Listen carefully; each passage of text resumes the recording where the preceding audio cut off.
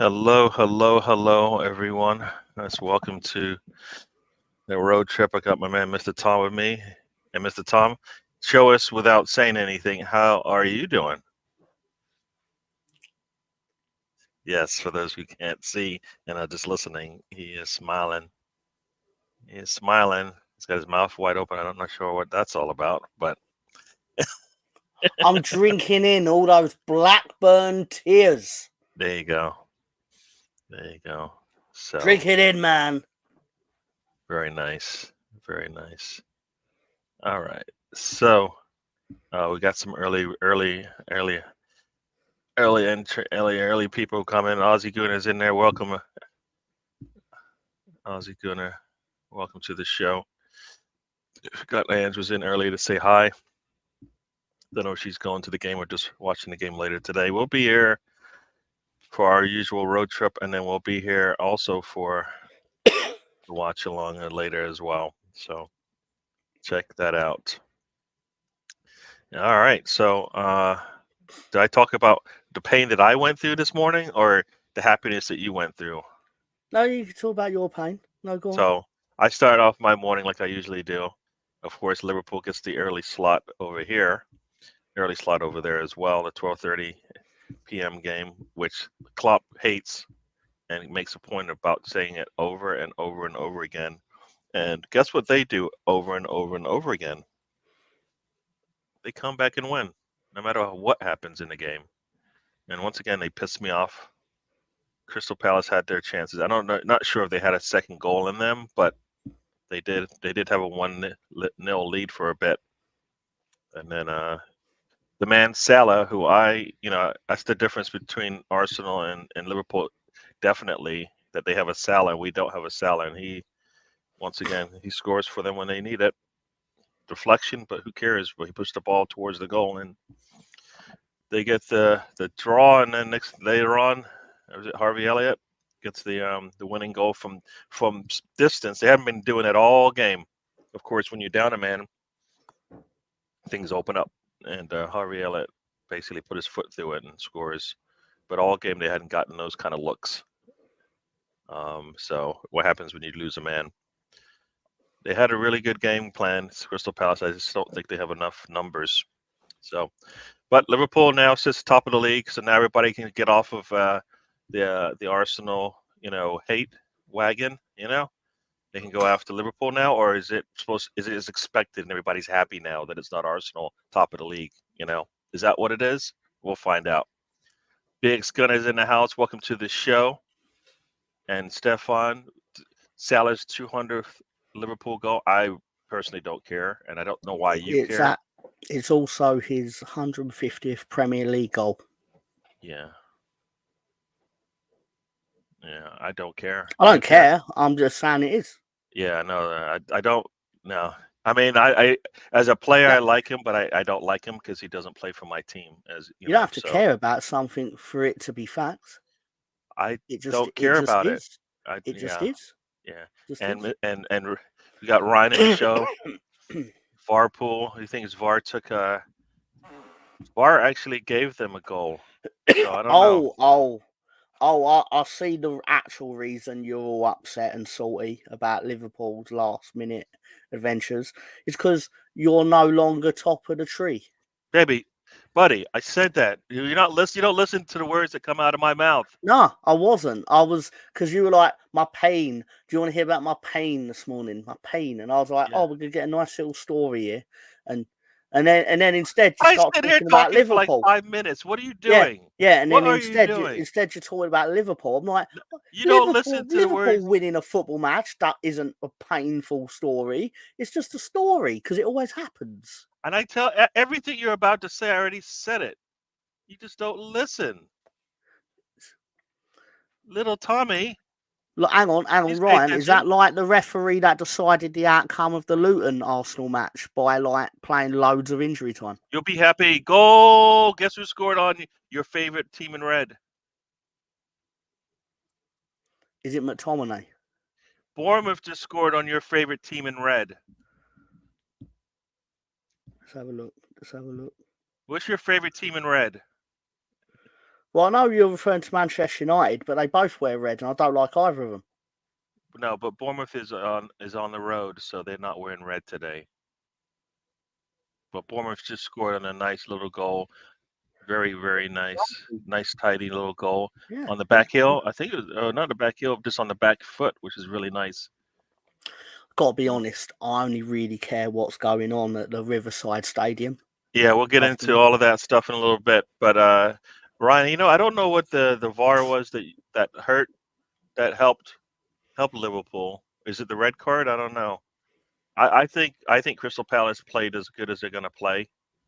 They just like anything else. And you know what's going to happen? Everybody's going to say what a good comeback from Liverpool. Arsenal does the same thing, and you see everybody, all the hate. Liverpool should be beating Crystal Palace soundly, no problem, right? Shouldn't even be easy, but they're losing, right? Right? No hate, no hate. It's a good comeback. They sit top of the league.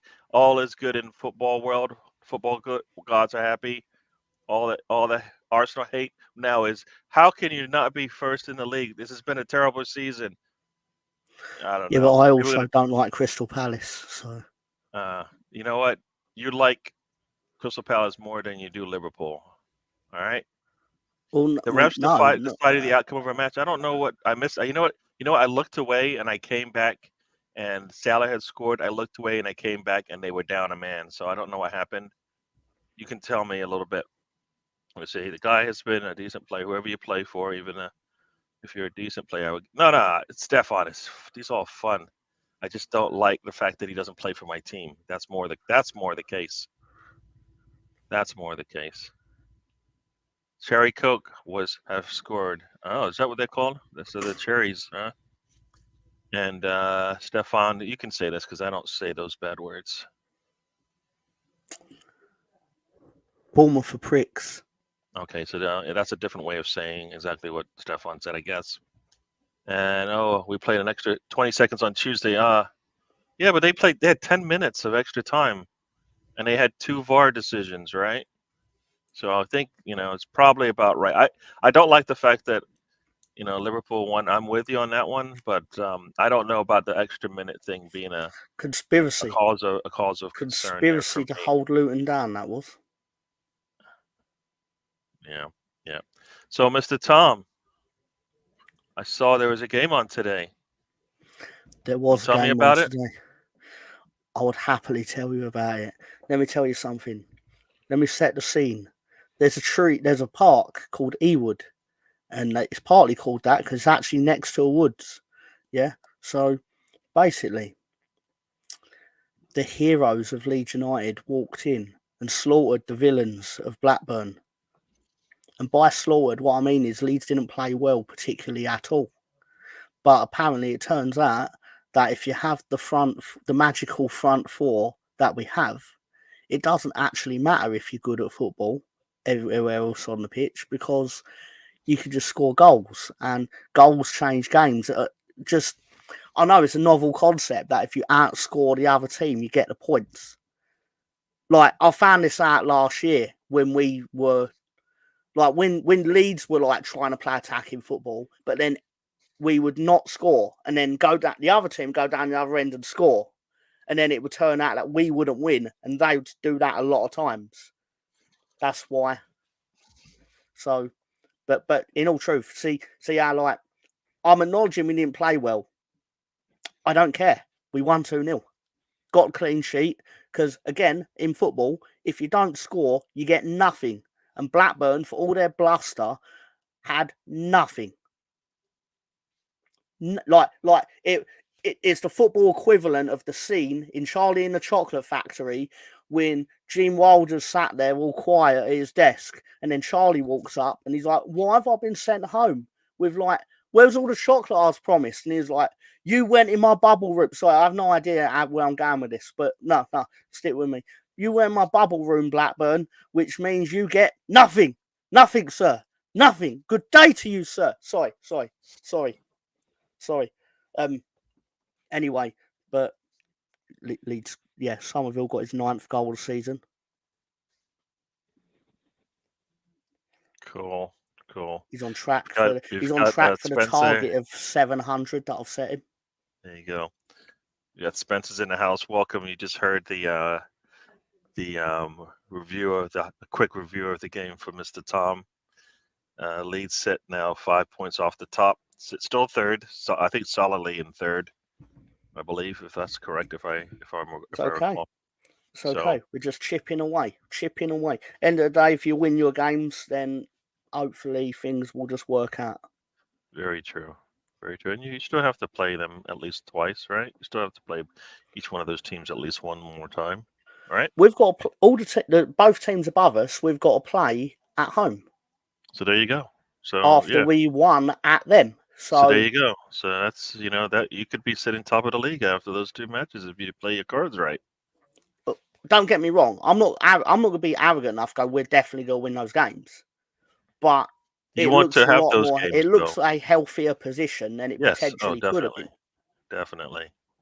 I figured rock, paper, scissors determine the outcome of games. So I don't. I guess I missed all the fireworks because I saw the match and it seemed like VAR was going in the favor of and Leicester.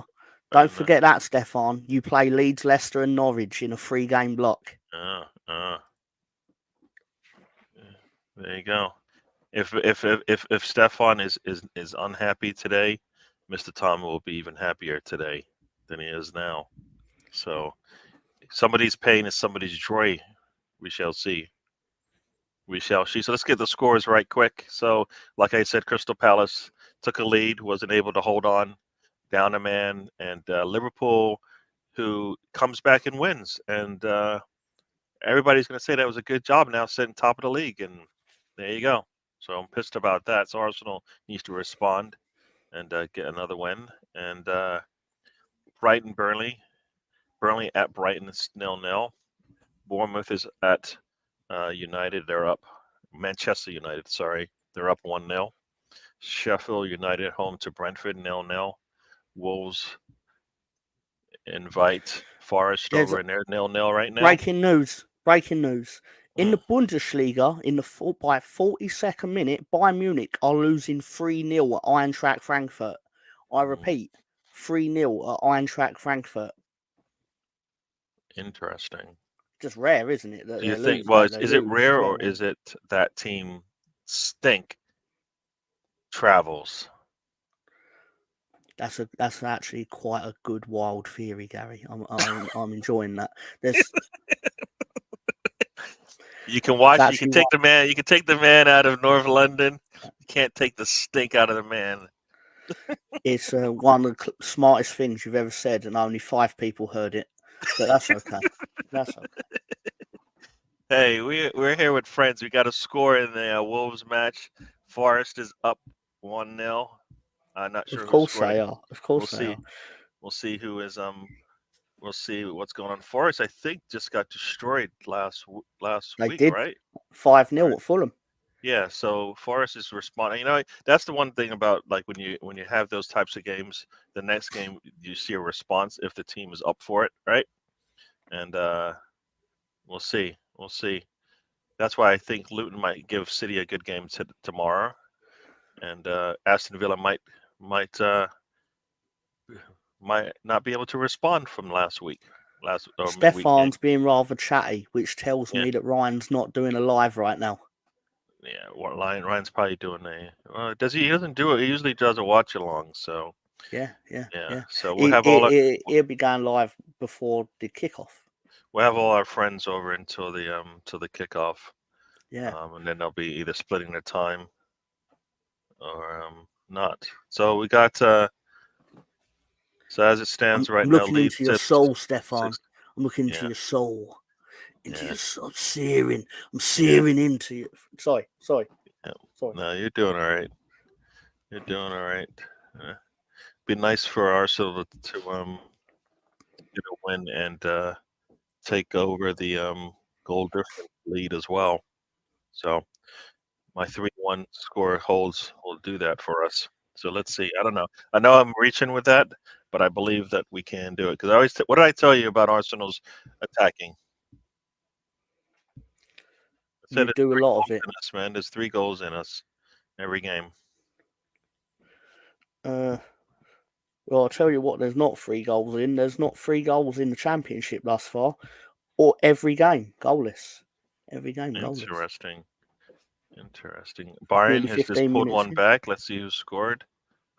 Let's see who just scored. Let's see. Kimmich. There you go. So they responded just before the half. So they're on the road. So let's see. Let's see what the statistics say here. Well, Frankfurt has actually got more shots on target. Of course, a third of the possession. So Bayern Munich's not doing anything with it. Not goals prevented, negative 1.99. I'm assuming that's a really bad stat. Means the goalkeeper probably screwed up a couple of times. I noticed that Union Berlin are winning 1-0 and Brendan Aronson is on the bench, which tells me he's a coward. Genuine coward, because he could have been on the bench in the Championship for Leeds, but instead he'd rather be in the bench in the Bundesliga. Loser and coward. I don't see the correlation, but all right, I'll go with it. Because he couldn't get out of Leeds fast enough on one of those loan clauses. So I want to go play in the Champions League. He played about 5 minutes in the Champions League. Well, he's played now, right? Yeah, but he came on. He's played, so maybe they're actually saying the same thing we all said, where basically he's physically weak for an elite level footballer. See, then that means you have to be a lot smarter. It means you have to you have to watch your tape and know how to get by someone. You know what I mean? Like you have to use your talent somehow and figure out. Like you said, if he's talented, that means he's really good with the ball or with his movement or with his shot or whatever it is. So whatever that is, he needs to figure out how to use it to beat the person who's stronger, faster, meaner, whatever than he is. So, right?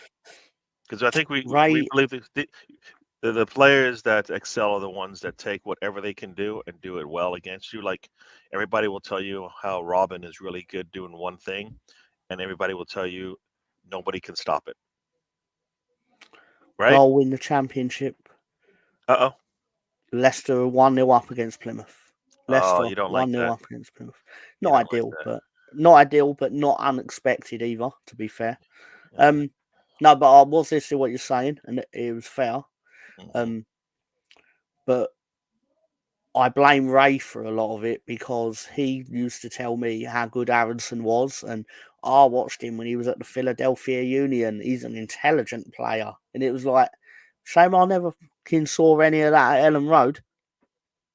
Maybe you guys dumbed him down. That may be it. Guys, the dumbing Hello, Russ Morgan. The dumbing of Aaron was by your team. So Russ, welcome to the show. I'm not sure if I like this answer, this comment, because are you saying that you're expecting us to lose to him, or you know what are you doing? You're like bigging up the man. He's only done that since I've known him. It only for affects last me 2 today, years. though. It only bothers me right now, today. It really bothers me today. So it's not necessarily about you or Russ or anybody. It's really just about me. Why would it be about me? I have nothing to do with as the I said, exchange. It's not about you. So your comments about this are discussing it far too much, considering it's just a greeting. And I know. He will never say it until the next time. He might say it again just because you brought that up. No, you brought it up. If you had not sold that it was annoying to you on this one occasion, he'd never bring it up again. You never ever tell anybody what's bothering you, ever. No, I tell everyone what's bothering me. Now everybody's going to say it now because of you. Yeah.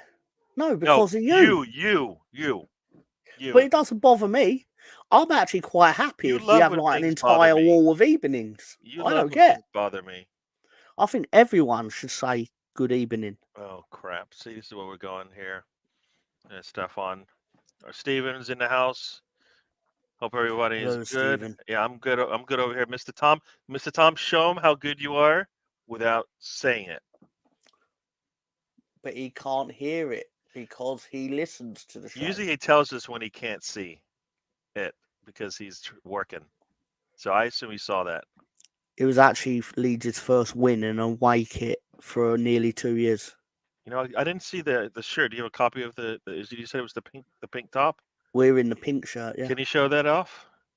Can you give us a look at what that looks like? Yeah, I can.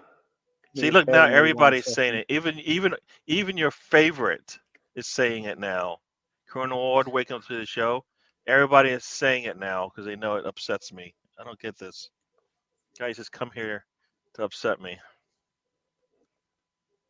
Real Madrid apologies if anyone can't see it, but we won in that today. That is somebody just. What were they? Oh my gosh! It's like orange juice and like strawberries or something like that. And they just threw it up. It's like fruit salad. It's a sweet in England. Fruit salad, yummy, yummy. It's like an orangey, pinkish, yellowish consistency. It's like a sherbet swirl. I don't know if you have those things over there. Yeah. I think they probably make it, but I don't know. But it's important, you know. Sorry. Daniel Farker's just done his interview, so he's So, question for you: like when he was at, we've got somebody joining us today. I don't know who it is. Actually, you know what? I can't let it join until I do something here, even though I'm not supposed to do this. Oh, I was not supposed to do this. I was not supposed to do this. I think you should let our new character in. I know. Oh my gosh, I was not supposed to look this up. You told me all the time, don't look up. But anyways, welcome to the show. We've got somebody. I guess everybody knows. Welcome to the stage. Welcome to the stage, everyone. We've got the one and only Pat Tate. Hi, everyone. Hello, Pat. How you doing, old mucker? I'm all right, Tom. How you doing, geezer? I'm wonderful. I'm like an happy squirrel. Happy squirrel. Just a squirrel looking for a nut, are you? Always looking for a nut. The good nut, the best nut. Do you like nuts, Tom? I prefer them in pairs. Yeah, they're lovely in pairs, aren't they? I tell you what, I could crack a nut in two right now. Fucking tell you, mate. How you doing, Pat? I don't know. I just cracked a couple of geezers up on the way up here, didn't I? Fucking mentalist. I fucking did them both, didn't I? What do you like being called, Mr. Tate? Just call me Pat, because I consider you a friend. No problem. So, have you met Gary, Pat? No, I don't think I have. I don't think I've had the pleasure. How you doing, Gary? Hello, Mr. Pat Tate. Mr. Tate, how are you doing? Not too bad. Yeah, this guy says he don't know. He thinks you're an imposter, Stefan. Look at that gay. What kind of gay name is that? Stefan Harringtonio Writings. He should come up here and I'll fucking smash his mug. Damn. I'll break his kneecaps. We got Steven says he loves that team. They're the gift that keeps on giving and giving and giving. They corner the market in bottling games. They've gone 5 matches. Little mugs. 5 matches they've won. They've been leading and dropped points and lost all the points. And guess what? Oh, sorry, almost. Yeah. What else we got? What about more like Kim Tate? Oh no, even Russ is going after. I know about Russ. I've heard about this guy. He's on the sex offenders list. I'll tell you what, Russ, I'm coming for you, Russ. I've got a baseball bat with barbed wire on with your fucking name on it, you mug. Damn. I'm gonna fucking come for you. So, Pat, I just read that you were buried in St. George's Churchyard in North Ockenden, Essex, England. I'm too hard to die, Gary. I'm too hard to die. You can't. Death came to me and I just kneecapped the cunt. Damn. Wow. Yeah, Ryan, you're right about this. This Pat Tate guy has got me. My ears are burning. I heard about this Mr. Ryan Geezer. Apparently, he does a watch along. Well, he can watch along while I fucking slice his kneecaps, can't he? Damn. Wow. calm this. They're asking for. Do you know this person, Lord Greenwood? You ever heard of him? I heard about this Lord Greenwood. Apparently, he's a tasty geezer. I don't like tasty geezers because I'm tasty myself. Now, what do you taste? What do you taste like? Gary, are you gay? I don't know. So you said you're I'm a tasty geezer. I'm a tasty geezer, mate. Look it up. It's got some Google's for it. Oh, look at this. They're saying Kim Tate was fit as a. Yes, it's pretty fit. She was in Emmerdale. Emmerdale. No one watches Emmerdale. Oh, only mugs and mentalists watch Emmerdale. Lord Greenwood finally got nicked as a corrupt Tory lord. That means you must like him, don't you, Pat? Who's this Lord Greenwood? I must figure out who he is. I'm gonna go and fucking nut the cunt down. That's what I'm gonna do. I guess that sounds like a no. They're not going to be friends. I don't like lords. Oh, you're gonna love them. Wow. Oh, you're gonna. Oh, here Ryan is. Look at Ryan. Look at him acting all tasty. Look at him. Wait till I've got a barbed wire fucking baseball bat for you, son. Yes, BX. This has gone there. Alistair Crowley. Who's that? I don't even know who that is. He's a bit of a nutcase apparently, but you know, we can't all be straight, can we? Mm-hmm. Yeah, nobody watches. He doesn't watch Emmerdale, so he knows not what you speak. Oh, look, they're going after this guy, Sam Greenwood. You know him? With the Amdrams. This Stefani, look at him. He's fucking writing away, little keyboard warrior. I fucking find out where you live, son. I fucking come round. I fucking open you up like a fish. Like a fish. He's got a Hulk, so I think you're in trouble, buddy. You sure you don't want to meet up with Ryan? He's got a Hulk. Yeah. I once fought a guy in Spain called Hulk. He's got no head. I chopped it off, didn't I? All right, and this one, Mike. This is a little personal. Oh, I know what he's referring to. That's that geezer out of The Walking Dead, isn't it? That what's his name? That Negan. Negan. Yeah, that's it. That's the guy. Yeah. Yeah, I heard about him. He's a tasty geezer, apparently. He likes to bat people with his baseball bat with barbed wire on it. But where do you think he got that idea from? He got it from me, didn't he? Yeah. Fucking Negan. Wow. So, have you been doing much bodybuilding? I heard that's one of your specialties on top of I love lifting weights, Gary. I lift weights every day. I go down and pump the iron. And then afterwards, I pump my fist in some fucking random mug's face just to get a bit of energy.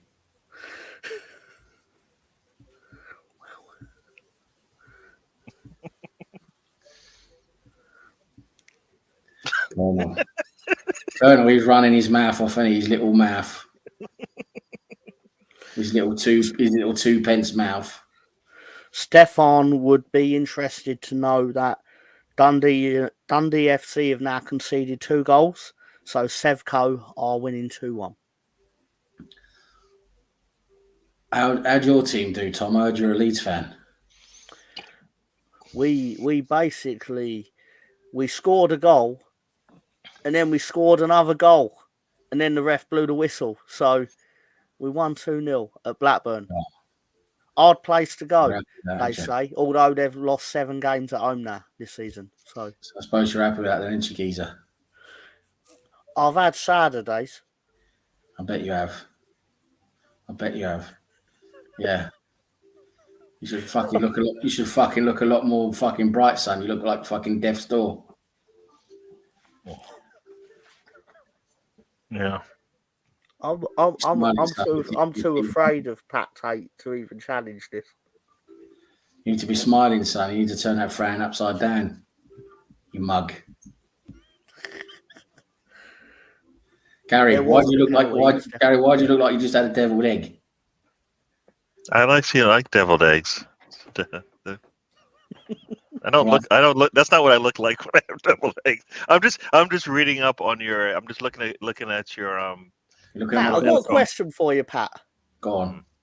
Pat, why does your photo look like it's Craig Fairbrass? It's not Craig Fairbrass. It's me, Pat Tate. Oh, sorry, it must be my mistake. Must look similar. Yeah, I've heard about this Craig Fairbrass guy. Apparently, he's a bit of a twat. Is that the guy from Cliffhanger? I think he was in Cliffhanger, wasn't he? He is in Cliffhanger. I'm sure he's in Cliffhanger. Yeah, he's an actor guy. He He's plays me. He's like, you like football? It's a great he plays sport. me. He plays me. This mug, this fucking Craig Fairbrass mug. He fucking plays me, doesn't he? He makes his money playing me. He's also in something called Rise of the Foot Soldier Yeah, and EastEnders. I must say those films are fucking brilliant. Very good, Gary. He is in Cliffhanger. Yeah, and I like how he dies trying to kick a foot. I Trying never to, die. trying to kick somebody in the stomach. I And never he missed. die. Never happens. He flew off the edge of the mountain. That was great. That's not a sentence you hear from Gary often. I like how he dies. I like the way you die, boy.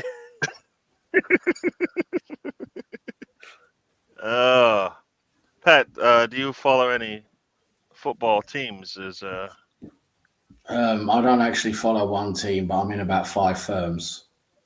All right. Who's your favorite player? Because I think I know who it might be, but I believe he's an actor now. But he played football once. Vinny's the best, isn't he? He was me on a football field. He was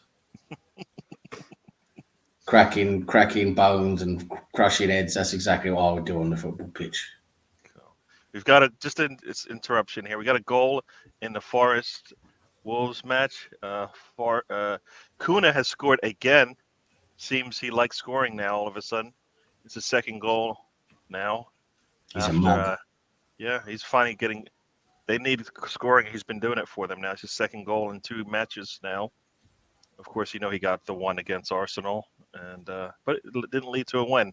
But it's 1-1 in Wolverhampton right now. Wolverhampton. I went to Wolverhampton once. I fought 3 geezers in a dark alley. How did you do? All 3 of them are now mincemeat. Are they actually like being used for mincemeat? Yeah, I actually put them in a fucking meat grinder. There you go. Makes sense. Got Anne has come back. Welcome, Anne. She was one of the first early risers to the show. Craig's role in EastEnders included a storyline where he was okay. All right. Yeah, that is true though. In fairness to him, I remember this. Oh, Craig is making a good living, isn't he? He played Dan Sullivan. He can't do what I do. He was having relations with Carol Jackson, and then basically sort of parlayed that onto her daughter Bianca. In case anyone wondered. I heard of Bianca. I had a girlfriend called Bianca once. She was from Southend. She was quite tasty. Yeah. I don't know. Can you confirm? Yeah, can you confirm this, Mr. Tate? I don't have multiple personalities. No, multiple personalities don't like me. There you go. I'm not sure. I don't know what this means. You're gonna have to translate. Boat Story is on TV now, and it's on BBC or something, isn't it? Interesting news for you, gentlemen. According to Aston Villa, no, forget that. It was a day ago. Sorry, I got a notification that Aston Villa's game had been delayed till 7:45 or something like that. It turns out it was the under-21s. Forget that. Yeah. You need to sort yourself out, son. I really do. No, I really do. Yeah. My apologies. Make sure you get your info straight. Carol Jackson was a right. Was a Minga. Well, Stefan would know. He goes with all the Mingers. Oh my gosh! Now I'm just now I'm definitely lost in all this stuff. Well, Russ, he knows a lot of weirdos, doesn't he? Wouldn't be surprised if he clocks Sonia Jackson too. He knows a lot of weirdos, doesn't he? He goes to those Asda car parks. I think is this true? Is this true? When he said I thought he had just had I thought he had Googled Sonia Jackson and then went Anyway. No, you know what? I've learned. I'm stopping at Pat Tate. It's only going to get worse the more I look into it. Sam Greenwood is. No idea who he is, Sam Greenwood, but people keep talking about him, so it must be a good geezer.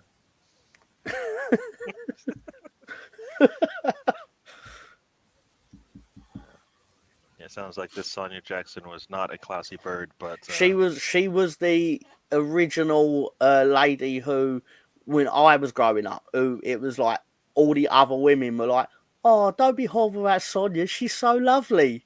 To which I now mean as in she's everyone's fat friend. Nothing wrong with a few pounds extra to hold on to. There's really not. I love it. I love a bit of flab. Yeah. That's you guys. I'm gonna hold on to it while you grind it. You grind it deep. I don't even know what that means. Can you get more momentum? Gary, do you grind it deep? No. I'm not answering. I cannot hear you, Pat. At some point, I'm just gonna have to mute you. But no, it's fine. Don't you mute me, son. I could swim to America in fucking 3 days. So you guys see terrible disrespect to the EastEnders. Yeah, see, bad people. You guys are bad. EastEnders.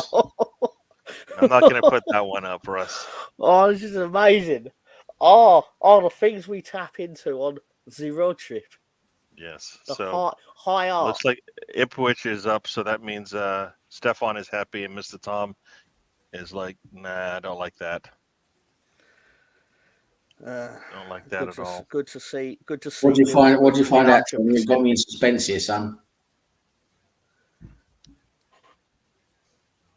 I forgot. What was I supposed to find out? You said you fucking laughed and said something to tap into on a road trip.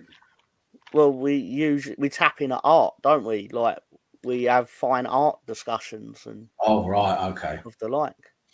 Right, gotcha. You fucking mug. Of course, Ipswich have scored. Of course, have. Oh yeah, Ipswich. Yeah, their form is useless. I bashed 10 guys once with a beer can. All Ipswich lads. So Pat Tate looks like he could be the son of the man in the picture, right? Like a mini version. That is Pat Tate. That's me. Gary, you need to sort yourself out, son.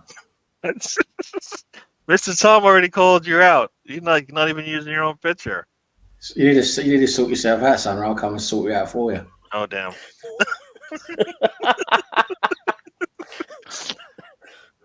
Uh-oh. I've got a new fucking chainsaw. I need to fucking use it. Oh boy. What does it say here? Oh no. Oh boy. I don't know. Do we want to hear this, people? No, please feel free to read that out. I'll know what Pat Tate think of grown adults playing with figures. Tom has a penguin and plays Michael Jackson, but he also has a 5-man squad called Derek. The Derek Gang. That sounds pretty fucking pathetic to me. Guy playing with dolls. What is he? A fucking 10-year-old? Yeah. He is 10. Fucking hell.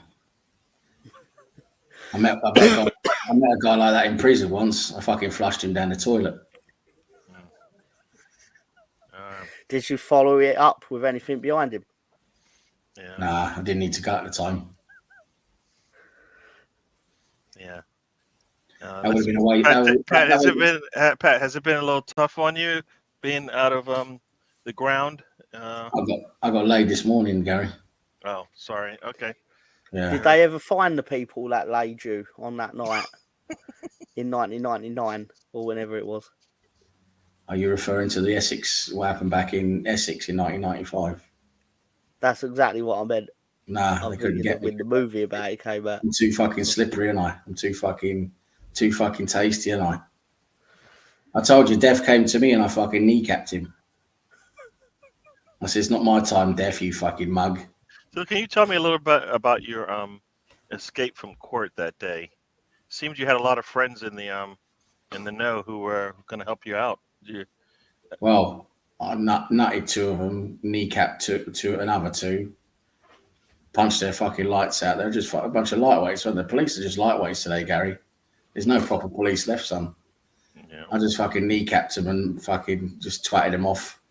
And I ran down the street, didn't I? And I found a motorbike and I fucking jumped on the motorbike and just fucking went, didn't I? Yes, sir. And Ann says he's got to stick up for the how can you stick up for the ugly birds? Are you supposed to stick up for the beautiful people? There's nothing wrong with the birds. They give a lot more.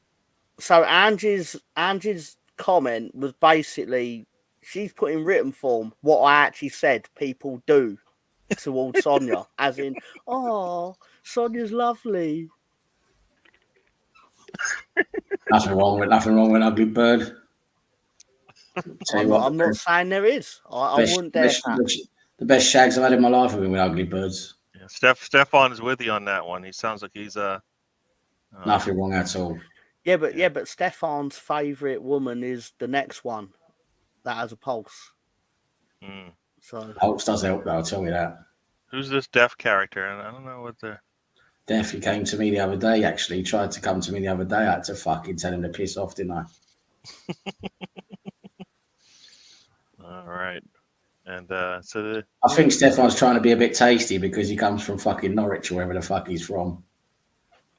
I'll tell you what, if he comes down to my neck of the woods, I'm gonna fucking break him in two.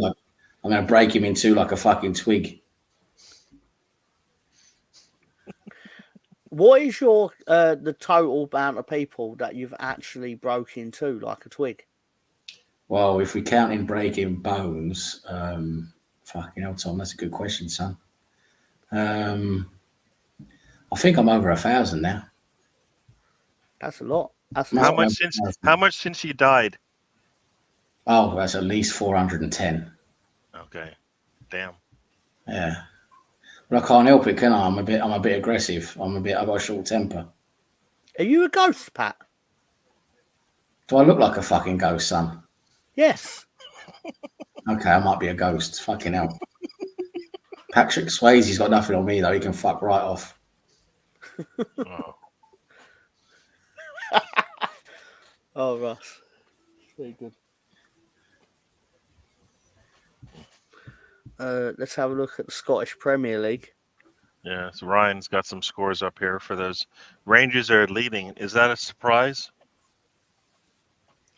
It's not really.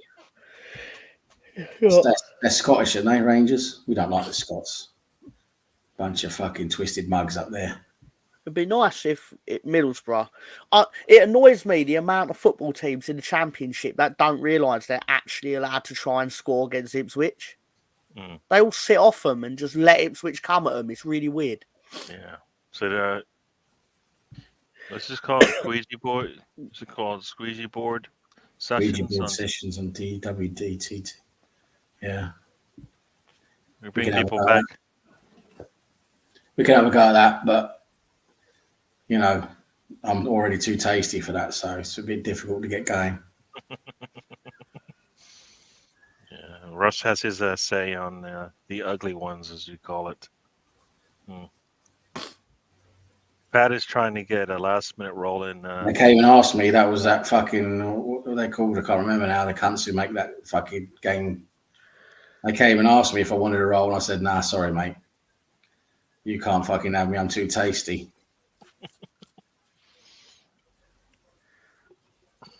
The only way I was going to get the only way I was going to get on that game was they're going to let me do everyone's kneecaps, but they wouldn't let me do that. They wouldn't portray that.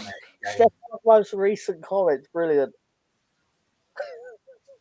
I don't know if do I want to even look that one up, or is that one of those where it gets me Ronnie Biggs is a nice geezer. Good. Very nice. Very So if nice. you think he's a nice geezer, then it means I wouldn't let him probably on has your to- train though, Gary. If you own the train, I wouldn't let Yeah. him on it. They won't Oh, let him near the train though. do people disappear when he's on the train? No, but all your money and possessions might. Oh, okay. All right. So he's He's, just all right. He's a nice Modern day geezer. bandit, allegedly. He's a great geezer. Oh man. Why is his Ryan mug so fucking excited about Burnley? I'm getting direct messages now. I don't know if you're getting the same direct messages, Gary and Pat, but I'm getting them from a gentleman. Let's say his initials are AS. Oh boy. Do we want? I don't know how you think Pat will be nice to him or wouldn't.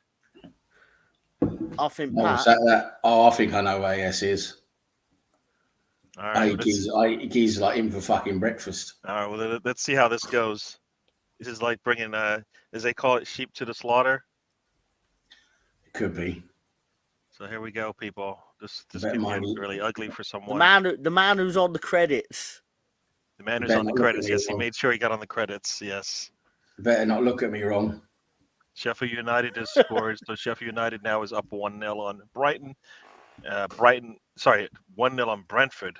Brentford home to Burnley down 1-0. So lots of scoring all of a sudden. Every game has at least one goal in it right now. Wolves and Forest are still 1-1 at this point. Bournemouth, of course, has a lead on Manchester United. Manchester United is coming very close to scoring. So it's the Craze and Ronnie Biggs together. Ooh, is that actually a? No, that's what I call a fucking great party. The Craze and Ronnie Biggs. Now that'll be fucking classic. That will. We'll have a great time together. We get like a house on fire, and then we'd run away from the house on fire and claim the insurance.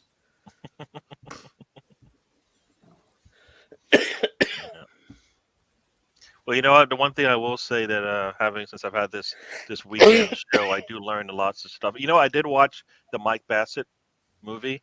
I enjoyed it immensely. It was really great. Yes. I don't know. I haven't watched it enough to where I'm going to remember all the stuff, but there were a lot of good comments in there. Did you enjoy it, Gary? I did.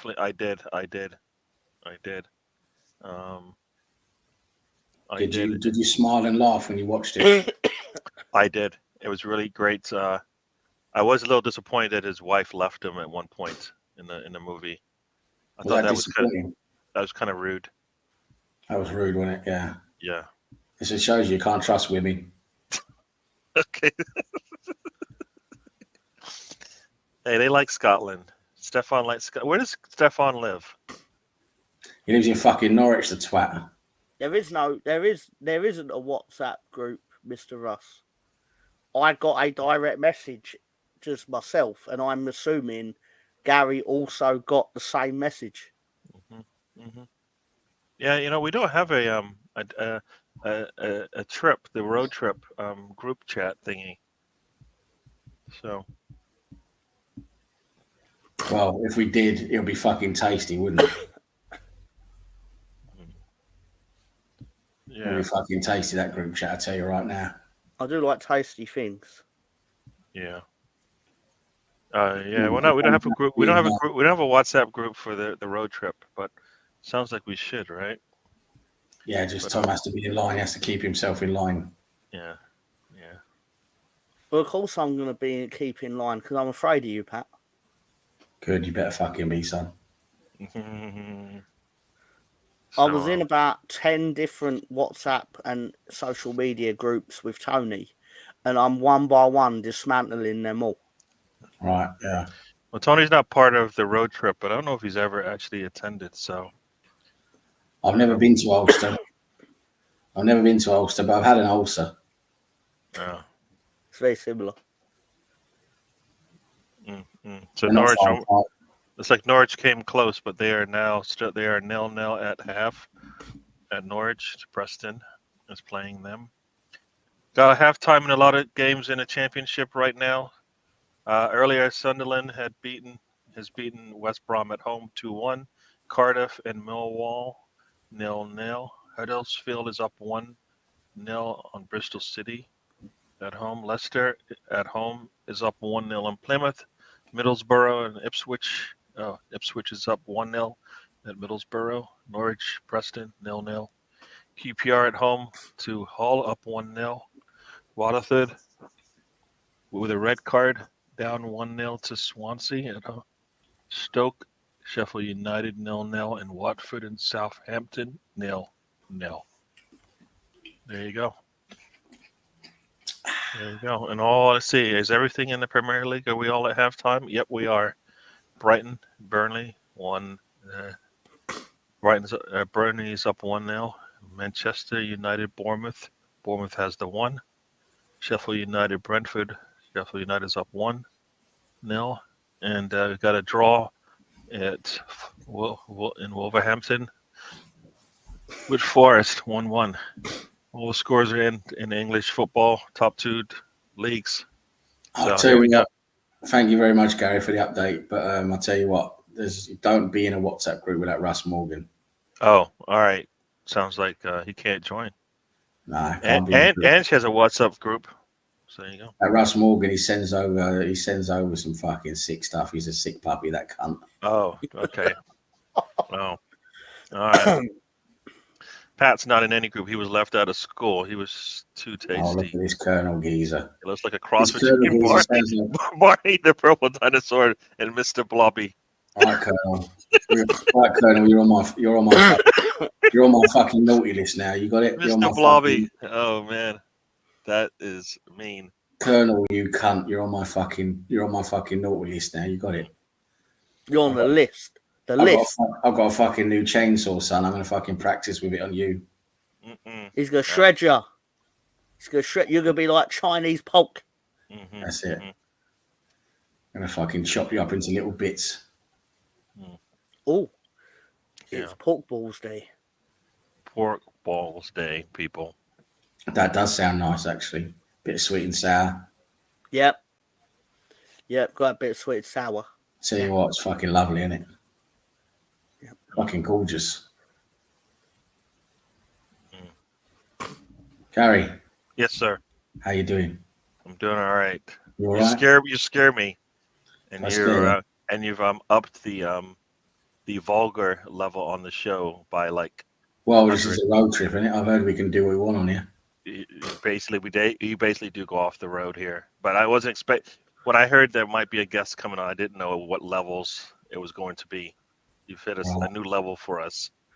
Well, I always believe the worst, and then with every like 14 seconds that he doesn't swear, it comes back down to the medium. Well, you know, I've been pleasantly surprised by Pat. You love a bit of vulgar, don't you, Gary? You fucking slag. Slag. You love a bit of vulgar. I can see it on you. I can see it in your eyes. Yeah. But there are levels to everything. Vulgar levels on the road trip. How many times we go off the road on the road trip? You know, everything. We're definitely off the road now, and we won't go back on the fucking road until I tell us we can fucking go back on the fucking road. I just took a phone call. It's Susan Washiki, the CEO of YouTube, and she says, "More Pat Tate." More Pat Tate. What was her name? Susan Suzuki? Washiki. Washiki. You're having a fucking laugh, aren't you? I was having a laugh trying to say it. Fucking Washiki. I made Pat laugh. I made Pat laugh. Yeah. I've heard about this Stefan Geezer. I've heard about him. I've heard he's a slippery. He's a right slippery little cunt. Yeah. He's like the soap in a bathtub. You just can't get fucking hold of him. Yeah. It's true. It's true. Especially since he doesn't have WhatsApp. I believe he only just got a Nokia 3310. What in the world is that? You got a fucking brick for a phone. That's what you got. It's a mobile phone from like 2001. I never heard. Do they actually give phones all those numbers now? They don't, right? Yeah, because you had the 3210, and then the next model up was they followed it up with the 3310. The 3310 was a great phone, Tom. It was fucking It really brilliant. was. Look, it had Snake Free on it. You could fucking Snake free. you could fucking throw that thing off of a fucking 10 floor balcony. It would still work. Let me tell you this, right? I'll tell you this. I'll tell you it for free because I usually charge for my stories. But I remember playing Snake on the old 3310 while watching Die Another Day from James Bond. Memories. Wow. Memories. That's just fucking great, isn't it, Tom? That was a great story. It's just a story. Snake. Oh, you know what? I'm just wondering. I mean, I don't know, Pat Tate, if you've heard of this name before, but it's 0-0. Real Madrid is at Betis, and it's 0-0. Well, how do you think our man Mo Master is feeling right now? I assume he thought it was going to be a nice, tidy game. Mo Master. Yeah. Who's that? Well, some will say you remind people of a Sam Greenwood, and he loves him some Mo Master, or not really. Right. Yeah, well, this Mo Master, he sounds like a bit of an annoying cunt. I don't know what you'd think of. I don't know what you'd think of Real Madrid or Real Betis. Does he like Real Madrid? He likes Real Madrid, yes. Well, then he's a mug, isn't he? Yeah. Yeah, proper muggish, like in the best football club in the world. Sorry, no, that's not true, is it? Because Man City surpassed them. Real Madrid, they're mugs. Best in the world right now, or best in the world in general? Well, I suppose in theory they are the best club in the world. Like they're the one that if they want you, no one ever tells them no, do they? No, Real Madrid has not, as you said, fiddled a goal yet. Ipswich are just a bunch of garden gnomes and kiddie fiddlers. Do you have any tasty players? Nah, no tasty players. Oh, even worse over here in the Bundesliga. Frankfurt now is up 5-1 on Harry Kane's Bayern Munich. As I was saying earlier today, you can take the stink out of you take the man out of North London, but you can't take the stink out of him. 5-1. Wow. It's a big day for them, which will enable Bayer Leverkusen to go 3 points clear at the top, it seems. How in the world are they losing? I mean, did they not start a good lineup? Who do they have in a lineup? Let's see. Harry Kane up top. That should do it. Sane. Chapo Moting. Bayer Leverkusen still undefeated. Wow. The only undefeated team in the top 5 leagues, I believe. Interesting. Yeah.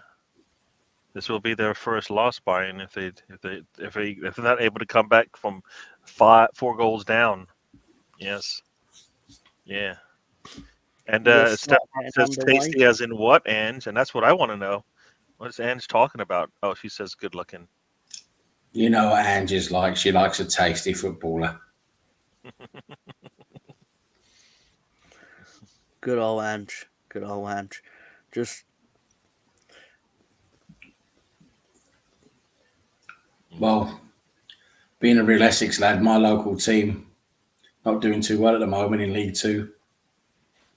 Colchester United. Yeah, Colchester United, they're getting fucking slagged at over now by Crawley. Well, we've all been beaten by Crawley. Tell you what, not going to be happy tonight. Might just have to go and take it out on some random down the street afterwards. Uh-oh. I think you should definitely do that. Yeah. Pat, have you ever heard of anyone called Omos? I have actually. He's a wrestler geezer, isn't he? He is. He's rather large. But I suspect that's no match for you, Pat. I heard he's a complete fucking useless cunt.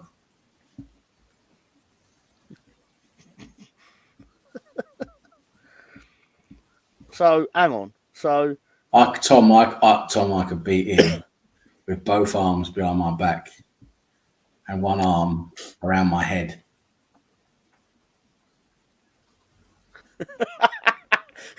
Colonel Ward is praising. Well, I don't know who this Greenwood lad is, but he's saying that whoever he is, he played a blinder. He's got out of reading football scores by saying he don't like football.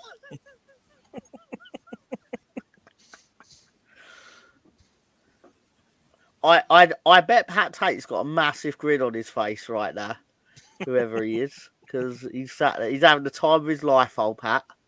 Because I'm a tasty geezer, aren't I? we do love Pat. We do love Pat. It's almost like he's effortlessly into the fold somehow. Oh, People have tried to do that for years, and Pat just swans in like he owns the place. Because I checked, and legally he does own the place.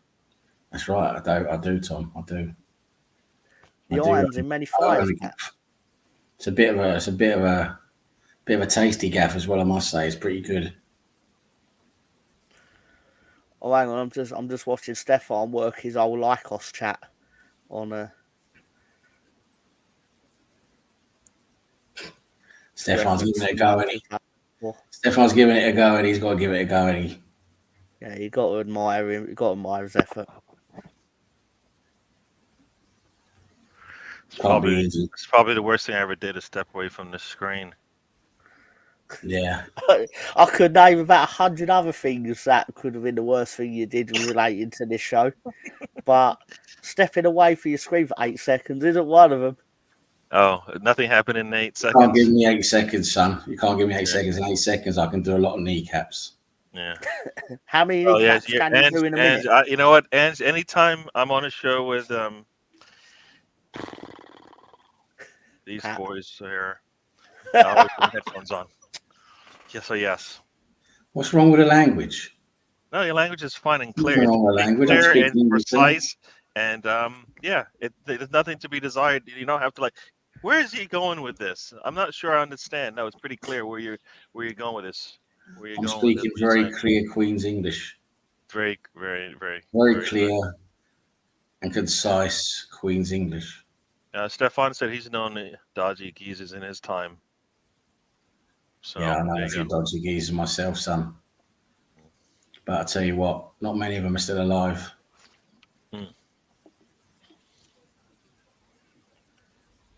Are they also hanging out with you in ghost form, Pat? What are you, a fucking Ghostbuster? Yeah. Do you know? Sorry. Thank you, Pat. Did you know when I was watching at the cinema yesterday, in the trailers, Ghostbusters Frozen Empire coming soon. A bunch of New fucking Ghostbusters movie. New Ghostbusters movie. And I think Pat Tate might be in it. It's a very inaccurate film. How so? How so, Pat? Because it's just all fucking shit in it. It's not how it works. Well, I suppose I do the killing, not fucking. I do the killing, not fucking. What's his name? Harold Ramis's fucking retarded daughter.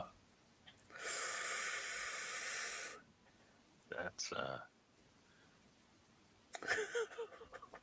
What are you feeling on about, you fucking slag? Maybe this is it. Maybe this is why. I watched a movie yesterday that isn't actually out in America yet. What's it Wonka. called? Wanker. Wonka, not wanker. Wonka. As in Willy Wonka. Exactly, one the same. Did Wonka have his willy out? He did on occasion, yes. Fucking hell! Did you put it in a chocolate? No. Don't answer that. Don't answer that. See what goes in that chocolate. No, nobody wants to know. I always wonder where the fucking Milky Bars came from. Do you know this Vigo Carpathian? Yeah, that's Vigo the Carpathian, which was the villain in Ghostbusters 2. No, I didn't. I actually knew this one. I was asking Pat. Oh, my apologies. I actually knew one of these things. Pat, Willy you know, Wanker and the fucking chocolate jizz factory. Talk to me about Vigo. Have you spent any time with him since you've Yeah. been Please excuse married? me. I'm going to get a biscuit. Okay. Yeah, you go and get a biscuit, you mug. But I tell you what, this Vigo guy, I had him. He came around my fucking pub the other day. I had to straighten him right out. Because he was just completely out of line. Mm-hmm. He was going on about this, going on about that. I just had to give him a fucking slap, didn't I? Gave him a right slap. As you do. And his long head fucking ponytail just went all over the place, didn't it?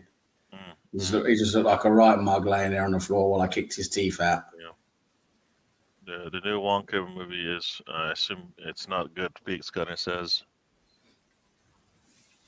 So. Well, he's a Willy Wanker, and what do you expect?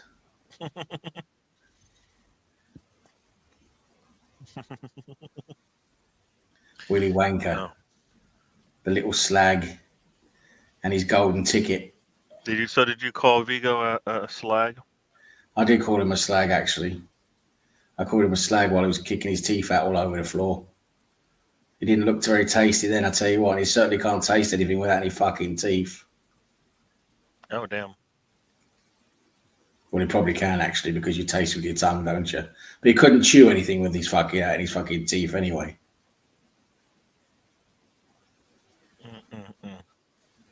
My apologies for being anatomically incorrect.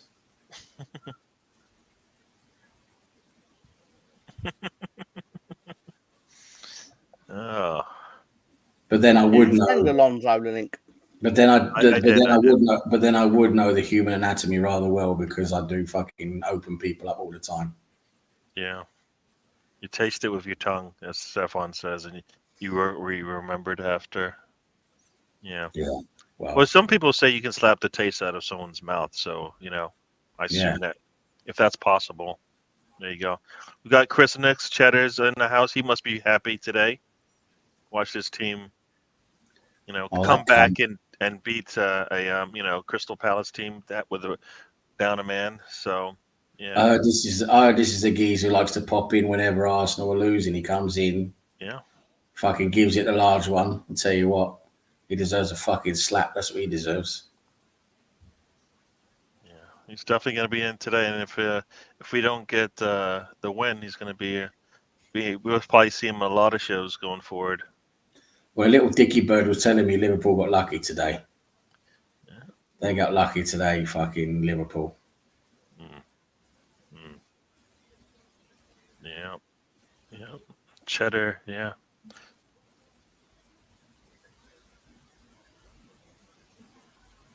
So stuff.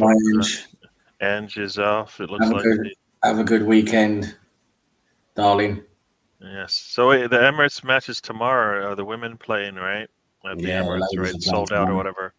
So that sounds cool. Enjoy, Ange. We'll talk to you later. And everybody, check out Ange on Mr. Arsenal podcast on Thursday to talk about the women's matches and I think the academy as well.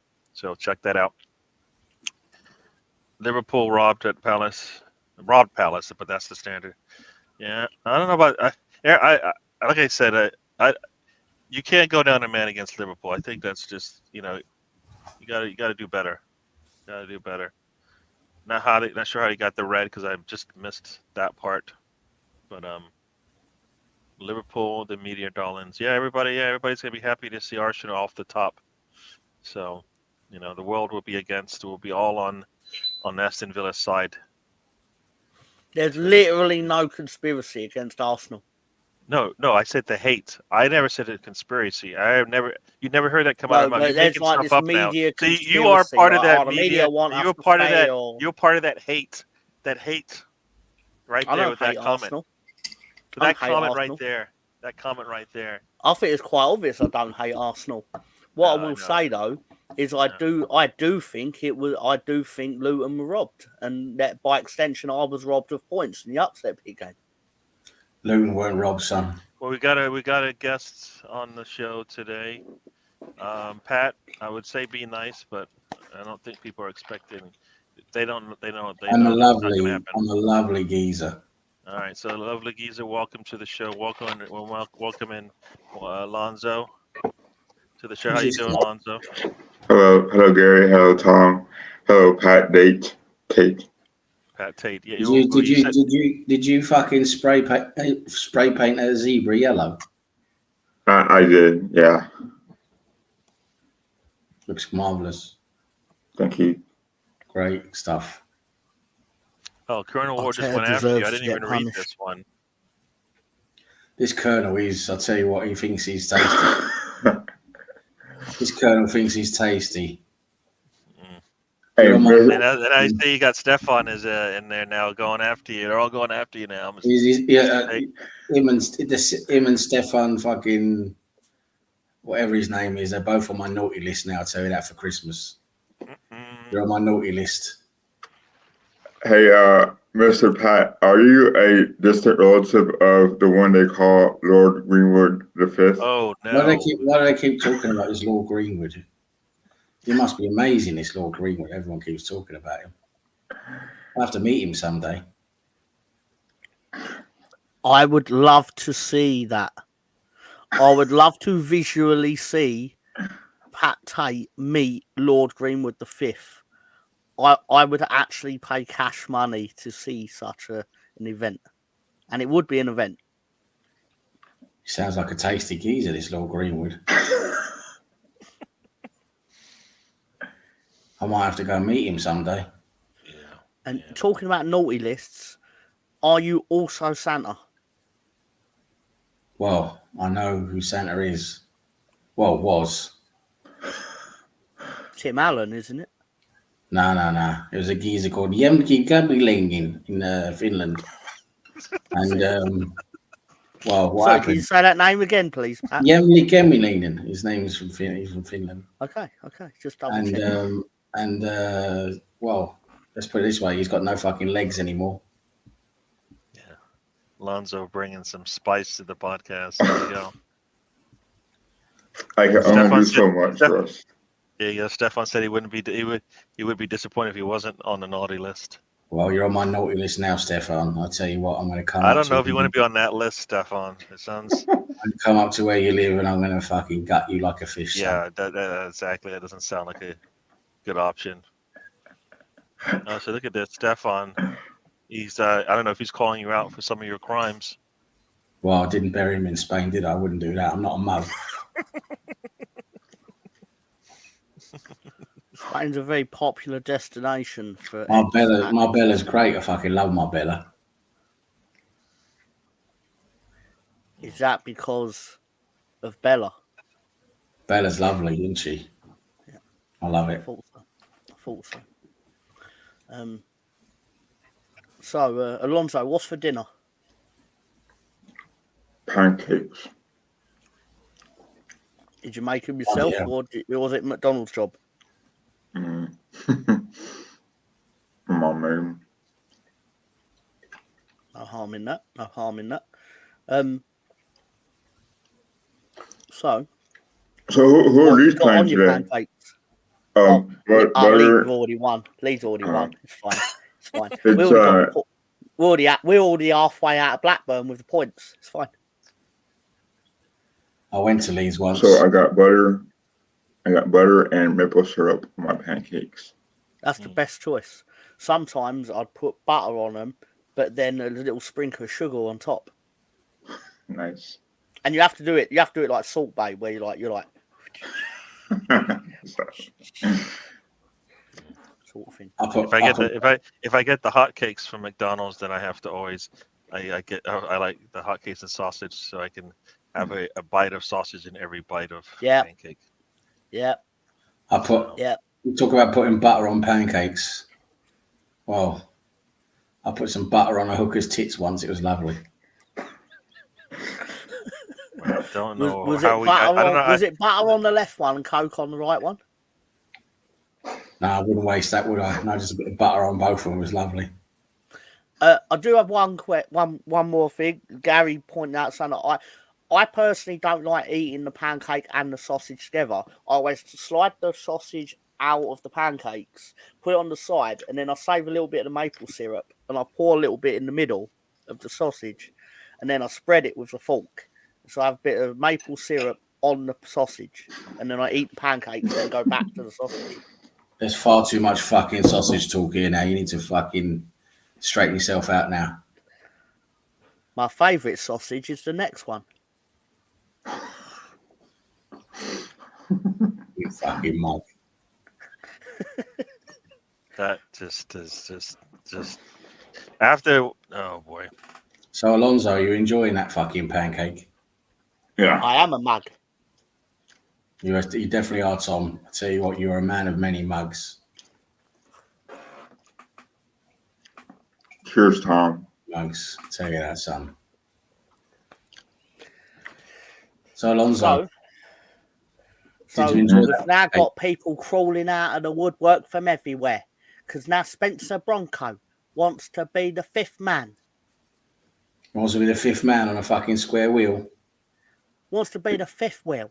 The fifth wheel. And I don't know about you, but I'm personally very happy to make this happen.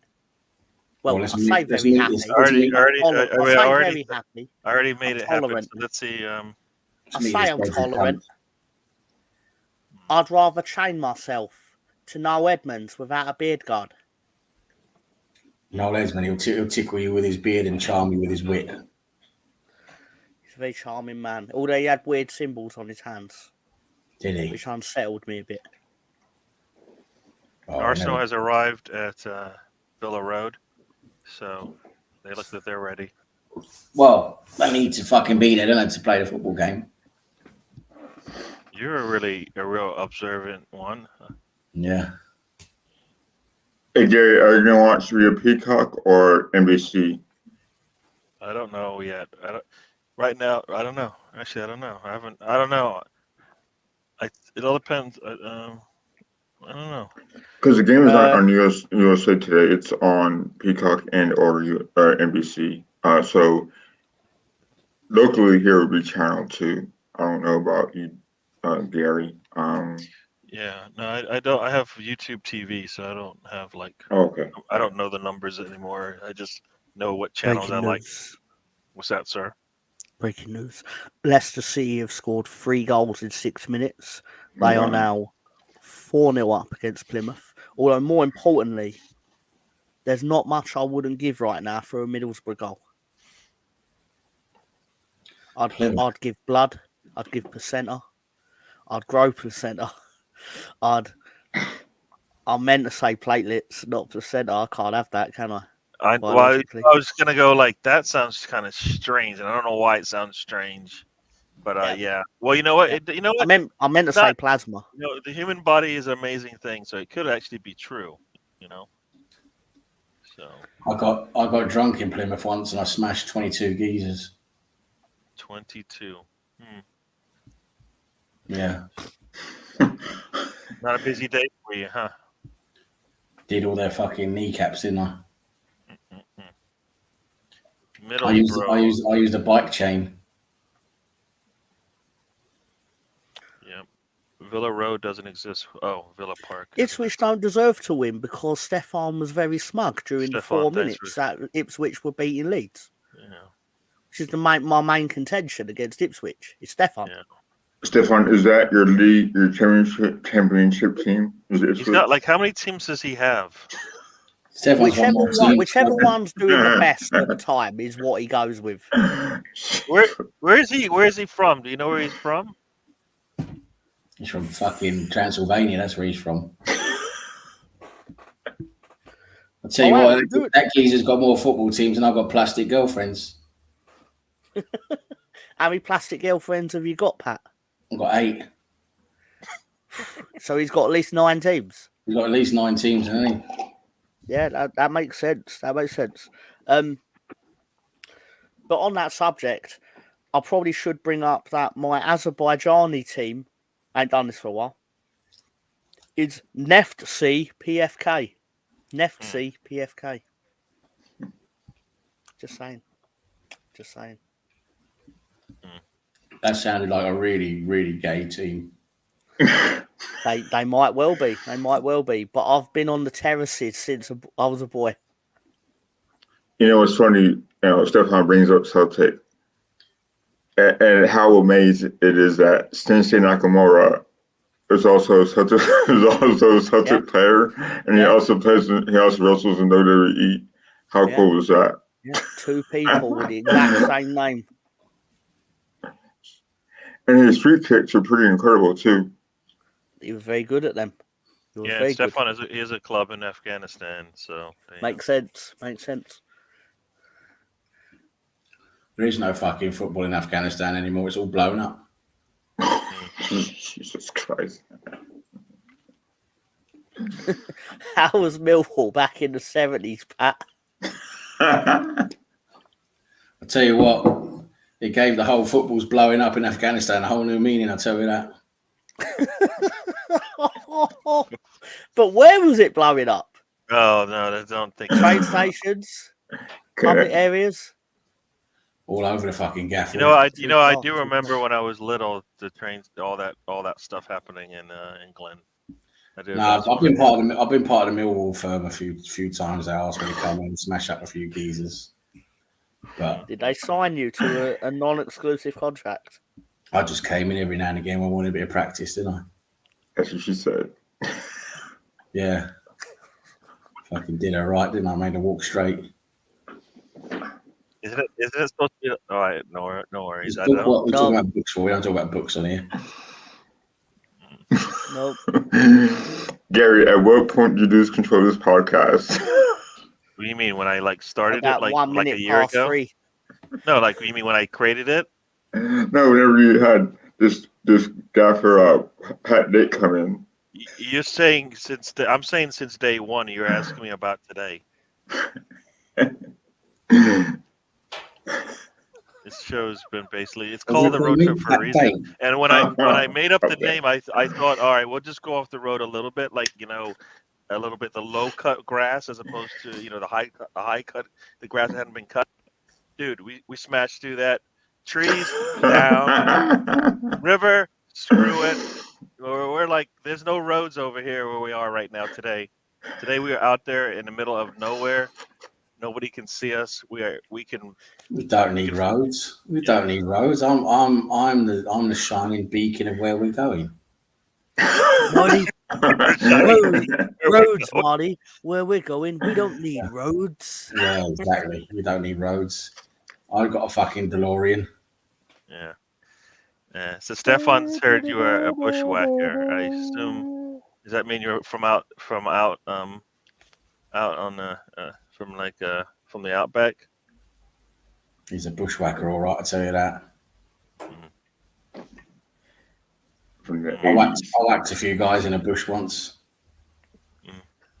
What, in the same way that George Michael did? No, that wasn't a toilet top. No, but in TV show extras, Ricky Gervais's character Andy Millman actually catches George Michael in a bush. All right. Oh my gosh! You want to throw up even more, Pat? I'll tell you what. I did not remember that. Tom's got me there on that memory. Wake up! Welcome to the stage, people, and you're gonna probably. I think we're gonna go blind here. But anyways, here we go. Oof. Fucking hell! Look at him. Welcome to the show. I didn't realise the theme of today is Shit Hit Saturday. Look at the state of that. You got one on right now. That's why I said it. That's why I said it. So why doesn't Pat have one? And Gary, where's your shit kit today? I'm not part of this team. I don't know. I don't want to be associated with any use. Tom's got one on as well. Only Tom's one looks like a lot older and a lot shitter.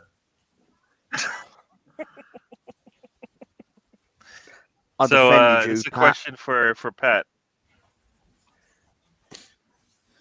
Oh, I got a question for Pat. No, if you had Alonso come up to you, Pat, shouting, "Get these nuts," what would you do? I'd fucking chin the geezer, wouldn't I? Ah, Jesus. You'd chin Alonso. You'd chin Alonso Spencer. Right, Dan. I'd chin him and fucking do his kneecaps. Yeah, we got 2 yellow I'm zebras. sorry, Alonso. I didn't know you were going to get threatened to your life. Well, he's coming Although out. I've been threatened by Pat multiple times this afternoon. So He's coming out with shame. He's coming out with shame. He's nuts. Who the fuck does he think he is? I'm too tasty for that. You can't go. You can't fucking come at me and be fucking tasty Pat Tate. Yeah. So what's BX got going on here is if Kai scores again, he's got to buy that kit. Did he make another bet with Ryan? Probably right, Stefan. That kit is just like, damn. It's like that's how I'm gonna put it up there with almost the vulgar language coming out of Pat Tate. I mean, that's just up there. What's wrong with you? You can't handle a bit of English. You call that English? What do you call Kiss it? your then? mouth with that What do you mouth. call it? What do you call it then, Gary? You call it fucking French? Hey, Spencer, is your kit authentic or is it? Oh no, man! I'm too fat for an authentic kit, man. Can't wear them. Why are you calling the man out for his top, Lonzo? I'm just asking. I'm just curious. No, this is the replica. I can't. I mean, those with authentic kits are too tight, man. Well, mine is extra large, and So wait, where are you in the same place? You just shifted like you're giving us a different view of the place. What's going on here? You look like you're in a different location of Who, me? the couch. Yeah. Oh man, I could shift this way too. It's just kind of pivoting. See what I mean? Pivot. It's just bright here in the States today. No, but you're pointing right at the bright parts right now. so You know whenever what? I do this. I could do whenever this. about my kit, I was able to make payments on it via Rose Soccer Shop. Mm-hmm. So I was able to get mine. I got an authentic one, but I was able to make payments of like $36. 36. Oh man. That's So it's pretty not bad considering like you had that option. So I usually get my extra large kits extra large so that I can have enough space, I guess. Yeah. Yeah, this is an XL. I got space in it. I bought an authentic DC United XL Adidas one time, and I was like, "There's no way I can fit that thing." Is it really that tight? that's what I said once. The player kits are they're not meant to be worn for like streetwear. Yeah. They're kind of like extra tight. So I don't know what this means. that's the CCP selling of football kits. Oh, I still don't know what that even means. CCP, the Chinese Communist Party. It's the China way. Oh, okay. Yeah. I've done it before. This Russ he's annoying, isn't he? No, I've bought a couple on there before. Switch is up 2-0, Mr. Tom. Sorry. Of course they are. They're only 2 shots on target. Of course they are. Stefan, who's irritating? Who's Switch's kit sponsor or kit provider? Is it Adidas or Puma or fucking Pampers? Mr. Tom, you're gonna be really happy now. Sorry. You're gonna be really happy now. Your team in red is doing even worse. Umbro. Oh, okay. Manchester United is a gift that just keeps on giving, isn't it? We need them to start winning a little bit though, because we need Ten Hag to stay around. That was my logic yesterday. I said that on the scoop yesterday. I was like, yesterday I was saying I could have done with Man United winning this because then it ticks them along more long-term failure. Because eventually they're going to bring in a manager that gets it right just by the law of averages. Like for every 9 managers they sack, the 10th might do well. Broken clock is right twice a day. Exactly. Which is usually accounts for 1 right twice a day. But how many managers have they had since Ferguson left? Seems like a lot. David Moyes. They're on about their 5th or 6th. Okay. Solskjaer. Ranić, obviously. I guess it counts. Yeah. The Dutch guy. Mourinho. You know Mourinho for a little while? Yeah, and they also had the Dutch. Omari Hutchinson just scored for Ipswich. I mean, we really care. You know how much we care? I need a one that used to play for Arsenal. Arsenal. Yeah. Yeah. It's the Arsenal players need to save Ipswich because Ipswich is shit. Are you? Does that mean really good? I don't know. They're on their 8th manager. Are they done? Are they done? Is that including Ryan Giggs being Yes. the end of year coach or whatever? Yeah. So you got Moyes, Giggs, Van Oh, Gaal, Van Gaal, yeah. Mourinho, Solskjaer, Carrick, Ragnick, and Ten Hag. 2 of them are caretakers, but that counts. Calling Carrick a manager's really generous based on his What? Middlesbrough team performance today. He won 66% of his games with Liverpool. I mean, with United. He should. 2 They wins, 1 spent draw. like nearly £1 billion. It's true. Don't disagree. So Real Madrid has a Jude Bellingham, and that's basically all you need to know about how that game's going. Yep. There was a goal 7 minutes ago, and it was by Jude Bellingham. I want Ryan to give me some cherry coke.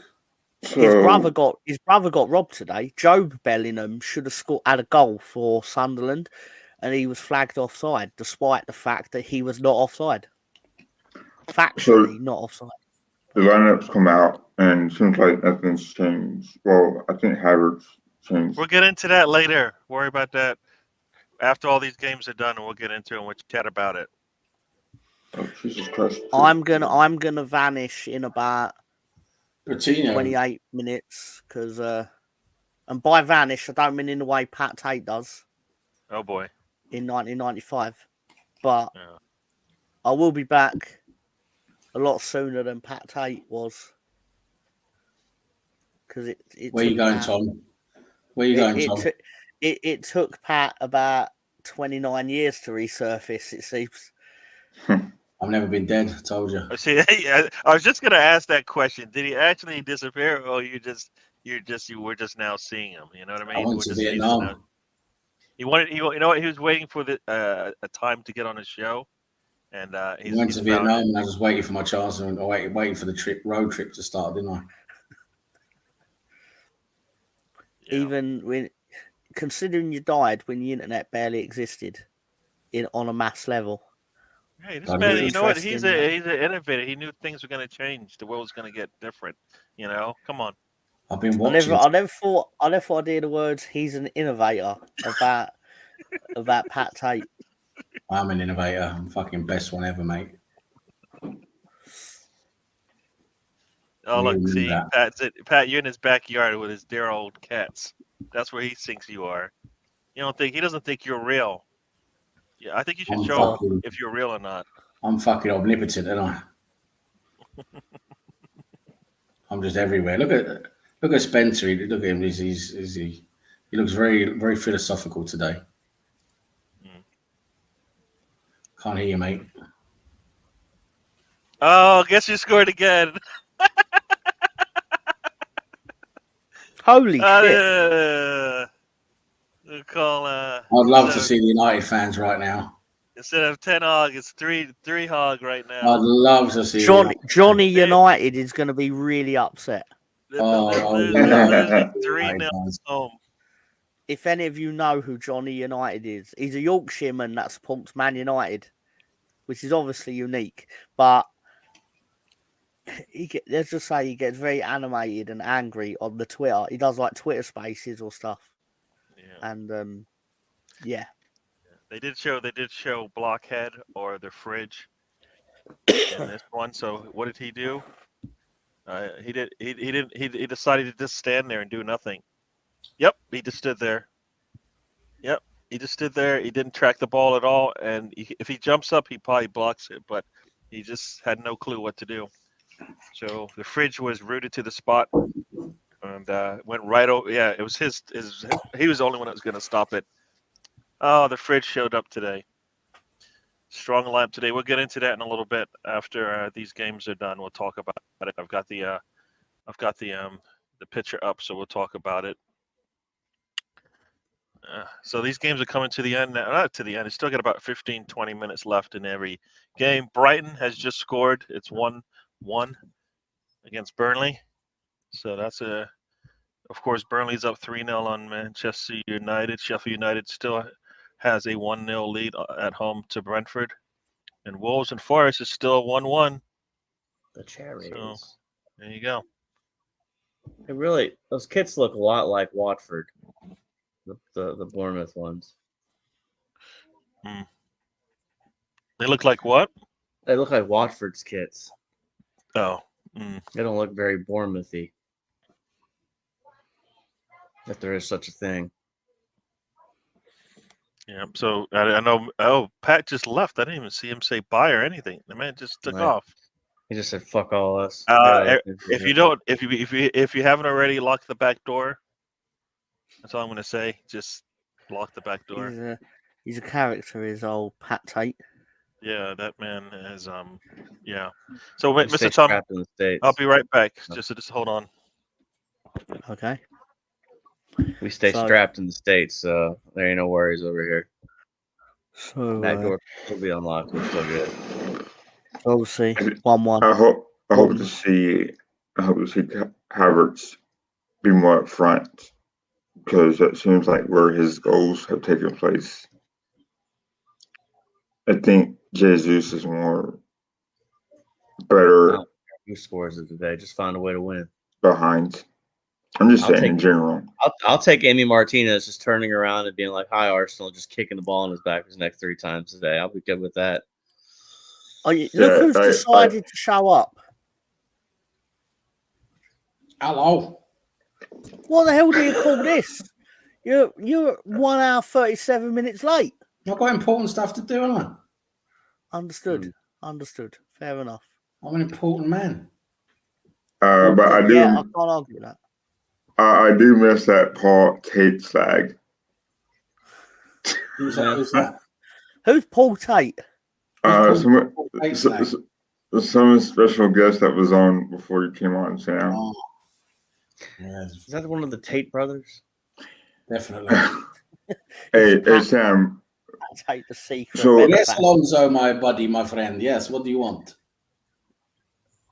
So of course everyone knows that Ryan O'Neal passed away yesterday, and he was in my favorite movies, A Bridge Too Far. So, yeah. Does everyone know that? Yeah, Sam, you guys knew that. Yeah, you missed our guest.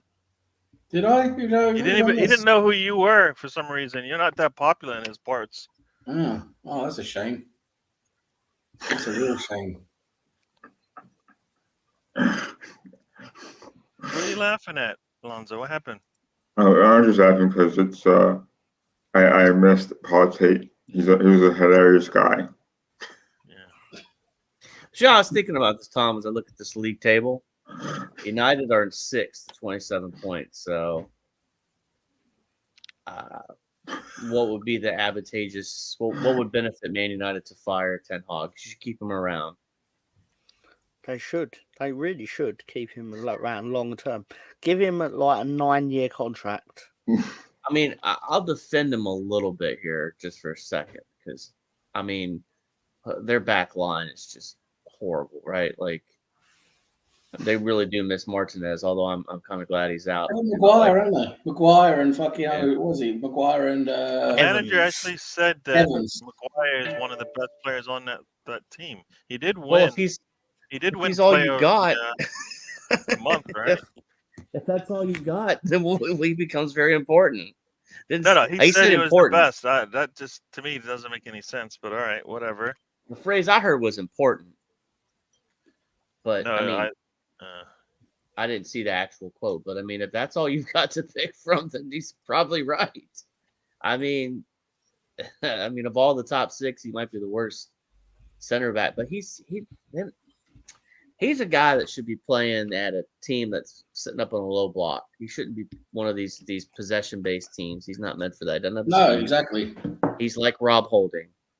Exactly. That's why he works in a team where you don't have to do anything with the ball. Yep. Big body in the box can clear it.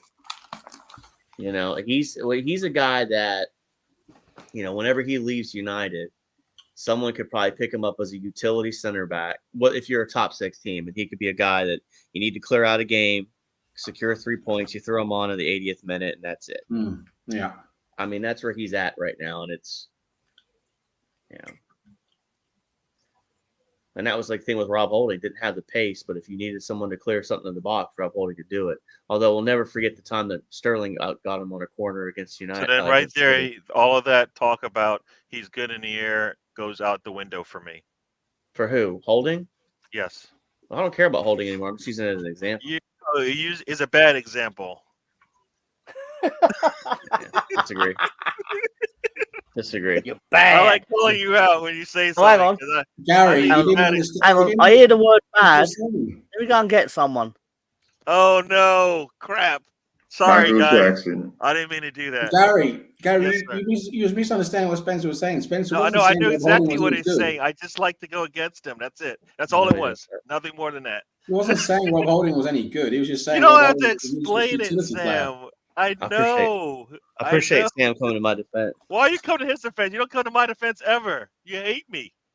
No, I don't. Come to a defense all the time. What you saying, Oh motherfucker? no! Oh, look. No! Look, we've got a second offender live on TV. Oh my gosh! My This is terrible. favorite sex offense Oh is the damn it! next What one. did I? What? What? My favorite movie is Home Alone. Oh my god! that I what can't you even mute whiz? this now. I'm trying to mute it. It's not working. Let me mute Is it. Home Alone? Is that Oh, what no, you'd love crap. to be with Macaulay Culkin? My favorite movie is Home Alone, and my second favorite movie is Home Alone 2, motherfucker, because they leave him alone again. Hey, How the Michael. hell? Hey, Michael, who was your favorite pet? I always had a strong affinity for Bubbles, which is why I always try to watch the football matches of West Ham United, because when they sing their song, it reminds me of old times. Motherfucker. What kind of bubbles are you blowing? Oh, see, Oh. no, damn it! Bubbles. No. Don't worry, Oh, my I'll gosh. drag it down. You Shut already up, did there. motherfucker. Here. Shamo. Shimon! I've got Hey, 18 years David. trauma bonding to Hey, jokes that I David. got. Yeah, Lonzo, Get a lot worse. it's not even the road trip anymore. It's just off-road tripping. Tripping now. We're fucking tripping. Off-road trip. Yeah. Home Alone with 3 large men. Mm. Yeah, that just. I downloaded the wrong movie. That's a different movie. Did you really download the wrong movie?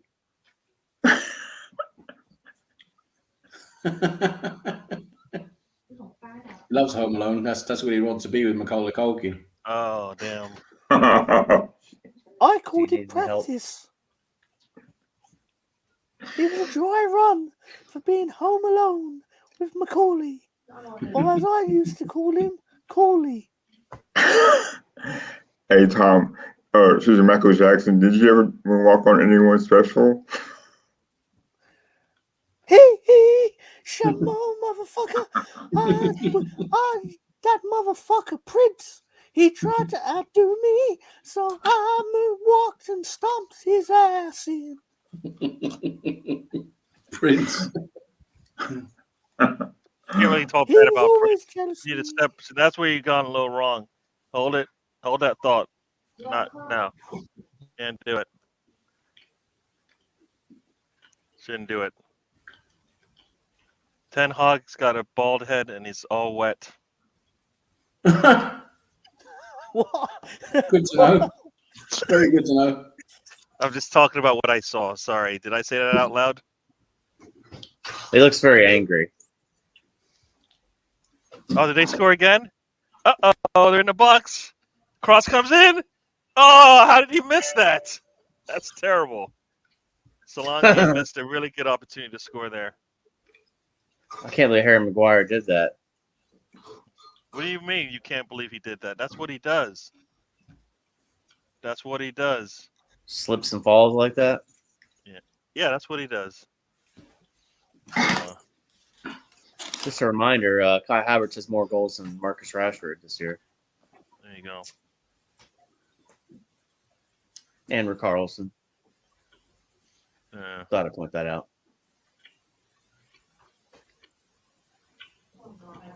The funny thing is that MJ really talked regular while not in costume.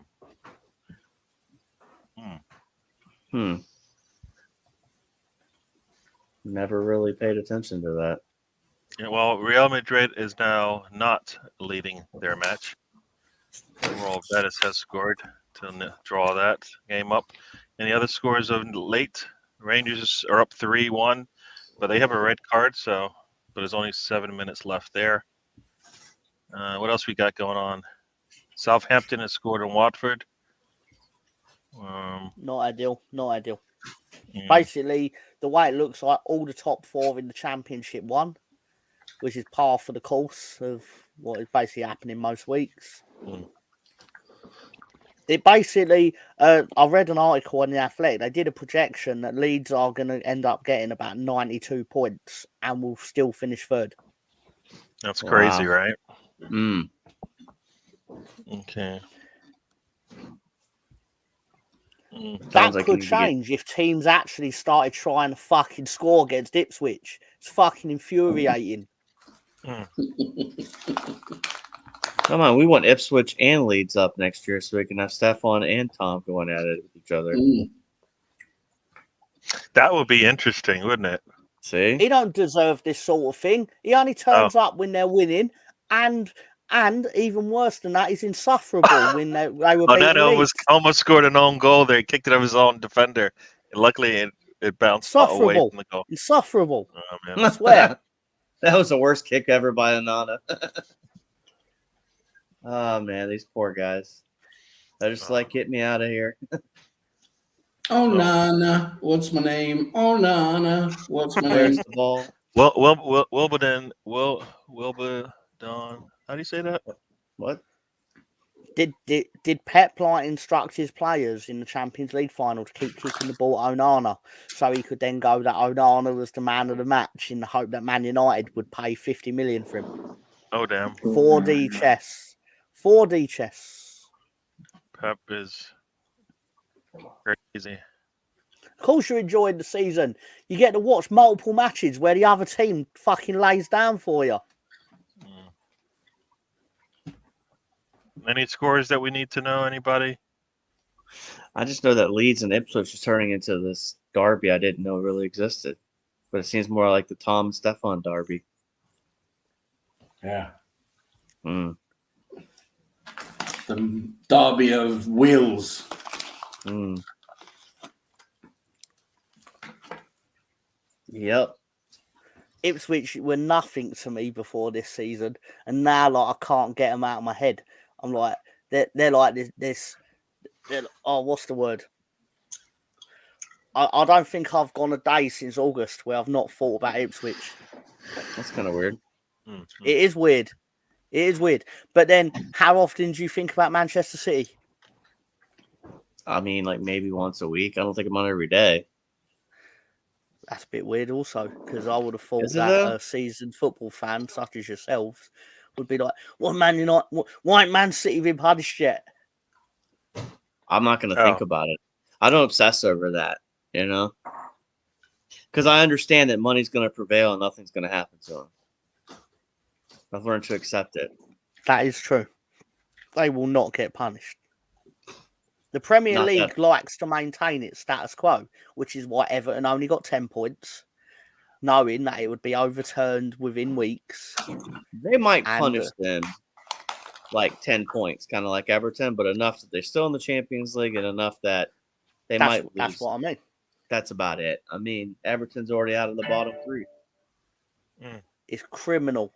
It's criminal. It basically has told me that it's actually worth overspending long term to make your team better, so you can just run over any actual punishment.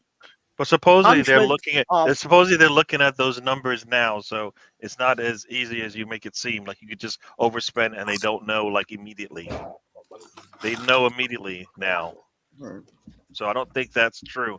I think the things about City have nothing to do with the FFP as much as the other stuff that they're doing, which is stuff that is, Come on, makes it- Watford. yeah. Do something, Watford. Come on, you fuckers. Come on.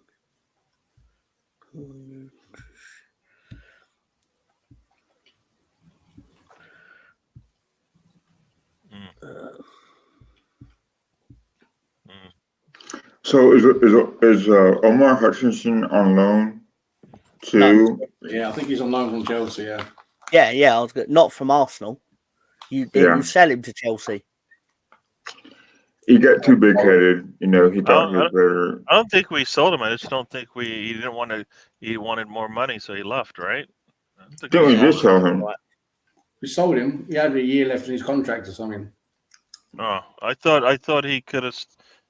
So why didn't we keep him? If we just didn't want to keep him because he didn't want to. He wanted to go, and he's going to be nowhere near the first team.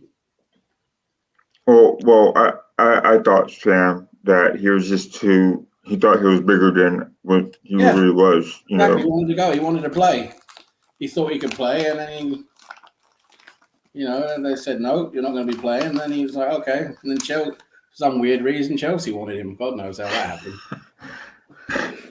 That reminds me of Jeremy Swaz Lynch, who was in the Arsenal youth team in like 2004, something like that. And he's known now for like doing like flicks and tricks and stuff on YouTube. Yeah. But he was genuinely in your youth team. This should be a goal. This should be a goal. A comedy of errors. 4-0. What? That was I want to know what that Man United car park is like right now. It's full of people, I'd imagine. Music on that one. It was just a total collapse back there. The roads to London are already full with Manchester United fans calling in to Radio 5 Live. Or TalkSport, sorry. TalkSport. So let's see what happened here. Amber back passes it to the fridge. Oh, no, not the fridge. Who's the other? Yeah, it is the fridge. Fridge loses the ball. And is the fridge number 5? I don't even know. Yeah. Yeah, the fridge gives up the ball. He gives up the ball right in front of the 18, and basically from there, he might be a handball. That might be a handball in the when he goes in to score, because the ball. What a horrible! But also, he does horrible on there. But number 4, I don't know who that guy is. No, that's Amberback. Amberback. I mean, you might call that back. I mean, no, it's off his gut area, I think. No, it kind of flies up on his hand. Does it? Yeah. But that was just horrible clearance by number 4 as well. I don't know. And they both there's a score correction because it does hit him in the hand. They should let Bournemouth have it anyway, because Man United don't deserve to be bailed out by the VAR. They should do it once. What I don't get it's not a clear and obvious error, because you can't see that in real time. It's got to be clear and obvious. How did you miss that? This isn't something you can actually see, because the ball doesn't really even move. So it's still an error, though. No, it's not clear, and it's not obvious and clear. Well, it's been taken down because he touched the ball. A lot of the things that they do are not clear and obvious. So, isn't that what it is? It's clear and obvious, right? That's pretty clear that he touched the ball, though. I know what you mean, but it's not clear. If you're refereeing a game, that's not clear. Yeah, that's what I mean. If somebody grabs somebody's arm and pulls them down, that should be clear, right? But a ball that glances off your hand, to me, isn't clear. The ball didn't even move. You can't even see a movement on the ball.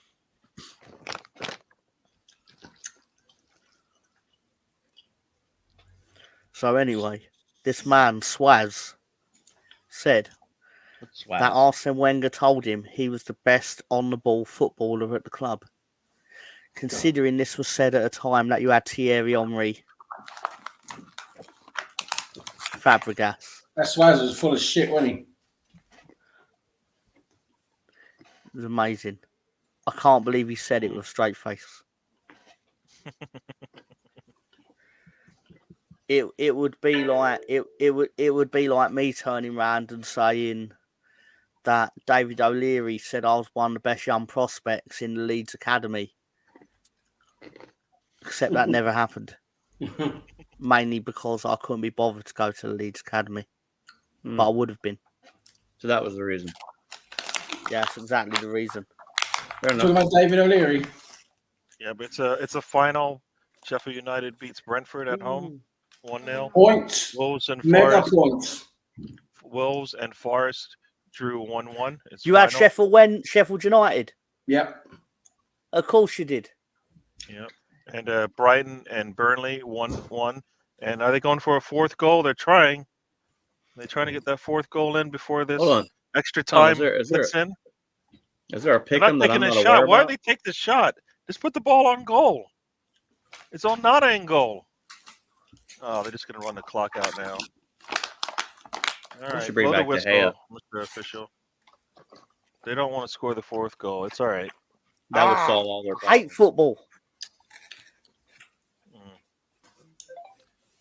You're gonna feels hate the match wrestling is over tonight, too. now. It's finished.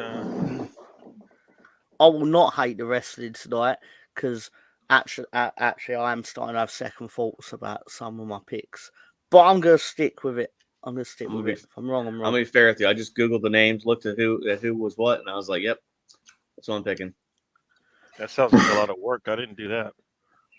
I don't know who the heck half them are.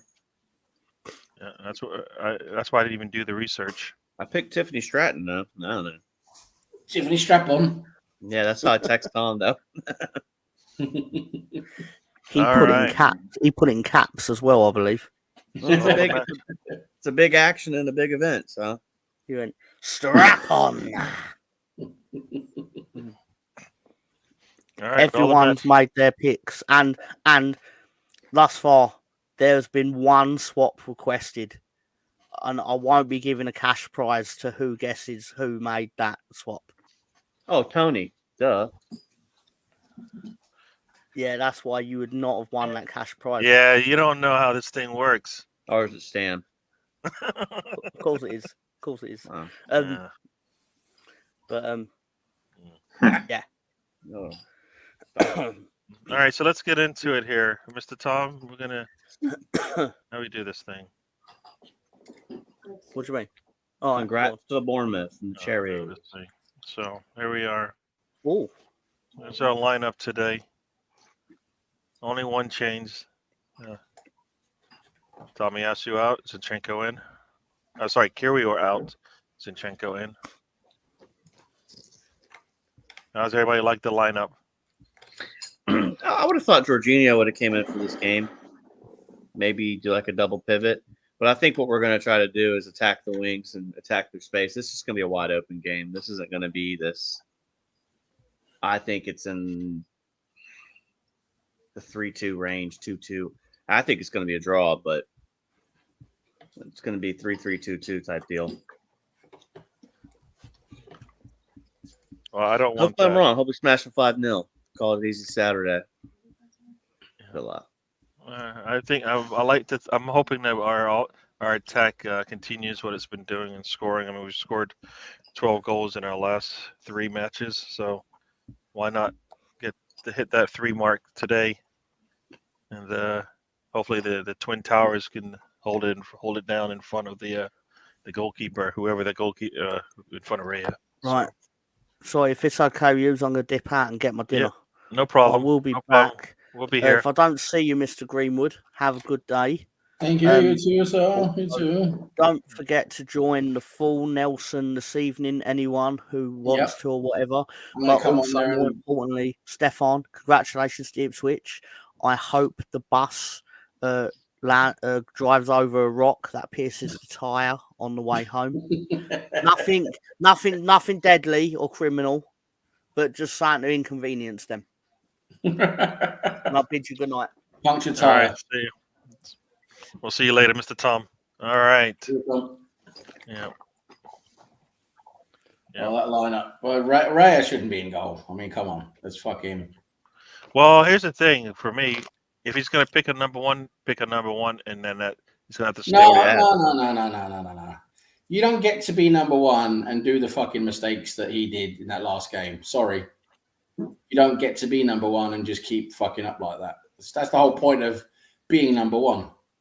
So now it should be Ramsdale should be given a chance. In all fairness, if Arteta was a man of his word, which he obviously isn't, but if he was, he should. He's a liar. Yeah, he is a fucking liar. He is a straight out liar, and Ramsdale should be playing. It's as easy as that. And then Ramsdale should be playing until he makes a mistake again. You know, I mean, a big mistake or a few mistakes, because now Ray has been given a few mistakes. So, you know, that's only fair. I mean, how is Ramsdale going to be given a chance then if making mistakes isn't a reason to drop him? I mean, then what's going to be the reason to drop him? Or you're just going to wait for an injury then? Is that it? Injury's the only way you're going to lose your spot. Well, that's not the way it should be, especially when he talks the big talk. I'm talking Arteta now about, it's all about performance and it's all about, you know, he would sub someone who's not, he would even sub the goalkeeper if he's not doing well at half time, you know, a bunch of garbage.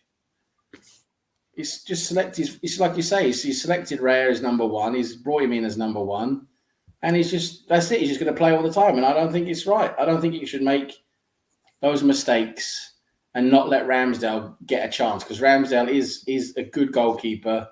He is potentially number one.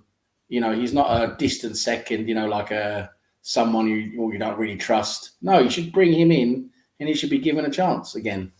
Yep. As a club profile. I'm with you on the approach. You just know that you know the man, and you know he's gonna. Yeah. I mean, and stuck with William for pretty much the whole season, even though he was terrible, right?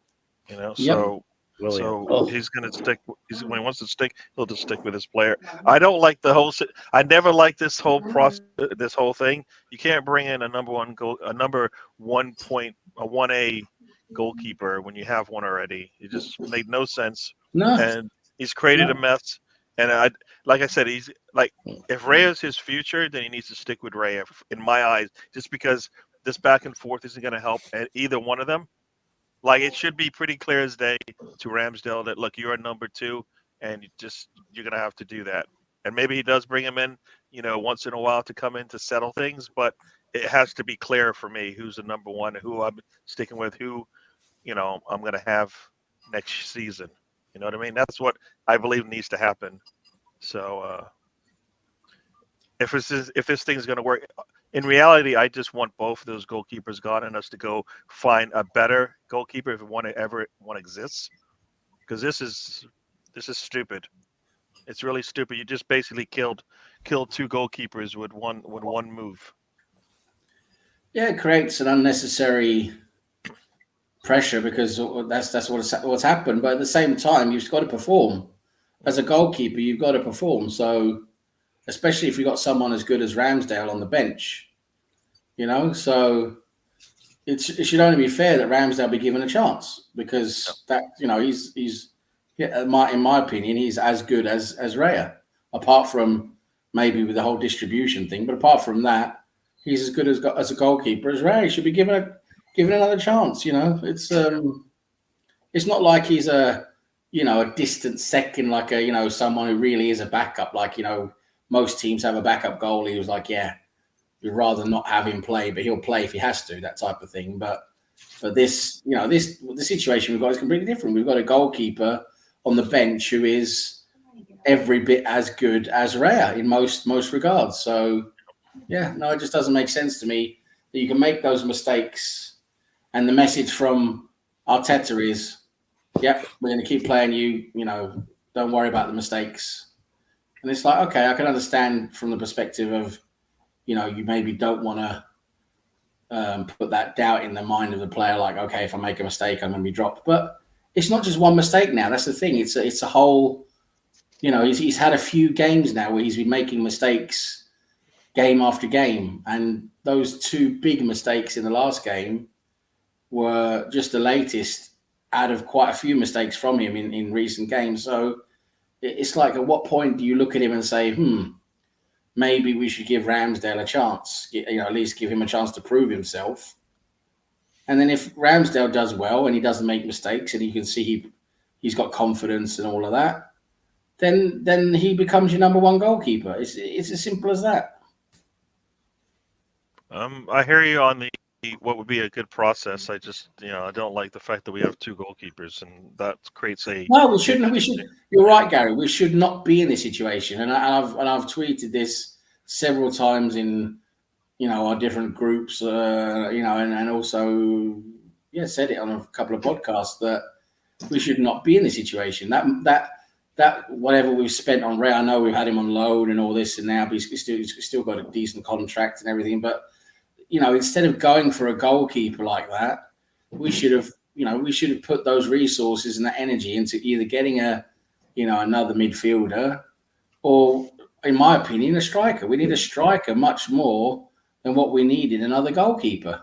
True.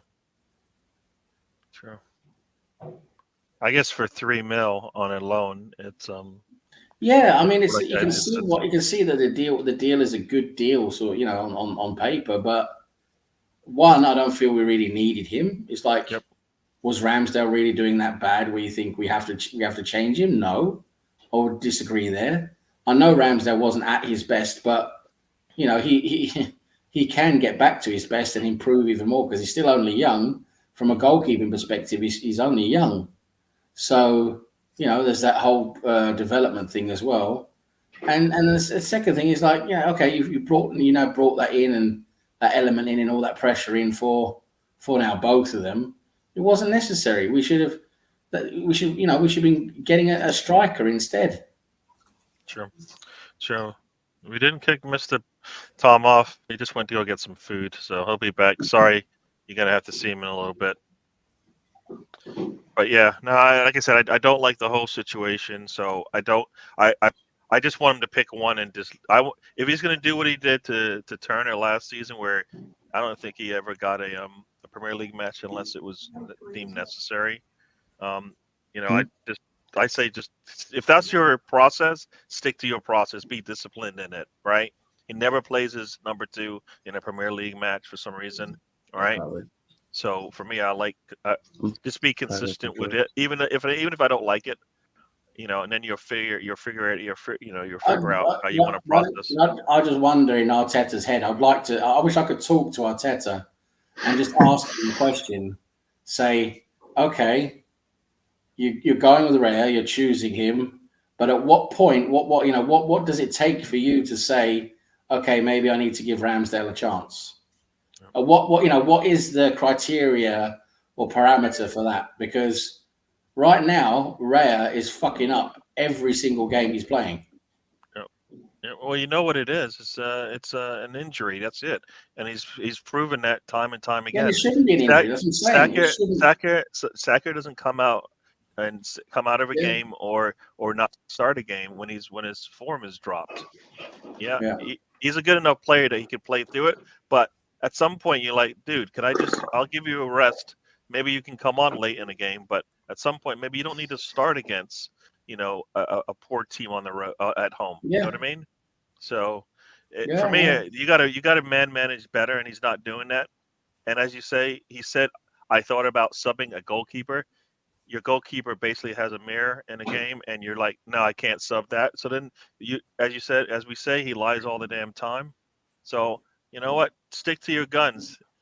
I'm more saying I want Rare because that's what Arteta has shown, as opposed to what's the best thing to do. The best thing to do is take a player out who is playing poorly, and mentally, I think you've hurt him a little bit. So for me, it's just nonsense. It's just stupid.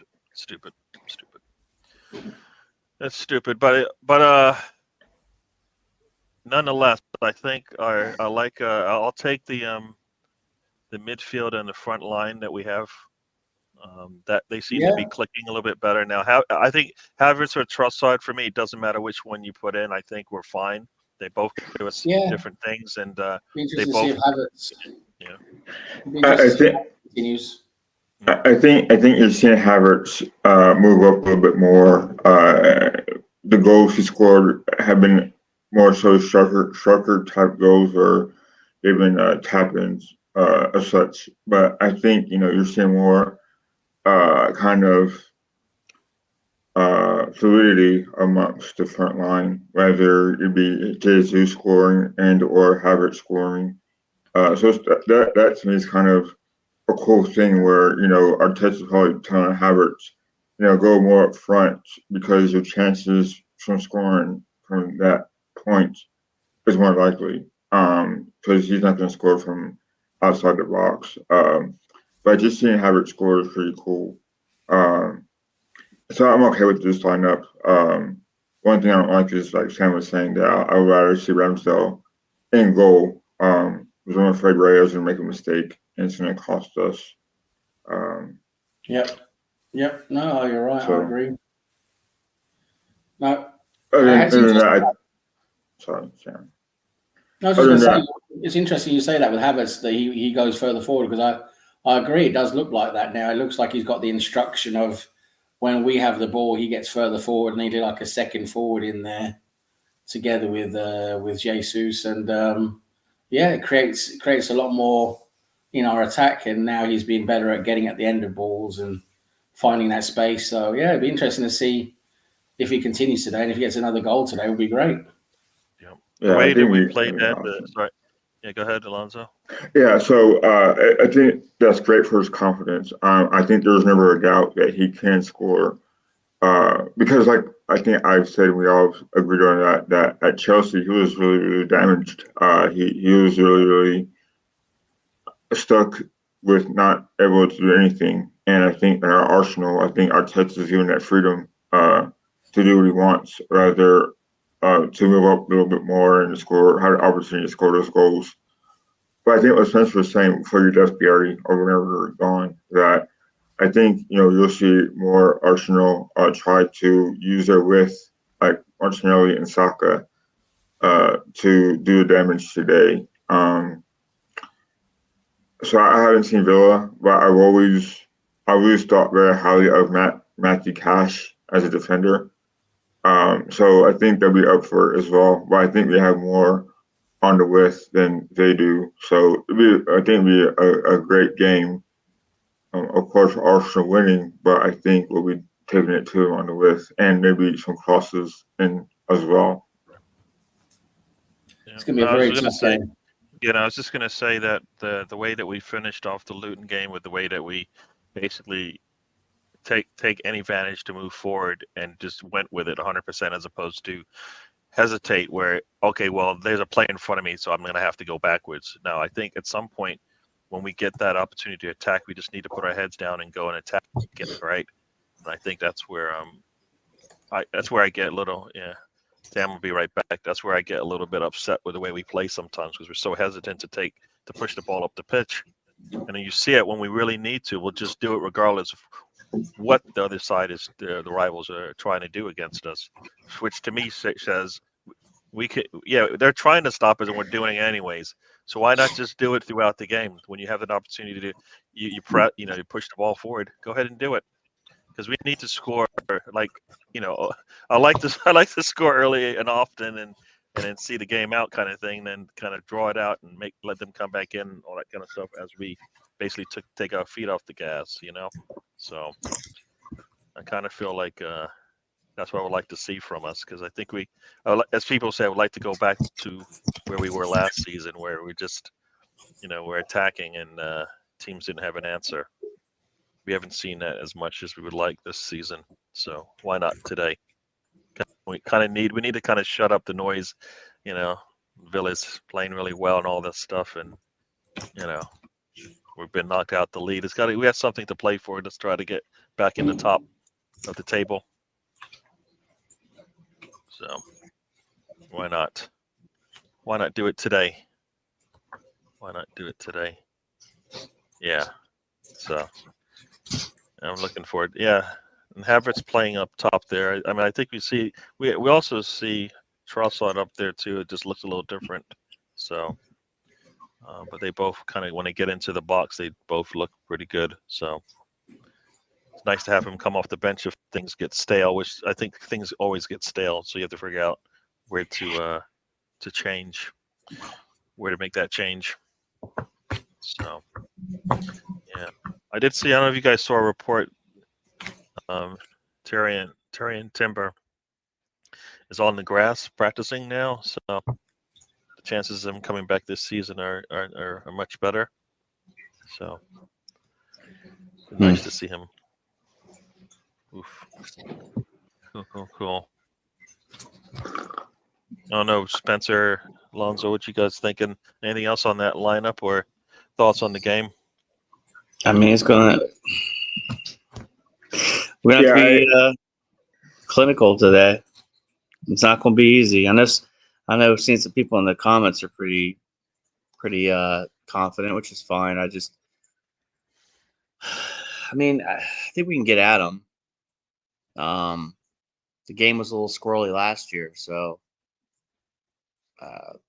maybe a little bit more solid of a team this time compared to last year, but it's a tough game to go, man. I think a draw today would be an excellent result, but that's me. Yeah. You know what? I'll take that as a worst case. Let's just say that. But don't trust me. I always want to win, but I'm prepared that I think a draw is what it's going to end up being today, and I hope I'm not going in. wrong. I can't. Yeah. I hate going in thinking I'm going to get a draw because like you never get what you want sometimes, right? So that's why this one. I think we can win this one. So we have to play a much better game than we've played in the past, and we can get a win. Yeah. So our defense has to be. I mean, I think our defense is pretty good. I think, like anything else this season, it's always been we always make that silly mistake, or we don't. Everybody, one person doesn't do what their job, and the next thing you know, we're in trouble, right?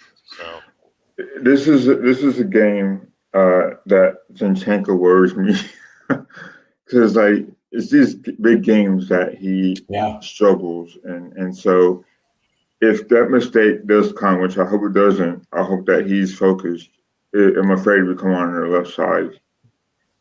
Leon Bailey today is going to give Zinchenko a nightmare.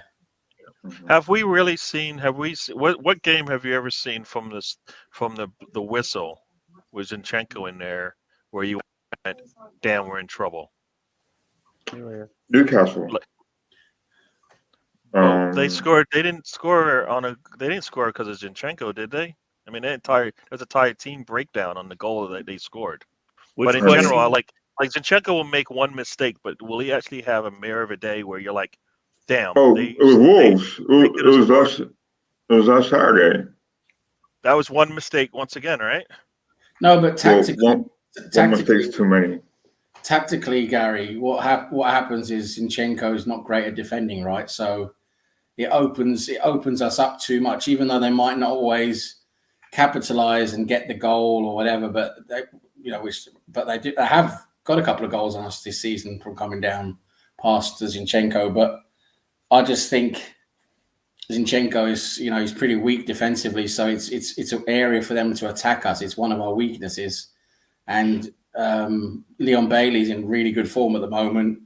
I think every time we don't have the ball, it's going to be interesting to see how Zinchenko, what does he do to try and stop Leon Bailey? Because I think Leon Bailey could be very much a dangerous player for them today and create a lot for them. So it'll be interesting to see how Arteta has thought about this. I hear you on the Bailey, but I like the fact that we have a Martinelli and a Jesus and a Saka that they also there's plenty of support there, which is good.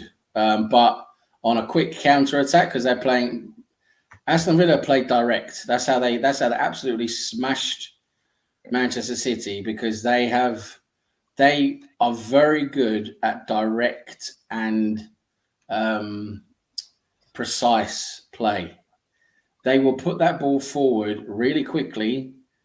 They'll try and get behind and they'll put the ball forward quickly, but they play precisely. So they play to someone who's going to be able to get the ball and do something with it. They rarely lose the ball when they're playing direct, which is really difficult to play against on a counter attack. So they did it excellently against Manchester City. They actually made Manchester. It's the first time I've seen Manchester City dominated. I watched the game, and Aston Villa dominated Manchester City. I've never seen another team do that. Not this Manchester City team. I've never seen another team dominate them like in the Premier League, like Aston Villa did. And they did it by playing direct, straight over the top, straight in as quickly up to the front men as quickly as possible. And they just did a really good job at making that precise play and then going from there, creating something quickly from there. So they're going to do the same to us because we have a high press. We're going to try and probably play high. So they're going to try and get in behind the same way as they did against City. They're going to approach us the same way. So it's going to be interesting to see how Zinchenko tackles that.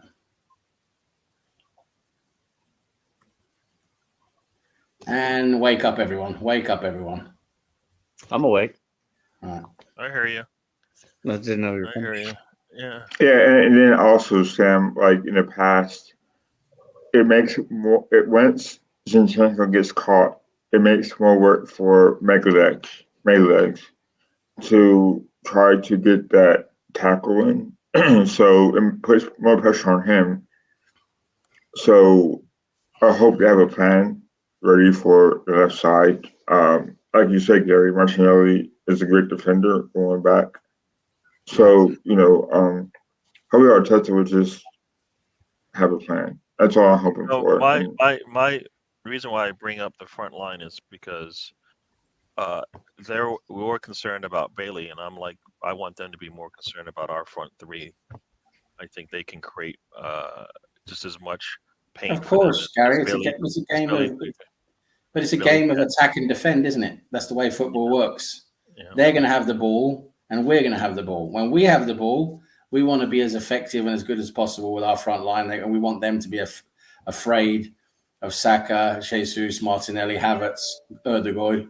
We want them to be afraid of them, and they are. They will be, because they're, our front line and midfield is arguably one of the best, if not the best, in the Premier League. So they are going to be afraid of that. And when they don't have the ball, when we have the ball, that's what we got to do. We got to make the most out of it. But then in football, there's going to be a lot of time today when we don't have the ball.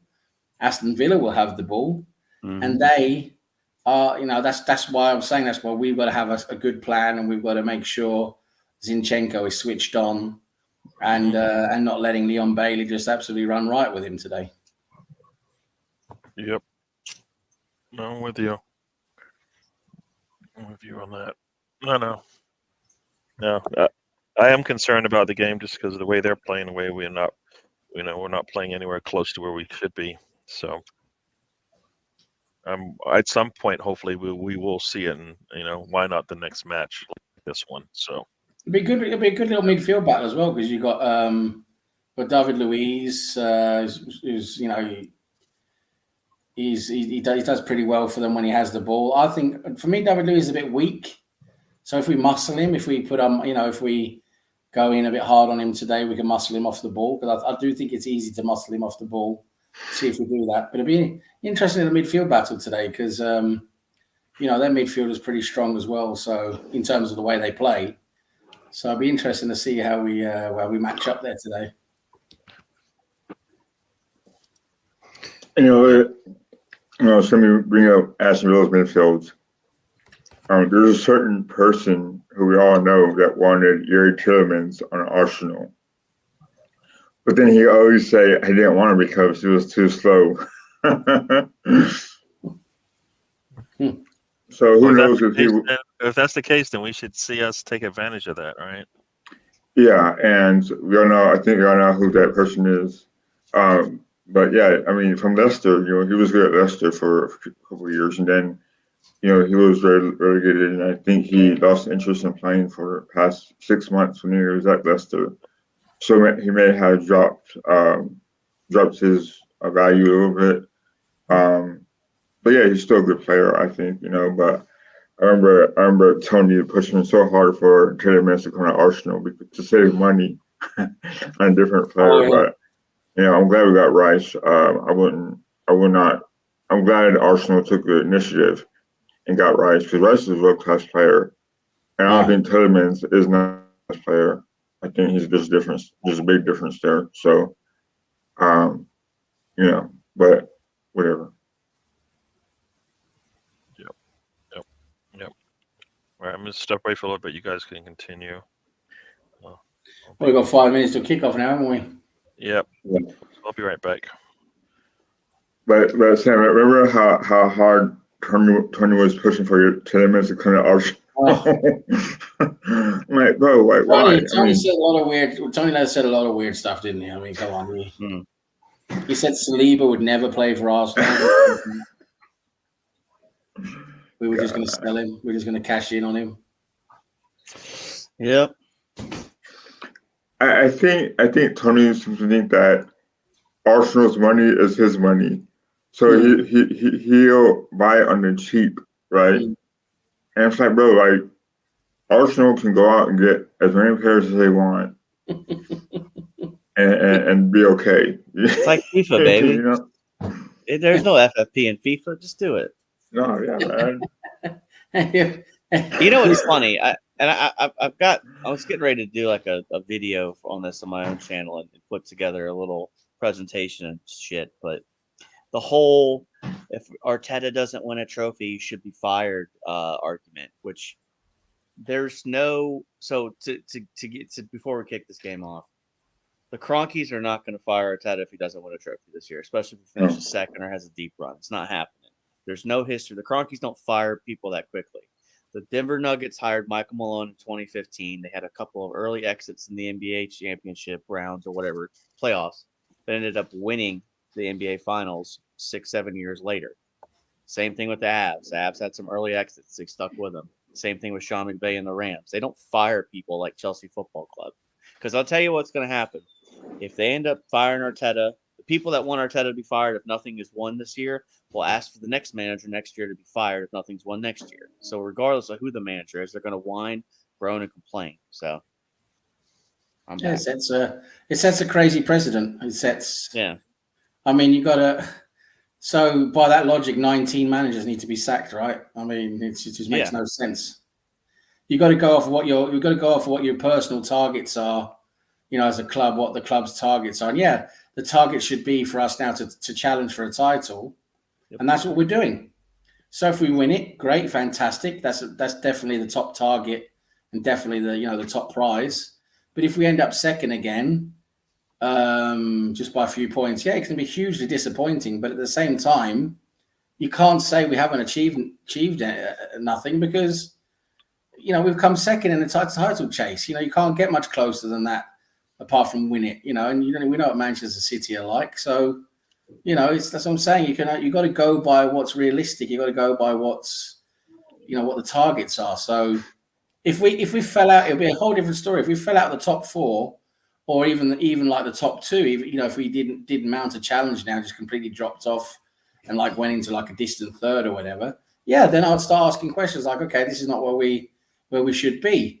But as long as we're going for that title, we're still there in April, May going for it, then I'd say we had another successful season. And you can't sack a manager for doing well like that. You just can't. It makes no sense. You get asked that question on the regular on one another podcast I'm on, not by the people on the podcast, but someone in the comments. And I know where it gets fueled from and who fuels that argument because it's kind of, I call it the podcast filler.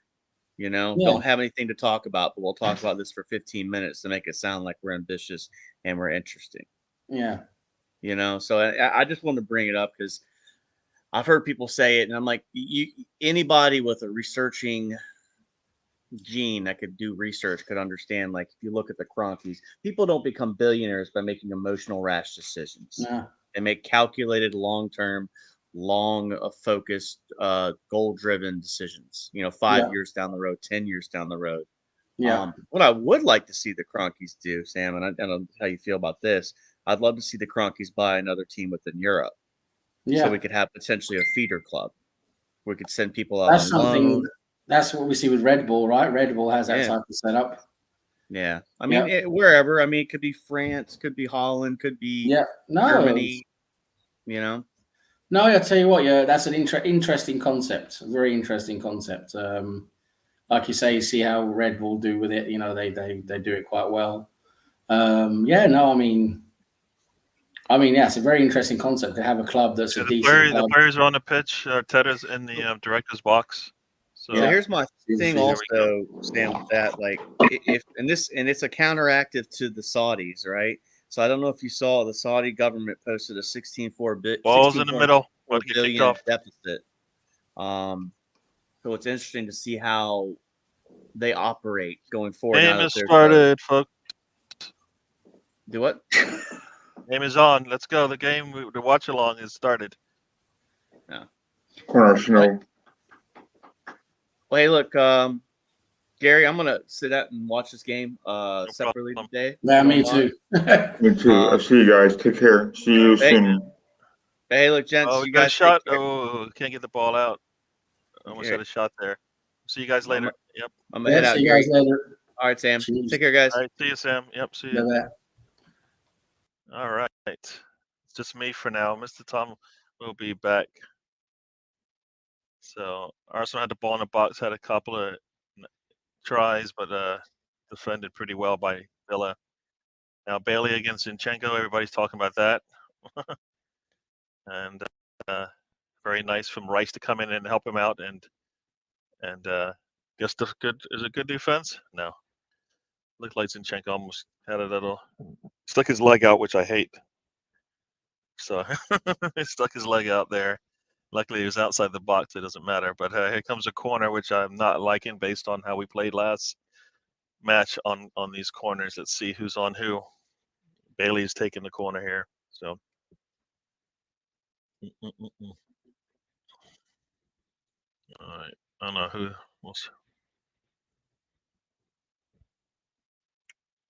Yeah. And the official wants to chat to somebody about what's going on. He's chatting to the Villa player. Konza.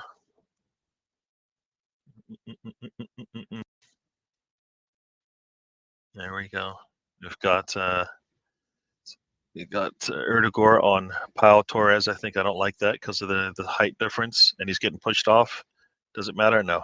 All right, ball gets pushed right back out. There we go. Yeah, no. This is the part that I don't like when we don't have the ball, because that means they have an opportunity to do something with it. Oh man. It's gonna throw in. We're in the 3rd minute here, so it's pretty early. Yeah. All right. As they were saying earlier, Villa is going to want to put the ball up. They're not going to be sitting back giving us time on the ball. They're going to want it themselves. So whoever can counter better should have a chance. So we're on our 4-game winning streak. They've won 4 of the last 5 as well. And Ben White tries to clear the ball and not clear it well. And here we go. So no matter what happens, we'll sit in second until City plays. But and Raya goes up for the ball a little bit. It looks a little bit more commanding there. Gets his hands on it, but still can't catch it. So that looked still a little hesitant from him. He comes up and it's not. He's coming up so timid. I don't understand. If he comes up with a little bit more aggression, he's going to get that ball. He comes up and still. Yeah. So there we go. It's just giving me a little concern there, and there we go. What's going on? Yep.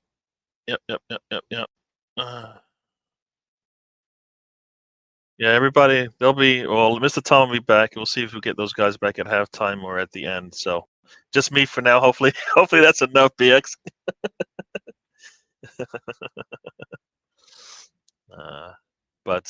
Yeah. Oh, nice tackle there. They didn't call anything. I'll take it. And now we're off. Jesus can't split 3 people. Yeah. And they got a long ball up there. Ooh, goes off the back of Salah. Very nice. We got lucky there. And Can't get the ball out of midfield. Nope, can't get the ball out of midfield, and it's back. We are Watkins on. He puts a ball, and nice block there from Ben White. And Ben White cross comes in, and nicely done by Magales. Headed out, and I got Jesus with the ball. Nope, not tall enough. And Bill is holding on to this ball, so their fans are happy. Their fans are happy. Let's see.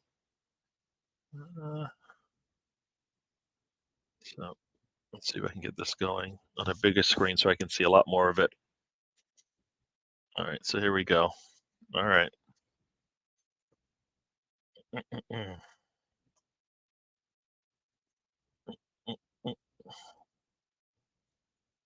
right.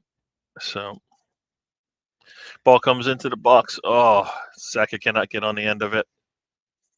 So nice cross there all the way over to Martinelli. Sorry, yeah, Martinelli. He steps in, puts a cross in, and Saka's a little late on it.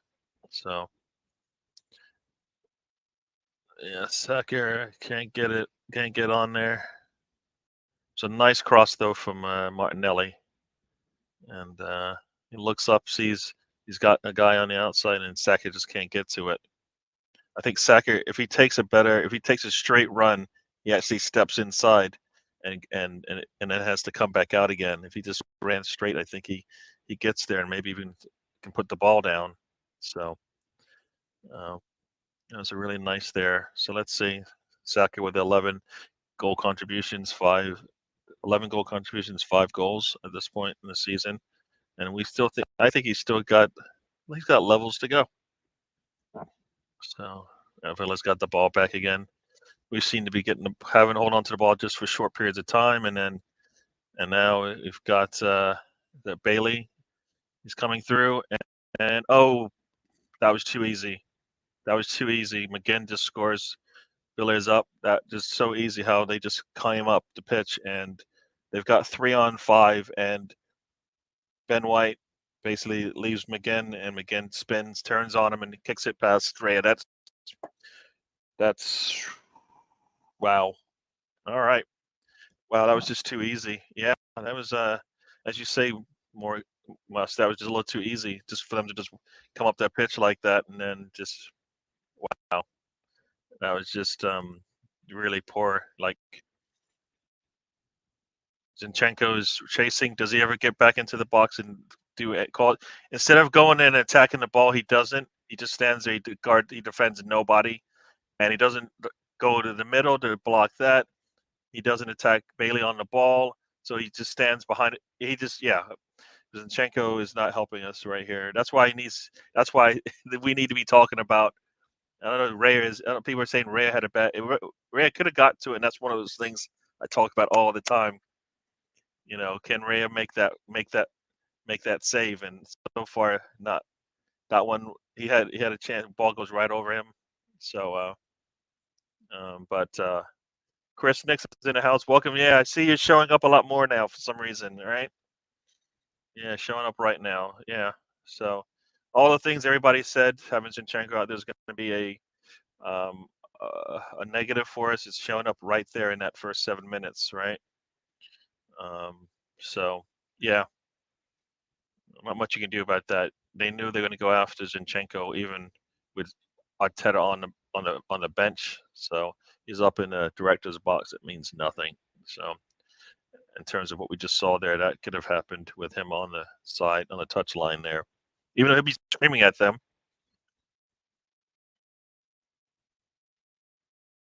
Yep. So here we go. We've got the ball, so we're holding on to it for a little bit more, being a little bit more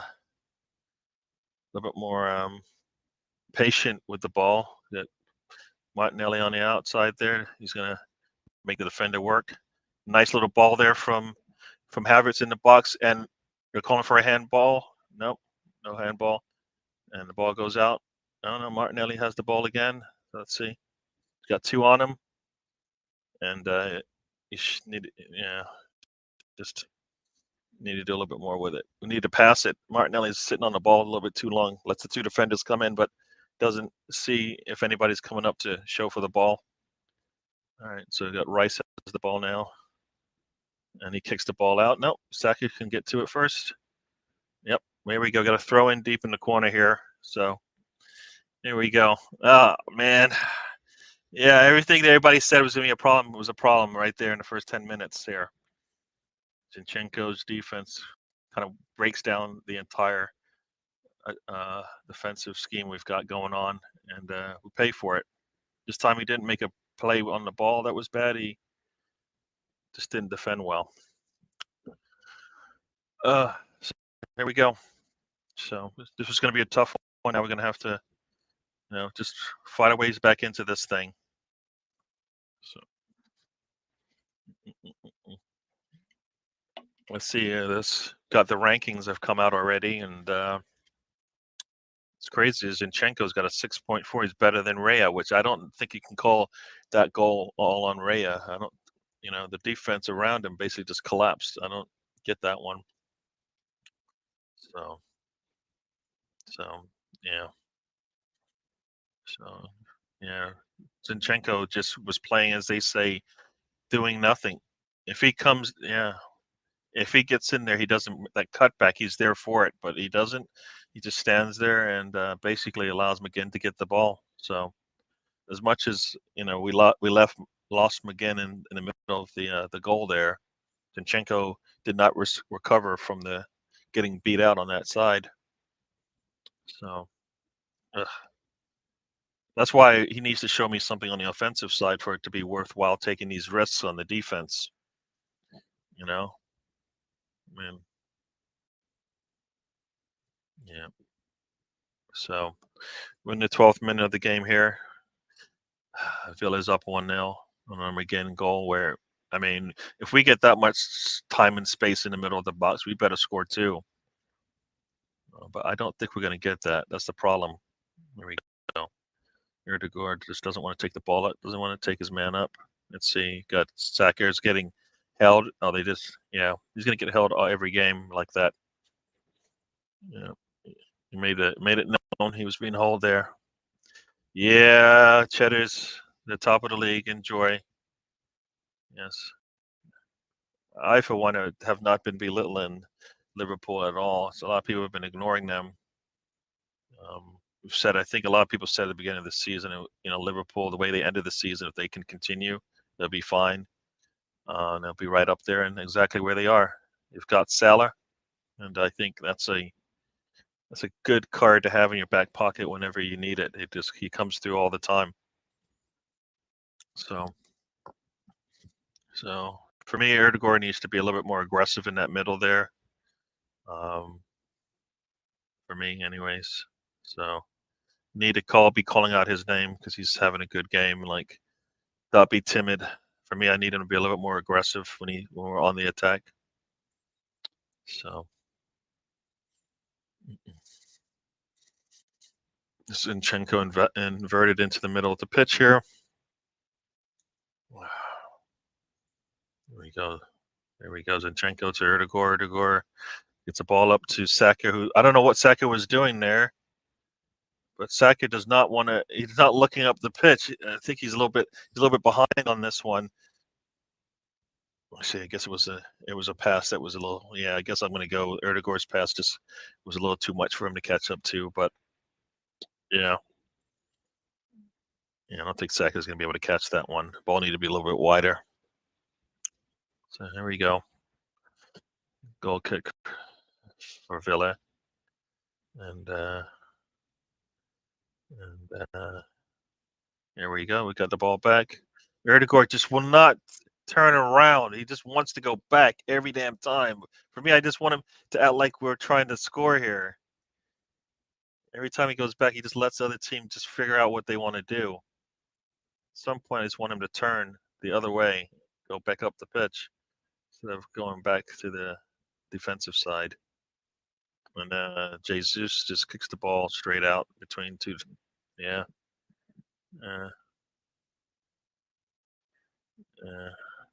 Chris Nix, he's saying, how do you know Tony from the Scoop? I know. Oh, Chris Nix, Tony, Tony Gentile. I think that's I mean, that's all on Lolo. I think Lolo knows him somehow. I'm not sure if he's just been on the chats and stuff, but he's come on. I think you're talking to Newcastle fan, right? So yeah, no, he's cool having him on there. He's been on every once in a while for a bit. So yeah, it's cool to have him on there. That's cool. You guys are close friends. That's pretty cool. Yeah, yeah. So there we go. We got the ball back here, so let's see what we do with it. Sorry. Well, Arsenal, I think, started a little slow, and Villa showed why you can't do that, because as soon as you switch off, they will punish you, and that's been our problem. We switch off. Pretty much every game we switch off defensively, and this is what happened. Yeah, this is what happens. So, that's cool. I'll tell him the next time I see him if I'm on the stoop. So said hi. So very nice there from Havertz. Havertz just sticks in there. Let's go. We got an attack going. He's got the ball out to Saka. Saka, do something with it. That was just wasteful. Saka, come on. He looks like he doesn't want to score. Try to lob it over Emmy. I think that's a bit of a stretch there from that distance. I mean, Saka needed to just put his foot through that. He basically went in there with no intent to score, and it looked like it. I understand that. It was a good from Havertz to go in there and actually get in there and intercept the ball, take it up the pitch, and nice from that could have been a foul on Havertz, but I think there's two players just going for it. You could, I mean, their player got the worst of it, but yeah, but nice aggressive play there from Havertz there to get that ball. Saka was a little bit wasteful for me. Needed a little bit more.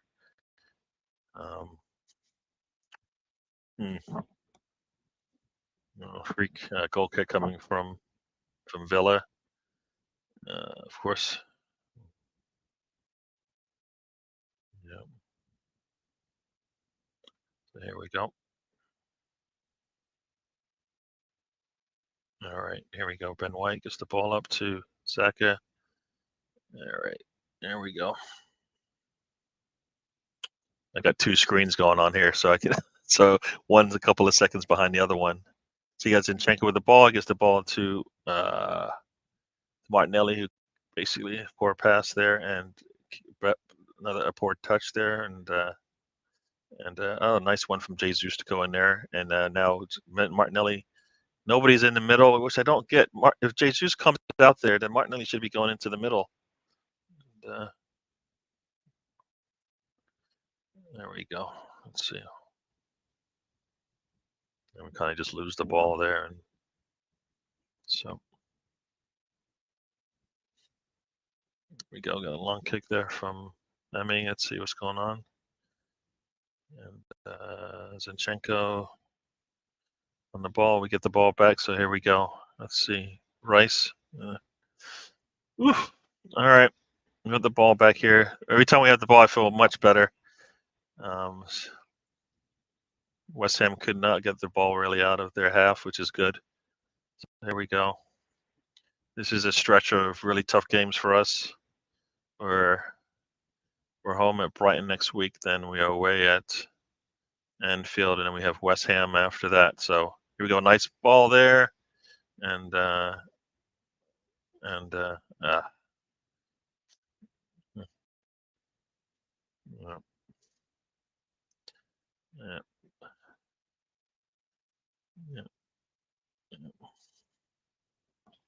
So here we go. I don't like the way this is going so far. It's still a little quiet for me. One, because we had losing, it's quiet. They're showing Emery there screaming. And haven't really showed Albert, AirPod Albert, as some of y'all call him. So here we go. Nice interception there from Havertz once again. Puts the ball up for Martinelli. Martinelli spins in the box. He's got space. Does he get something? And no, he gets nothing there. Kicks it to. We are just a little bit wasteful in that box there, where we have an opportunity and they just go by the wayside because we're sitting there waiting for them to stop defending. Guess what? They are not stop defending. They are continuing to come on. So we're never taking advantage of the fact that we get the ball into the box before they're ready. So here we go. Declan Rice puts it out wide to Martinelli. Let's see what he does here. It puts a cross in, and it's right at Emmy. It's right at Emmy.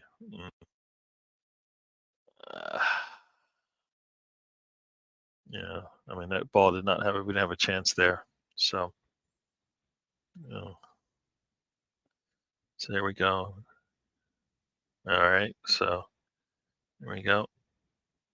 Got the ball here. Yeah, somebody said, I was just reading somebody's DM message, we need to be more, sense of urgency on the attack is really not there. So we're just so hesitant to move the ball up when we have an attack going. We just allow them to get back into space. We never catch them basically chasing us around the pitch.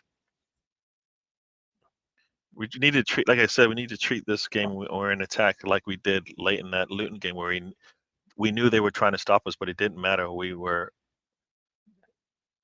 definitely really wanted to get that goal. And here we go. Is anybody going to stop them from moving up the pitch? Just don't like the way we just let them just dribble up the pitch right into the attacking third. And they're going to fall down anytime we touch them now. Anytime we touch them, they're just going to fall over. And oh boy, Havertz basically grabbed a jersey. That made it. Okay, baby, come on. This is the thing about Havertz for me sometimes. Like, he's having a good game. When he has a good game, that means he's a little bit more, he's dangerous because he's just trying to get that yellow card for some reason. I don't get it, you know? So now they've got a free kick just outside the 18, probably from about 24 feet out, I guess. And Rhea, of course, as we know, shorter than Ramsdale, so they're going to play into that. And let's see. You've got Douglas Luiz over it. You've got Bailey over it. You've got a lot of players over it. And oh man, say, yeah, yep. So here we go. This is a bad position for this free kick. So I see Mr. Tom in the back when he's ready. Either he'll come in or he will not. Mr. Tom, welcome to the show. Hello. I might mute at some points while I'm eating, but no problem. No problem. I know everyone's done a disappearing act.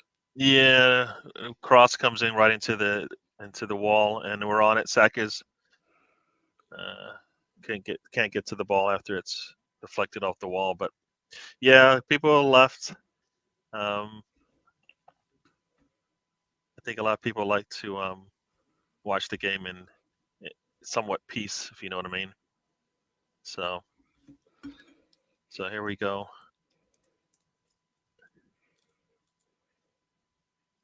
Saka's down on the ground, which is never a good sign. And the official's like, "No, I didn't see anything there." Let's see. Saka jumped into Douglas Luiz and hurt himself. So, Mr. Tom, one thing everybody said was a problem with our defense, Zinchenko. Basically, he isn't the reason they scored, but he's the reason why they got the opportunity to score, and it just broke down the defense. I mean, he wait. There's been a goal. Oh, stop with that. No, seriously. Nonsense. Here we go. We got Erdegaard. He puts the ball up to Jesus. Where in the world is Saka? He's nowhere to be found. Oh, you're losing. I didn't know. Yeah. Believe it or not, when I'm sorting out my dinner, I'm not actually watching the football. Yeah, I know. I just think everybody's watching. Saka's got the ball. He puts the ball back, comes off the defender, but it goes right to Ben White. No flag up. So I'm going to say that means there's no offside. So here we go. And Declan Rice and Erdegaard, their signals are crossed. And anytime they go to the ground, they're going to call it every time. And they're going to go to the floor every time. Anytime there's a little bit of contact. I hope they call it that way when Arsenal has the ball.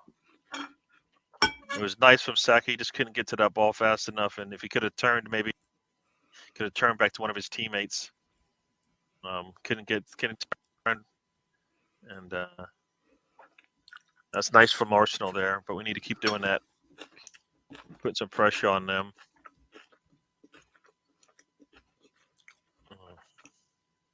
Oh. McGinn scores for them. It was like I said, it was a little breakdown there. You've got Zinchenko, who basically loses Bailey out on the wide part of the pitch, which then brings Margules over, and then the whole defense rotates, and Zinchenko doesn't help them out at all. He just basically stands around, and the ball is played basically around him. He doesn't attack the ball as it's coming up the pitch. He doesn't take the man in the middle. He doesn't do anything. So basically he's out of the play, and they get the ball to McGinn. McGinn's got space on Saliba, turns and scores. It's a little easy, a little too easy. Just a little bit too easy there for them to get that goal. So that was a serious breakdown, and that's basically what we're supposed to be good at, our defense, but we did not recover well there. They've got 4 touches in the box. We've got 11.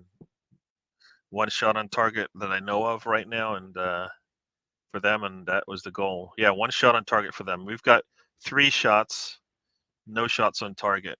That's the problem. We always seem to sometimes dominate certain stats and get nothing out of it.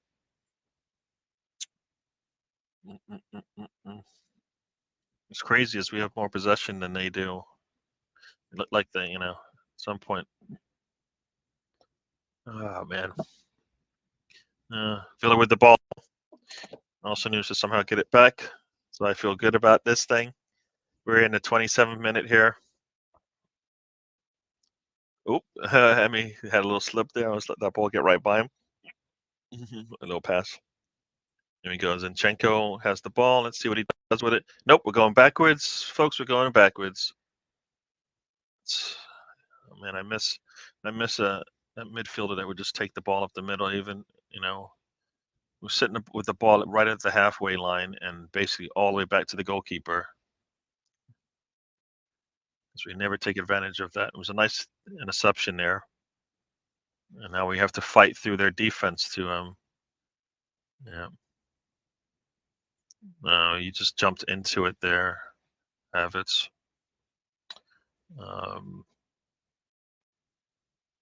So, man, come on. Ball is out. We got Bailey against Zinchenko. Bailey looks like he's hurt, which might be a plus for us. That's when we come on, Arsenal. Bailey looks like he's hurt. I don't know. He's limping there. That could be good for us because the way that he's a threat is a problem. Let's see, he's still like walking around there. Zinchenko with a foul on Tielemans. Now he gets a yellow. So there you go. Thank you. That was just he gets a yellow. He's fouling him way up the pitch. For what reason? I'm not sure. I don't understand why you're fouling him. And he grabs his jersey. Oh, come on, you're bad at defense. You got to think better than that. Yes, you got turned, but you can't take the yellow because now what? Now what? They're gonna go away from Bailey. Bailey. I don't know. He's still walking around. I'm not sure if he's good. We'll see. And long ball in there, right to Raya. So here we go. Come on, Arsenal. Let's do something with this possession of the ball.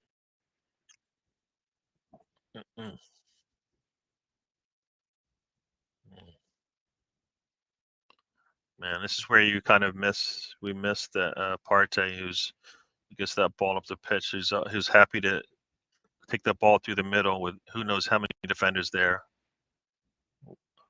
Our ball into the middle is just to back pass it. There we go. Martinelli out on the left, and he loses the ball. We We just don't. Yeah, as somebody said, the urgency we have in our attack is just so not there. They didn't even. The defender didn't even move. Martinelli just kicked the ball right into him. And a nice pressure there from the front. Let's go. Continue pressure. Come on, White. There we go. Should have the ball. Should be ours now. Let's turn around. Let's not go back to the goalkeeper. Come on. Let's go. Let's go. Man. William Saliba has played every minute for Arsenal in the Premier League. So for those who needed to know a particular stat. Man, that middle of the pitch is just so, there's no yellow shirts in there. You just look at it. We got all these shirts on the outside. Nobody wants to come into the middle. Now Jesus does. Gets the ball back to Saliba. The only player that will take the ball in the middle of the pitch. Here we go. Out to Erdegaard, up to Saka. Let's see if we can do this. White puts a cross in, and there's nobody attacking the damn. Oh, is it offsides? Come on. Come on. Saka extra touches for what reason? I'm not sure. Come on. Come on. Yeah, this is just really, really like, we're really like, we need to take an extra touch every damn time. Just play the ball up, man. Bailey looked like he was hobbling, but he looks all right now. I guess he's still out there. He's just going to work through it. And Emmy's talking, I guess, because he's wasting. We think he's wasting time, right? Oh boy. So how much time we in? We got over 30 minutes played. Let's see what we do here. And here we go. We got the ball inside the box, out to Saka, and he can't get to the ball fast enough. Here we go. Now we have the ball once again. Another turnover by them. Saka in the box. Touch. Puts a ball in. Try to go to the far corner.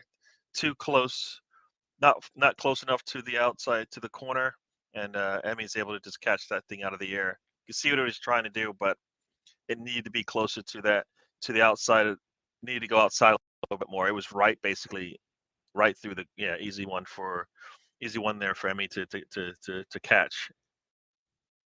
And Watkins puts a shot in from a long distance, and Ray is easily there. Yeah, Saka needs to put that ball a little bit higher, and maybe he gets around the corner there. So, oh, Mr. Tom. Doesn't sound like you enjoyed yourself, Gary. Not enjoying the way we're playing. Like we're playing as if we have time, all the time in the world to get this. Like I like sense of urgency. Like, you know what, we just got scored on. Let's respond. It's like we have another 80 minutes, so we'll get there. No, respond right away. Show them that this game isn't this is going to be a game here. The longer we sit one goal back, the more chances you give them to go up two. Why not get that goal and make it 1-1? There we go. Ball's out to Saka, and let's see what we do with it here. Oh man. There we go. So, here we go. Ben White gets to it. He does get to it. All right. Yep. Keeps the ball in. Back to Saka, and ball is in Erdegaard. Erdegaard goes. Oh, he goes for the near post. And does Emmy get a hand on it? Let's see. It was. I think it was just outside the post, anyways. But it was just outside the post there. Emmy had the corner covered, but so. I mean, I think it's easy to defend us. Like, Emmy knows where the ball's going. Like, there's we've got two players on the left there. I don't know if Erdegaard saw them, but yeah.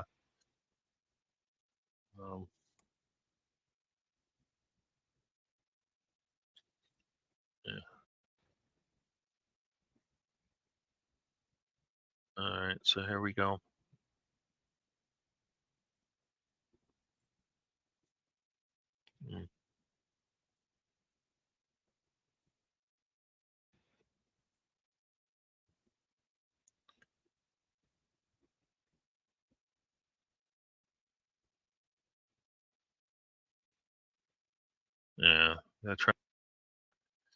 There we go. Got a free kick for West Ham. We're 34 minutes into this one. I want us to look, I want us to look like we want to go even more than we do. I mean, I think there we go. Nice ball in there from Erdegaard. He's able to take it away. Can we get every loose ball's got to be ours, fellas? And then Zinchenko kicks it right at Douglas Luiz.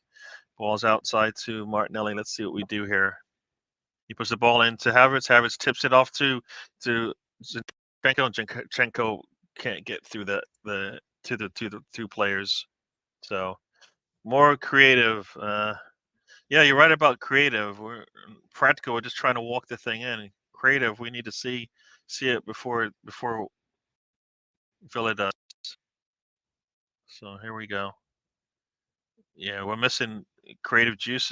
Creative football, and I believe that's what Erdegaard is supposed to give us. There's a long ball in there. It gets to Martinelli's in the box, 1-on-1 with the goalkeeper. He's able to get there. No, come on, get back in the box. Saka, come on, Saka. Don't wait for them. Oh, it was a nice move there from Jesus spins back and forth, can't get anywhere with the ball, and it's back to can we hold on to this 50? Every loose ball, we just can't get to that one. Man, we had it was a nice play there from Martinelli, but he couldn't get to that ball after he got past the goalkeeper. And now we're back again. Now the ball's going to roll to Emmy. Yeah. So here we go. There we go. That was a nice play there from Martinelli. Nice pass there. And Martinelli's got 1-on-1. The goalkeeper chips it over the goalkeeper, but just too far away from him. And defenders there, Diego Carlos, to clear it. It was a nice little chip there. If he didn't chip it hard enough, it would have fallen to him. He would have scored. But yeah, so they're going to keep attacking off that side, I think, with Martinelli. And looks like we could get something out of this thing if we keep doing that. Same way that they can go. It seems the same way they can go up our left side on the defense. We can go up their right side on the offense, right? So, yeah. It just took. Yeah, that was Jesus trying to go through 4 defenders. I think you're talking about, and yeah. Jesus lays it off. We're fine. I think. He did have a good one.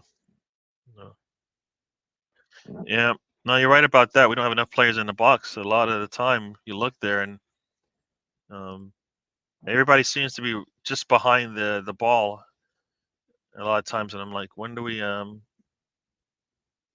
move towards the goal? So the play looked better from us. We just can't get a good shot off, and Emmy got forced to push that ball out, and he kicks it out. Very nice from our pressure up top. I think that was Jesus rushing him a little bit. Man, we'll take forever to these throw-ins, and now ball comes in to Jesus, who's really good at holding up his man. He's getting pulled back. There we go. That's it. Ball goes out to Martinelli. Nope, it's a long distance to go. And now he's going to go down. Nice one there, Martinelli. He thought about, here we go, let's go. Havertz in the box. Havertz to Jesus. Take the shot the first time. If he takes the shot the first time, come on. Erdegaard, just take the shot. I know he wants to put it on his left foot. Come on. Extra touch to put on his left foot. Guess what? Guess where the goalkeeper goes? To his left, because that's what you're going to do. Got to come back. If he comes back, kicks it to the other corner, I think he scores. Extra touch goes.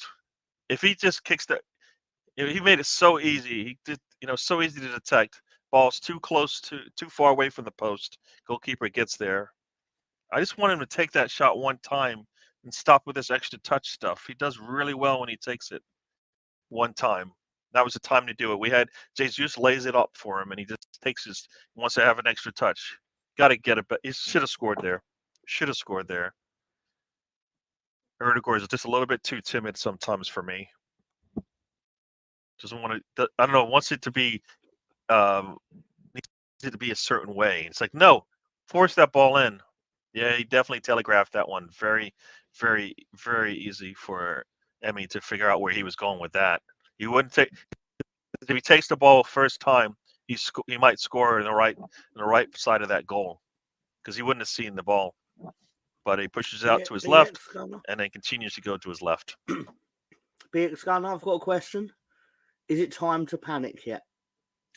Oh, it's not time for panic. This is how I'm watching the game. How am I supposed to watch the game?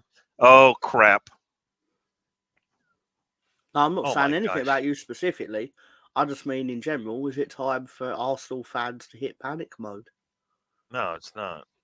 Okay. I mean, coming into this, we knew the problem we had on our back line, and it came to fruition, which is basically on the coaches and the man. They knew where the weak link was, and guess what? The weak link basically showed up. And, Okay. and we paid for it. Okay. Paid for it. That brings me to our second question, BX. Is it time for everyone in the Arsenal fan base to crack each other's heads open and feast on the creamy goo inside? Okay, now you're talking some nonsense. You're not talking to me, so I guess that's all right.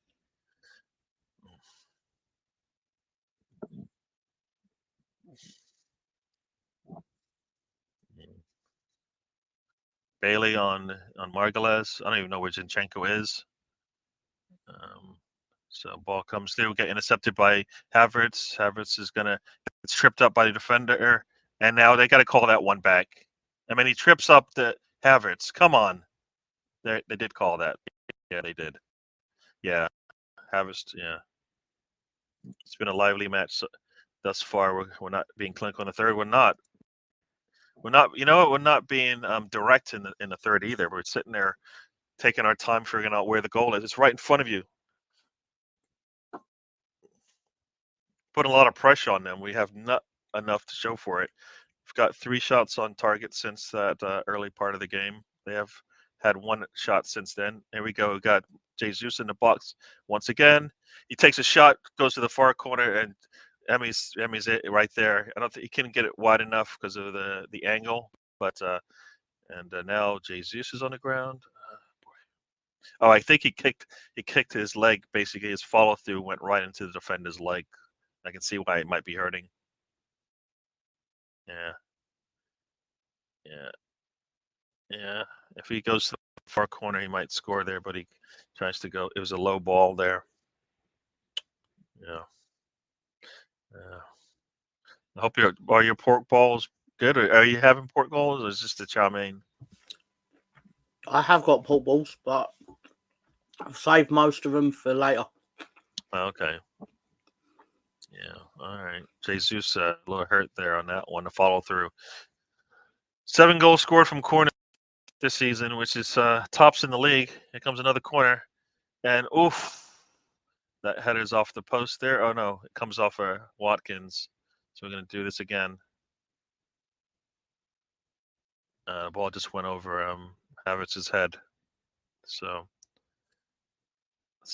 there we go. Let's try this again. We got Sacker, but that was a good cross, a good corner from Sacker. It's actually in a dangerous area. Sacker looks like Jesus looks like he's a little limpy now. We've got about 2 minutes until we see how much extra time we have left. Yeah, that was going to be a hard rebound there. You saw how it rebounded up and out. Yeah, that ball. Yeah, it's easily Emmy's got it and he's on his back and he's hurt or he's wasting time. Yeah, he's hurt. Right. I hope he's fine in like 30 seconds once he's wasted enough time. I don't. He cries wolf too much for me to believe that he hurt himself. So Rice is getting taken down by Pau Torres. Good on that. If they're gonna let them play like that, I'll take it. But the way he's been calling it, yeah.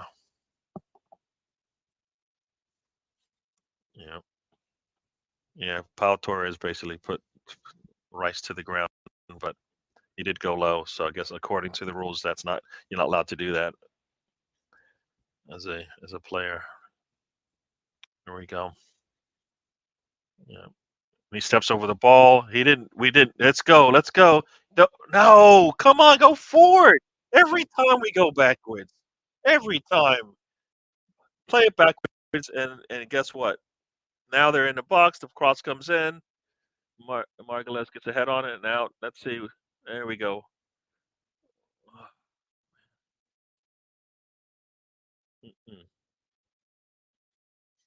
Oh man. Yeah. I think if Arteta has anything to say to these guys, it's hello. Do you mind like taking the ball up? Let's just be a little bit more direct in our attack. And then we've got Saliba just kicks the ball right out of bounds. That he's trying to kick it back to the goalkeeper and to the imaginary goalkeeper in between Margulies and Raya. So now I got a corner. The clock's about to hit 45. This is the last thing you want to see as an Arsenal fan, the way this half is going. A corner late in the half. They've got like 6 players in the box, and they're all over Raya. Raya's trying to make some space, and the ball comes in, and cut it out, and here we go. Let's see.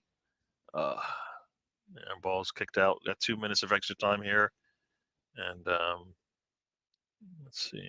Cross comes in, and Zinchenko goes up for it and is so far off. Jesus has the ball, and let's see. Got just over a minute left here, and here we go. And Havertz tries to split 2 men, can't. Let's see if we rush to get this ball and get it going. Got a minute left of extra time here.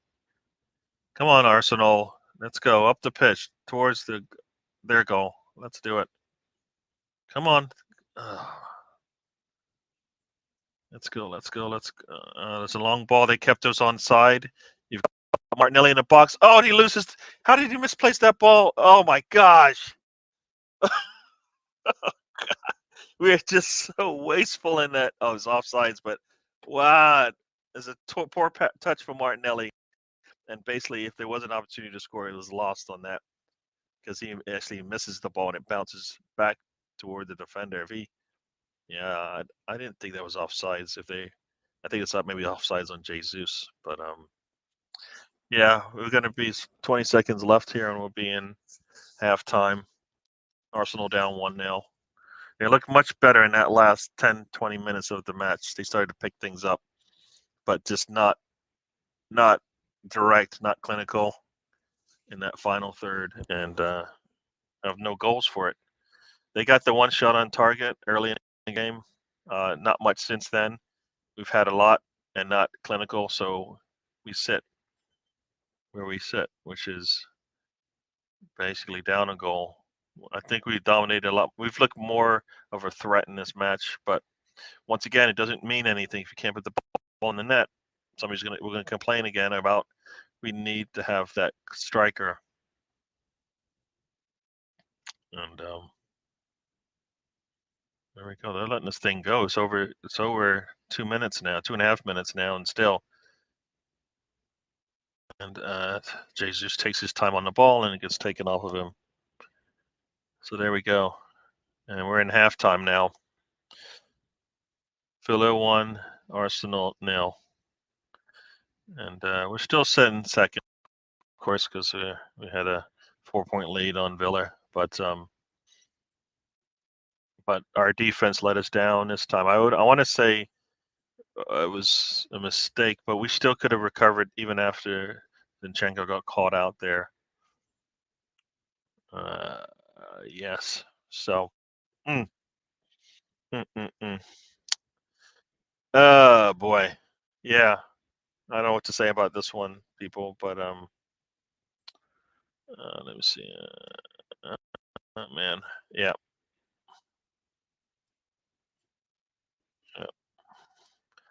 All right. Let's see. You're thinking more people in the box to get on the rebound. Yeah. No, I think that's been our problem. We always seem to attack as one sometimes. The ball gets into the box and there's nobody there. When Saka's coming off the edge there, we should be attacking that back line, trying to get there, and nobody was there. He had nobody to pass the ball back to, and so it got easily intercepted there. Yeah, lots of opportunities. Too many. Coming off that left side, they look very vulnerable. Martinelli's getting there with a lot of space. Um, Nothing to show for it. Need to respond early in the second half. Put some more pressure on them. Look, if stats mean anything, the expected goals, Villa 0.25, Arsenal 0.72. If you're into the stats thing, we had almost 3 chances of scoring than they did. Their one chance they got it, and it's weird. It's 0.5, 0.25. Possession, we've got like a 53% possession, which doesn't mean much in this match. 8 fouls on us. I think we have more yellows too. I think we have all the yellows in this match, right? Is the yellow cards anyway? Where is that stat? Yeah, we've got 1 yellow card to their 0. So, yeah, Mr. Tom. Not a good game for us. Not a good half for Arsenal yet. It was promising towards the end. It doesn't sound like it's been a great 45 minutes. Well, as a whole, no, but the last 10, 20 minutes looked much better. Looked like we actually might try to score. But it looks like we might try to score as opposed to let's just try to score here. So, Arsenal. I don't think they have to do anything different than what they did in the last 10 minutes of this match. Put a lot more pressure on them as opposed to, what we were doing. Biggest Gunner, you still there? Yeah. You're taking a little break. Yeah. Are the others going to pop in at half time, did they say? I don't know. I think halftime everybody tries to get whatever done, right? So they can come back and watch the next 45. So what are you eating, by the way? So what is on the menu today, Okay. Mr. Tom? Okay.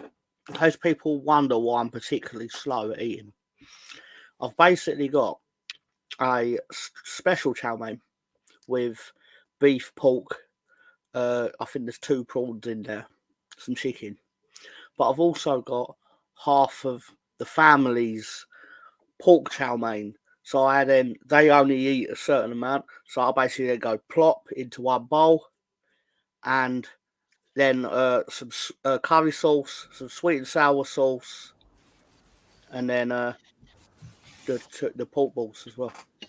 Cool. I'm basically eating 2 meals. That's cool. I would like to do that right now, but I have not. Mr. Sam has joined us. I don't know. Everything you guys were complaining about came to fruition. Pretty much. Leon Bailey's having a good game, giving Zinchenko a problem, like I said, and they're playing exactly the way I said they would. They're playing long, quickly over the top, directly up front to their players up front. They're playing precisely. They're playing well, giving us problems.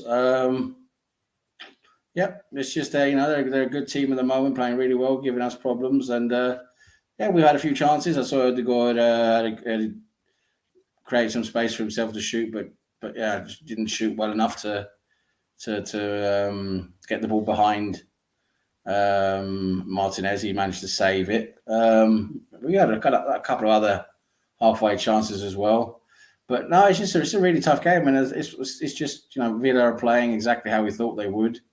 Bailey's doing exactly what we thought he would, and it's a bit disappointing, I think, for me that Arteta doesn't seem to have addressed those things. Like Zinchenko maybe has been the wrong choice for this game. Such a big game against Villa against Bailey.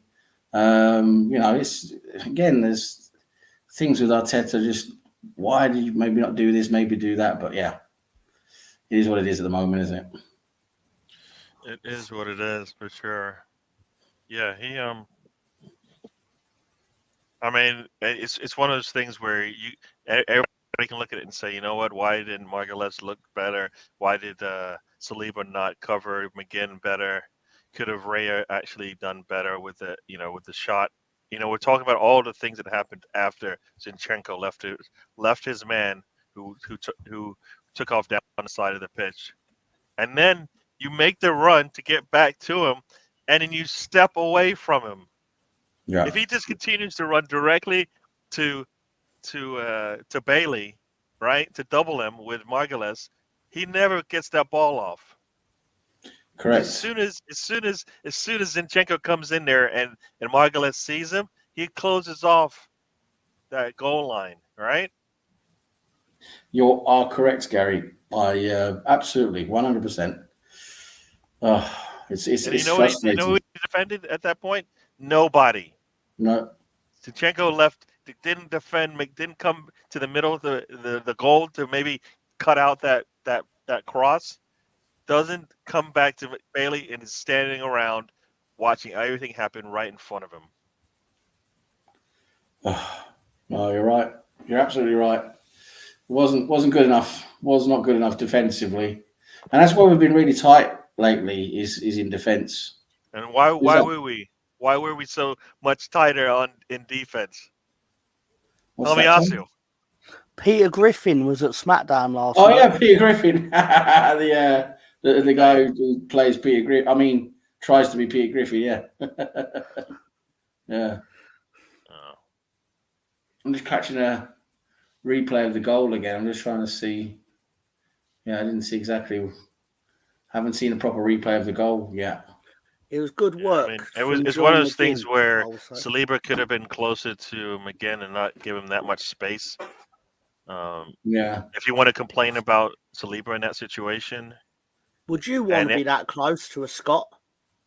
It goes to show you, Gary.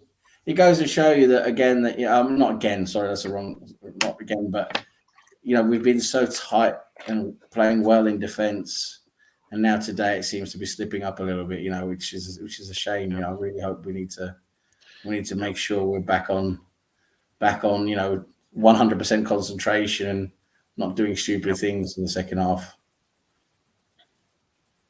No, correct. I mean, we're all worrying about making that one mistake, and now we just defensively were turned off, and we paid for it, right?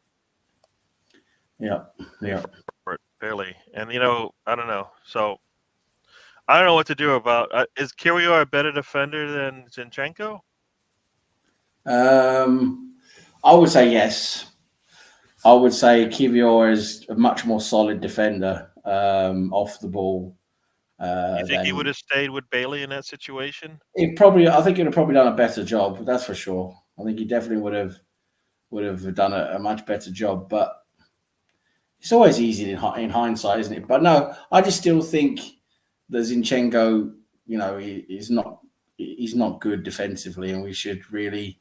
A game away against Villa like this, we know we're going to have a lot of counter-attacking against us. We know that they're going to play direct football, and right down our flanks. So, we've got to have people who are good at defending in games like this. And so, for me, I would have gone.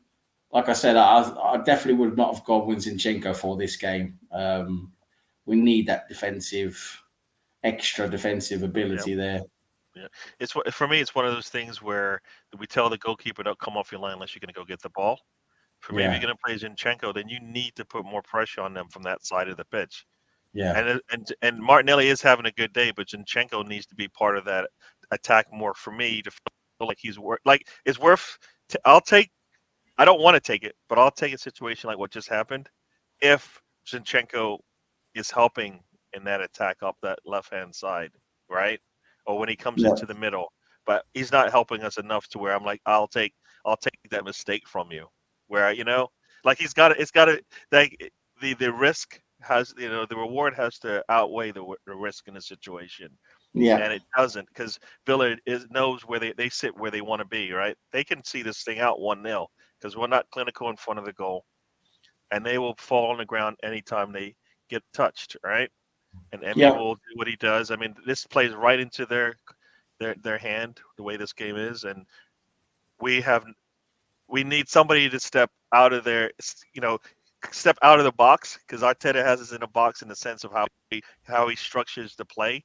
We just have to do something a little bit more than that. You know what I mean? Somebody has to make a special play. Yeah, we just need to we need to take more advantage of what we're doing up front as well. As we're close to creating a few more chances than what we've been doing. We're close to it, so we just need to, like you say, we just need to be a bit more smarter with what we do.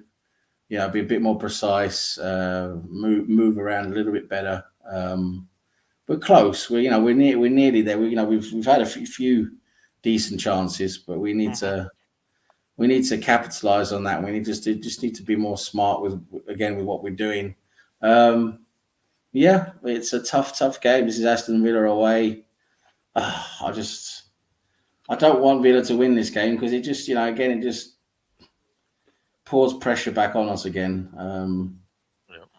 Yeah, no, it's I don't know a about tough, you, but tough that ball that comes out to Saka, and I'm like, all right, can you put your foot through it, please? He steps inside and then basically gets close to the defender and nothing happens. You're like, that's when like you let them dictate what happens as opposed to you put pressure on them and then like nothing comes out of it. And it's like,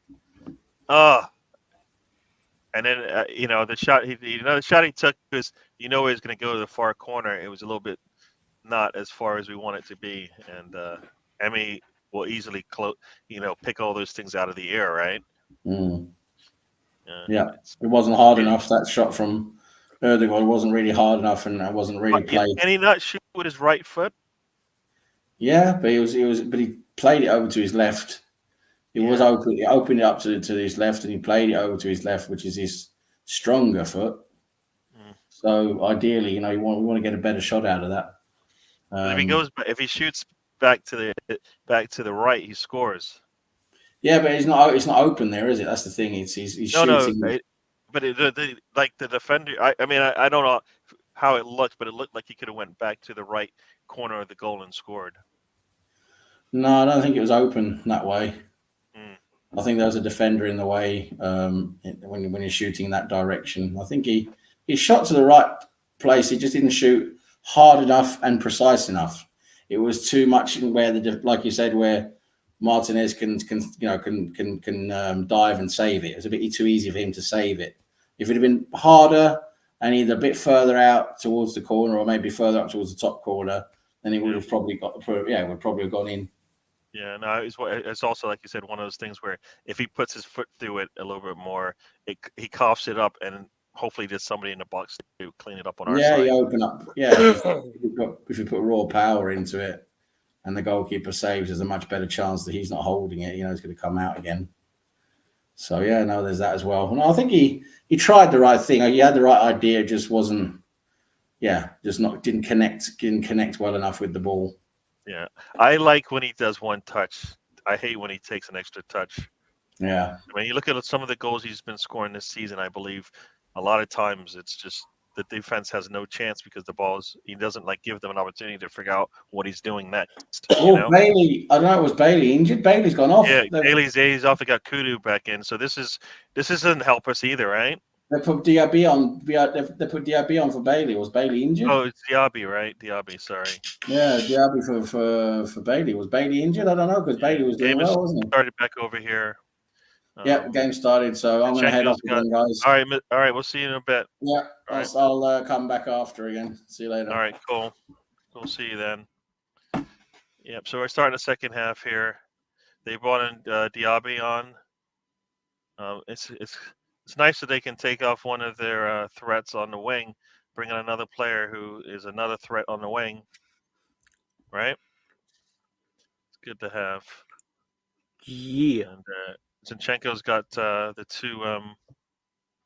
We got the yellow card, so we got Martinelli in the box. Let's see what he does. Puts a cross in, and Erdogan's not on the right side of that one. Defender is able to get in there, and they can play with the ball on the ground. There we go. Come on, it's our ball. Boy, they're gonna grab us every time, right? Ball's into Jesus. Jesus turns, and is able to get to the ball. He's trying to draw a foul. He's trying to draw a foul. I'm not gonna give it to him. I get what. There we go. We got the ball stuck in the half. Ball comes in. Saka whiffs at it. Oh, he tried to volley it. strike, basically. Let's see how Jesus goes. I don't think about this. He does kick. Oh, he gets. Oh, that's not a penalty. I don't know what is. He gets kicked on the bottom of his Achilles when he's trying to go for the ball. If that's not a penalty, I don't know what is. That should be a penalty. He kicks up in the air and he kicks the back of Jesus' leg. So I'm hearing in my ears because he was going down, he's able to get kicked, and it's okay. I find that ridiculous, right? You kick the back of a guy's leg, and it's okay because guess what? He looked like he was going down because he got kicked in the back of his leg. It's not a penalty. It's a little bit of contact. He kicks the back of his leg. I hate these guys. I hate these commentators. You know what? He kicks him off balance because he kicks the back of his leg. He can't bring his leg down. Come on. That's ridiculous. Kicks in the back of his leg. Why Not has joined us. Welcome to the show. He's Arteta out. He's Arteta in. I don't know what that means. Hello, why not? How are you, sir? Oh man. Yeah. Other than the football, obviously. Yeah, I don't get like what is a penalty in the box then. Kick the back of somebody's leg. Got a ball there and Jesus just can't get to it. Emmy comes out like he's supposed to early. Gets there first, and Jesus can't get to the ball in time. Man, we're looking much better. We need to put a lot more pressure on them to get this goal, and then we'll figure things out after that. So, yeah, there we go. Oh, keep losing these balls, these 50-50 balls. We keep losing it. Look how easy. Let's go. Get in there. Here we go. Margulis gets the ball and then gets it out. There we go. And Martinelli doesn't see the defenders. It kicks it right into Diaby. And yeah. Let's go. Saka's got the ball now.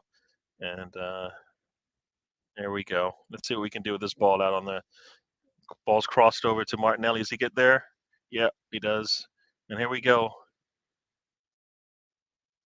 And he gets kicked. He goes down. He's in pain somehow. I don't know what happened there. Martinelli is down on the ground. I couldn't see what happened. I don't know. Did he get kicked in the back of the leg? Oh yeah, he does. There's some contact in the back of the leg. I don't know. Didn't look that hard there.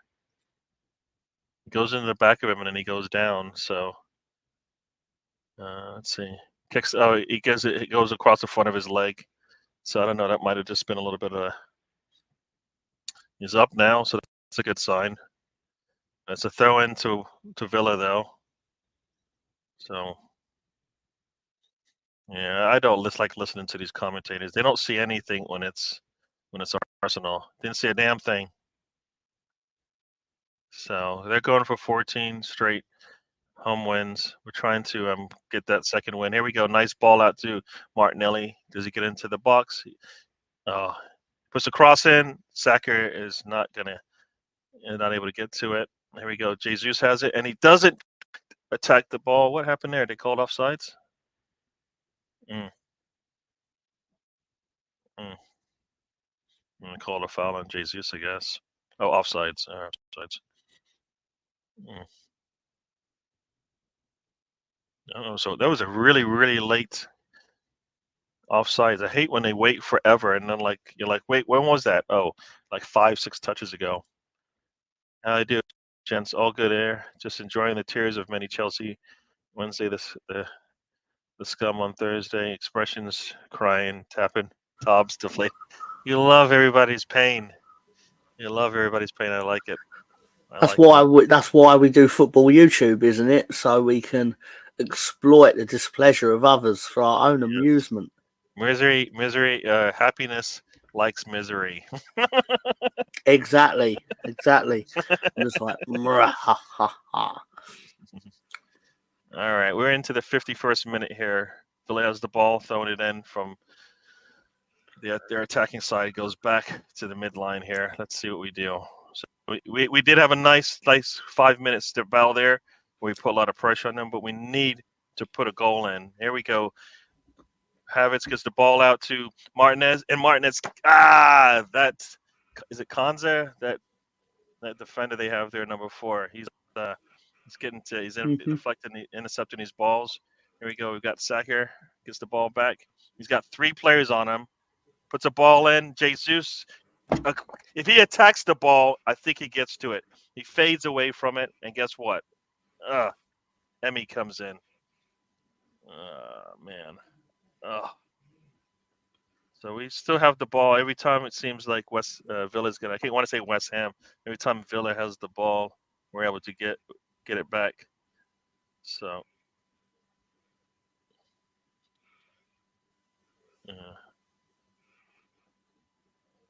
You got a long ball up here to Sacker. Does he get to it? Yep, he does. He's got Digne on it. And Digne's just grabbing him. And he pulls him. He's pulling him the entire time. The yellow card is called. I mean, he's got to hold him the entire. Oh, there goes the yellow. He's held him the one time, spins him, and then he has to hold him again. So Sacker, continue to do that, please. You have a man on you who's just grabbing you the entire time. The entire time he's got a handful of them. Come on, is that not a goal scoring opportunity there? I know it's not. I'm reaching. But Digne's got a yellow. Arsenal has to continue to go there. Sacker has got his man on ice, basically. He's spinning them all around. There we go. Got a free kick coming just outside the box on that left-hand side there. Or should I say the right-hand side if you're looking at it. Yeah, you're very right about that. Why not? United getting destroyed at home. Destroyed. Not even as you say, getting thumped royally. Do you know that's the 5th time this season Man United have conceded 3 goals at home? That is really. Here we go. Saka with the cross. That's music to my ears. Nice short pass. Oh my gosh! It was a short ball to Erdegaard, and Erdegaard cannot get the ball out from his feet, and it basically just goes right to the 2 defenders who he was trying to hold off. Oh man! You got to get the ball's got to be the first. You know what? When you got the ball inside when the ball's coming to you inside of the box, the first primary rule has to be make sure you have the ball. Right? You're the first one. The ball's passed you got to be the first one there. Right? And Erdegaard got powered strength. He's strong-armed off of that one a little bit. Got to hold up a little bit better there. Oh, man. So, man, we are threatening. We need to actually get this ball. They are not getting much. The ball's back with us again. Every time they seem to think they got the ball, we take it right back.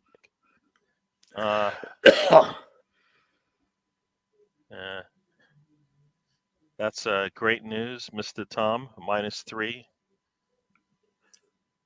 3 Hagen. 3 Hagen. Nice ball there. You've got the ball out. I hope that flag doesn't come up. Jesus is waiting. Corner there. It was really nice. We have some nice attacking there, but we just can't get that last ball to where we get an easy score. Like they're going to make a sub. I think this is the thing about other managers. They see something they don't like, they make the change now. They don't wait until the goal goes in. Unai Emery is making a sub right now. I think it's because the defense is getting torn apart. Tielemans is coming off for Ramsey, so we got a threat there in the midfield because Ramsey I know can score if we don't watch it. Tielemans getting, he's not doing much for them, but we have to continue on. So here we go. We're in the 56th minute here. Tielemans coming off, Ramsey's coming on. I think they're really looking to get this counter going if they have a chance. We have to be a little bit more clinical and get this game back to 0-0. Sorry, 0-0. 1-1. Got a corner coming up here from Saka. Should be Eric Banks, 10 Hags. There comes the corner. Hags, not Hogs. Hags. Old Hags. Cross comes in, very nice. Oh, almost an own goal there. Almost an own goal there. Oof. That made Off- Gary make a noise I'd never heard before. I mean, they're the only ones attacking this ball because they have us basically. Watkins goes up and gets in front, and like that ball hits the post. If we got lucky there, we might have scored an own goal off of Martinelli. Emmy Martinez gets basically shaded off, blocked by his own man. Come on, Arsenal. We got to be stronger. We are so weak when we need to hold up on that ball. And it's killing us, man. Hey, yo, yeah, no. We need to put this ball in there. Come on, keep pressing. This is you watch, I just remember like watching the City matches and everybody's like, a goal is coming, right? The goal is coming. Well, we look like all I can say is we look like we're going to try to score as opposed to a goal is coming. That's the problem. Emery is prepping for the press. Ramsey on. They got a nice ball over the top there. And Havertz has got it. He puts a cross in. It's got to be on target. Erdegaard, not on target at all. This is the problem, man. How many opportunities are we going to give ourselves? This really nice ball over the top from Zinchenko. Is that Zinchenko? Yes. And Havertz puts a cross in, and Erdegaard cannot keep it off right. I'm not sure. And this is probably why he doesn't shoot off his right foot, because that didn't look good. But here we go. Yeah. So here we go. It's almost like one of those times where why don't you take the extra touch there? You try to do one touch there, and yeah, it did not work. Yeah, why not? Definitely been wasteful in front of that. Havertz did a good job getting that cross in there, and Erdegaard wasted it. He did. But we got to continue to keep going. I hope these players understand we need to score 2 goals. In reality, we need to score 3. I don't want it to be close at all. We've got Martinelli out there gets the ball into Zinchenko. It goes back to Martinelli. Martinelli tries to go through 3 defenders, and the ball just doesn't like that. Man, come on. This is one of those things where now the game's kind of opening up. You wish you could have bring on like a Trossard and go that route, So, saw Havertz try to make a run there, and Zinchenko did not see him make that run. I don't understand why we should be looking for those runs that are coming. Havertz trying to do it again, and Zinchenko doesn't pass it. Havertz tries to make another run on the back line once again. We're not seeing that at all. He's made the run 3 times, tried to attack the back line. 3 times, nobody even is looking up.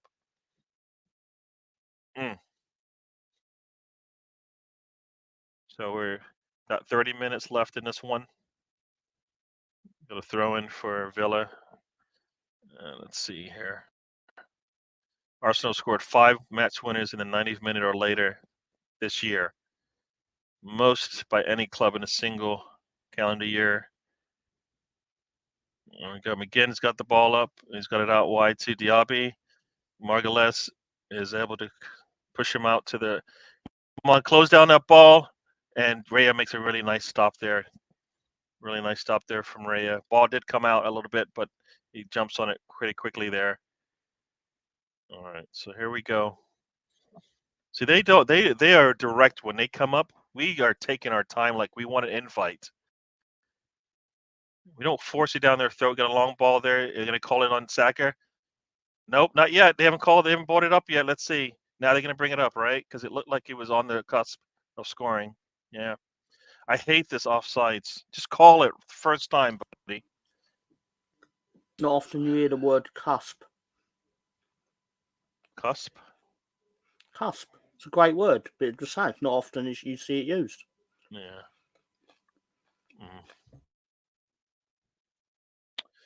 Yeah, there was a nice play there. We like Saka with just a fraction of a second, it would have been on. But we need to keep doing this, Arsenal. We got to do this for the next 30 minutes. That's why I'm saying we need to score 3 goals here. Got to be playing for 3 goals. I'll settle for 2, but 3. Like how I'm on the cusp of applying to be the Ipswich Town chef. Okay, that just is nonsense right there. So, and Saka is down. It looks like he's hurt. And he's banging his foot on the ground. Douglas Luiz, don't you want to come to Arsenal? What are you doing? Saka is saying he's hurt. Playing for a better team than Arsenal currently, though. He's not on a better team than Arsenal. Do you look at does the table not mean anything anymore? Well, or it doesn't matter now? 1 point difference is. It means a difference. You'd rather be in second place over third, right? It doesn't matter how many points. You've told me this. Now all of a sudden it makes a difference. So nonsense, and now you're haterish. Haterish is coming out. It's not even a word. now Did the table doesn't mean anything. Did you say nothing. haterish? Haterish. Did the word haterish come out of your mouth? Yes, it did. It's not even a word. I know it's not. I said that. That's amazing. I know you said it. It's just amazing. They're bringing on sounds 2 like more something players. you'd Looks get like in like Manny Dungeons and Dragons or something. And another defender. I don't know who this guy is. That's not Mavropanos, so. VAR wants to take a look at something. I don't know what they want to take a look at. Were they going to give a card on Arsenal or something? That's the only thing that would make sense to me. So here we go. Ball out to Saka. Saka. He's pulling his arm back. Saka, just push him off, man. If you can grab your arm, just push him off. Yeah.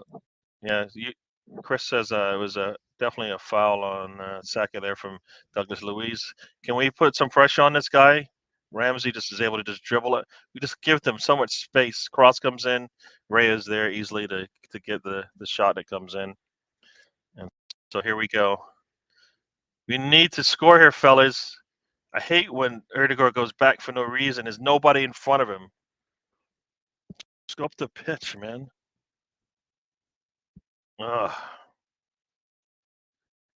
As in to get the suspension. There we go. Ball's out to Saka on the right-hand side. Final third entries are equal now. 35-35. It's crazy because it just seems like we've had 28 touches in the box right now to their 9. It's the problem. It's like they get nothing when they get into the attacking third. We're getting everything we want, and we're not putting it away. Because one of the things we don't do is make a run at that back line. Saka looks like he should be coming out. I mean, he always shows up, right? But he's limping around. You've got White on the right-hand side. White tries to go through the legs. He does. Saka gets there. And Saka is pissed and boots the ball. That could be an easy yellow for the referees feeling bad about it. But he's not. He's going to let it go. So here we go. Got Matty Cash coming in. You've got I forget what defender this is coming in for to Villa. Saka's getting frustrated, but dude, just why you can put the ball in the goal. I know how to cheer you up, Gary. What? I know how to cheer you up. No, you don't. And until Arsenal scores, that's the only way it's going to cheer me up. Okay, because Man United play Liverpool next week, and Fernandes got himself booked today, so he will be suspended for Man United against Liverpool. Nick, I just muted you because I don't want to hear it. It makes me actually feel like I should just kick you off the show. What the hell? What are you doing? Do I do this to you? Do I deliver pain to you? I don't. I laugh. Got mom in the house. Welcome. She's talking to you because she's definitely not talking to me. Didn't even say hi. Didn't even say hi to your son. Hi, Mr. Tom. First thing. What's up with that? What is up with that? No respect at all. Oh man, Arsenal, we got to get this first goal and the second goal. Come on.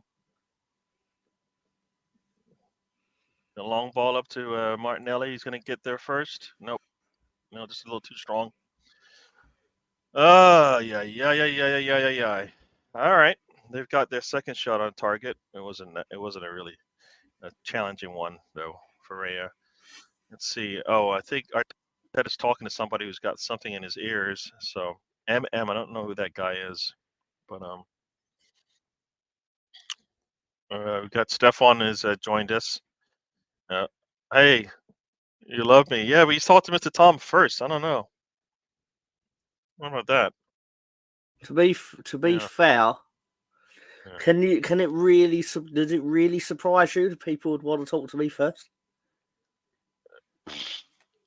Watkins gets his shot. Raya does get to it, and I don't even want to talk to you anymore. I don't like you. Yes, sir. And Diaby gets the ball, and he's able to get by Saliba. No, he gets the ball right into the middle. They have one player, R4, and he's able to get the ball. How is that? How is that? One player to defend, and he still gets the ball. Yep. You got Margules. You've got three defenders, and the one player they have is able to get the ball. All right, gets Martinelli with the ball. He gets it out wide to White. Let's see what we do.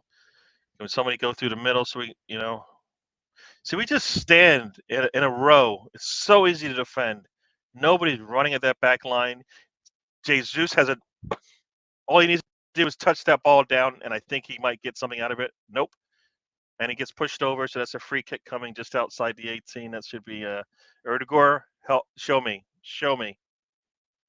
Amazingly, Ryan is moaning. Is it moaning? What? He's happy with what's going on? I'm not. I'm not. Saying hi to my mom. Thanks, Stefan. So here we go. Got a free kick coming. I don't know if Jesus or Erdegaard is going to take it, but this is a good one. You got Trossard coming in for, I can't see the number, 11. Martinelli's coming out. So here we go, folks. Martinelli's coming out. He's looked really good today. I mean, I could have seen taken off Saka. I know Arteta won't do that, but I don't know. Martinelli seemed to, he's definitely a slow down in the second half. But I mean, at some point it was going to happen. But here we go. You got a free kick. It's almost on the 70th minute mark here. And see if Emmy, if we can get something past Emmy. He's been hard to get a ball past today. So here we go. Erdegaard, let's see what he does. Let's see what we do here with this one. We just need, all these guys need to get into this box and get on any ball that is not covered up by Emmy. Got a high here from Mom to Stefan. There we go. Yeah. Liam isn't going nuts either, huh? So they're I don't know what's going on. Is Liam alive? Martin, oh! Rice took a shot. I got a little deflected going through the wall, and then I think it goes off of Trossard, and dies right in front of Emmy. So it was a nice try there, a little thing different. Erdegaard did not take the free kick, which I'm thinking, why not just take it? I mean, I don't get sometimes why your best free kick taker, you let Rice take it. I get Rice can do all things, but at some point, Erdegaard is going to have to show me, and then Havertz gets pushed off the ball by Douglas Luiz, and there we go. We got a free kick coming our way. Stefan says it's pretty cold in England here. So here we go. Let's see what we do here. Saka with the ball. And here we go. We need to score here, Arsenal. Come on. Come on. Come on. Get a draw at least out of this one. Of course, that puts us tied on points with Liverpool, but a couple of goals, I think, behind on goal difference. Here we go. We go. Let's get to this ball first. Come on. Every time. Come on. They're gonna. There we go. Nice defense there. Margulis gets the ball up to Erdegaard. Havertz. Erdegaard gets taken out. That's got to be a yellow. That should be a yellow. Yeah, it is. It is. It's a yellow on McGinn. Yeah. And Erdegaard looks like he's hurt. Get up, man. We need no time to take. Get up. We need to get this goal. I mean, I think he falls flat on his hip. It definitely hurts, probably. Yeah. I mean, it was a rash challenge more than it was. He definitely got the ball first, but it was a rash challenge because he took the man out. Yeah. Here we go. Got a free kick coming. Here we go. Got less than 20 to go on this thing here. Come on, Arsenal. Need to get 2 goals. Oh my God, Saka with a poor touch. Ugh, Saka. Come on, my man. This is what happens when he gets injured and he's like, you don't get the same level and just loses the ball. Poor touch there. Brings a man down. I mean, Liverpool got United soon, which doesn't mean anything, as you said. And we can't get the ball. And they are just getting every ball. Doesn't matter how many defenders we have, they are getting to the ball. Yeah, Liverpool is going to play United without Fanage, Bruno. So, and the man's just pulling on him the whole time, Watkins, and he's trying to stay up strong, and we lose the ball, I think, because of it. You know, Arsenal give us a goal. That's what I'm saying. I'm saying that too. This is not looking good where they have the ball in attacking third right now. And they're going to take their time with this throw-in. So, yeah. Yeah. Come on. Get a throw in here. Come on, Arsenal.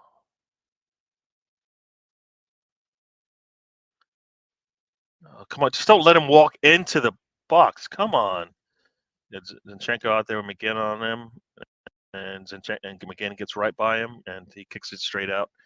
We'll take that. That was actually a good hold up there from Zinchenko. McGinn, though, doesn't scare me as much as the other players coming off that side there against Zinchenko. So here we go. Let's go. So, come on, let's go. Get this ball up. Get the ball to Trossard. And he just kicks the ball because nobody's moving. They're all hiding from him. Come on, Arsenal. Standing there watching a man with a guy right on his back, and they all just stand there hiding behind the Villa man. And he has nowhere to go with it. And he kicks it to no one. Nice there from Rice. He just said, screw it. No, you're not doing anything. I've got a corner coming, though, so it'd be nice to get a score in a corner, right? An Arsenal score. So here we go. We're 75 minutes, and I don't know what he's holding the ball up in the air. I'm not sure what's going on there. Is that just to take more time off the clock? So every 30 seconds, every time a free kick is taken for sure. So they will fall down anytime they can. So here we go.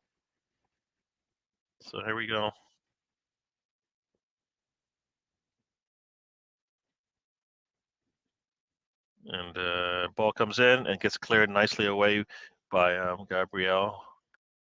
And here we go. Close down on the ball, Jesus.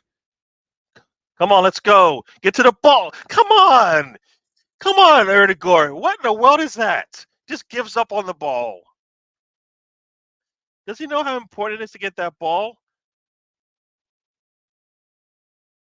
And basically just gives them what they want. Come on. At least get in his way. Gosh. Every 50-50 ball's got to be ours. If we make a bad pass, you got to go get it. All right, here we go. We still have the ball after all of that. Still, this goes Zinchenko up the left-hand side. All right, Rice with the ball, and he's a poor touch, and he's going to get a yellow for whatever reason. Yeah, I think it's a yellow for that. So his touch was bad, and then he sticks his leg out on Matty Cash, and oh boy, got 13 minutes left in this one. They're bringing in another sub. I don't know. I feel like they've used up all their subs now, right? See, yeah, this has got to be the 5th sub, right? Diaby, Ramsey, Cash. Oh, this is Dendoncker on. No, Dendoncker, and now this is another player on. So they've used up all their subs. So they just, I think they're going to try and go defensively and counter us.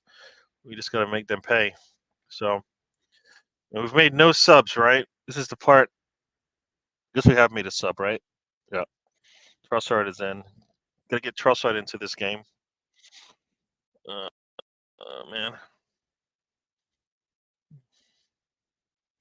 We're up 1-0. We can't find. We have only Trossard to bring on.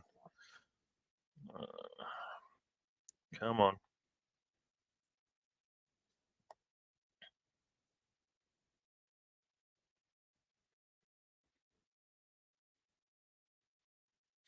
Let's see. Do we have the ball? They can play the ball on the ground like that. And we.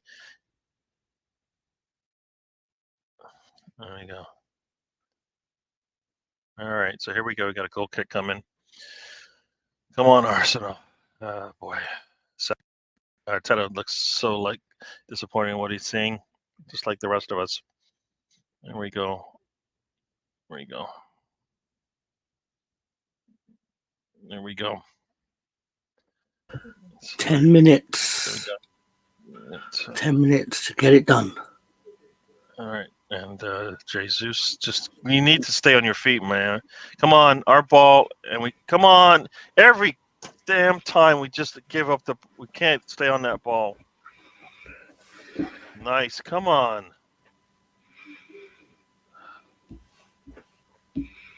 Ball into, put your foot on it, very nice. Through the middle here, and come on!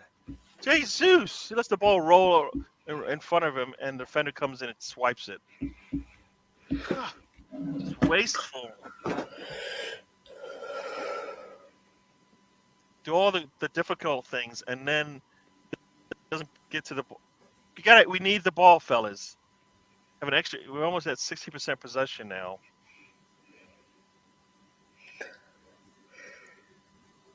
Come on. Every time they give us an opportunity, we just sit. Saka needs to put a little bit more pressure on them. Here we go. So leave a nice defense there. It's the ball up to Saka, and Saka, it gets taken down again. Okay. All right, come on, let's go. We got a free kick coming. Just under 10 minutes to go.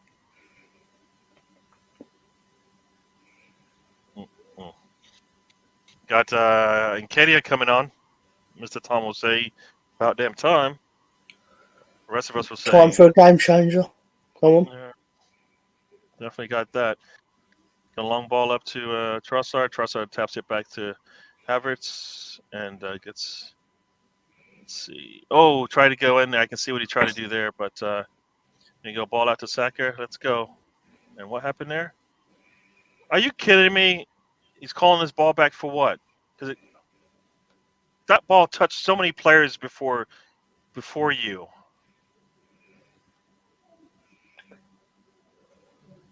And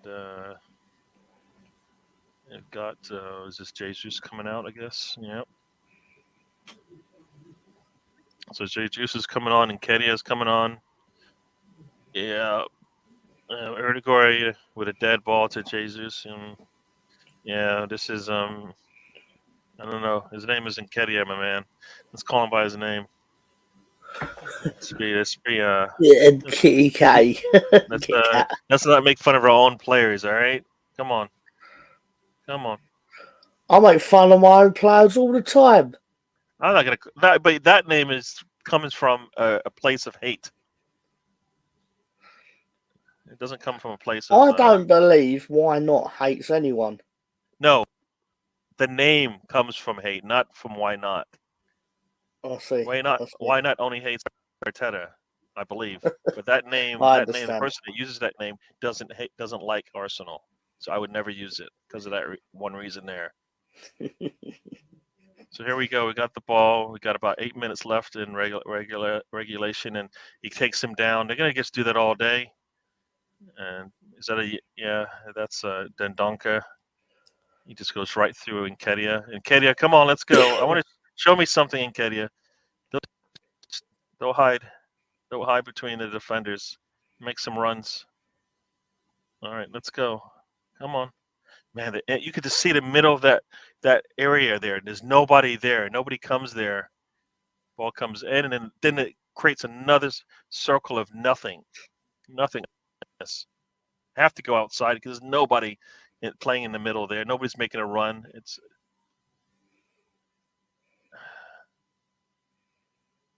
I got a long ball here, and what happened now? Zinchenko down. What is?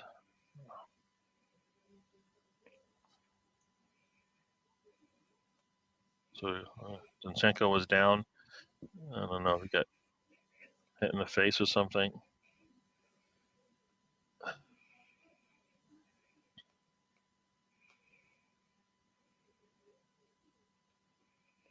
There we go. Come on, Nketiah, run, please. I don't like him jogging around. It's not like you've been sitting for like an entire game. Can you run? Put more pressure on the goalkeeper. Come on, man's out there for a jog. Saka, he's not gonna get there. The ball goes out. Very nice. Here we go. Come on, we got to throw in deep in their half. Come on, don't wait for them. Come on. Here we go. 6 minutes left. Here we go. You said Eddie the Superstar. That's interesting. Here we go. Ball's into Trossard. Just a little bit. Oh, a little bit behind. The Trossard goes down. Here we go. And long ball comes up and easily Ray is there. I think Trossard is one of he's still down. Yep. And that ball got cleared, but he got hit on it. And here we go. There we go. Oh, man, what's the point of us making runs if you never even look at him? Now we have to pull the ball out because Trossard's still down. We're making all these when we do make a run, we never look up there.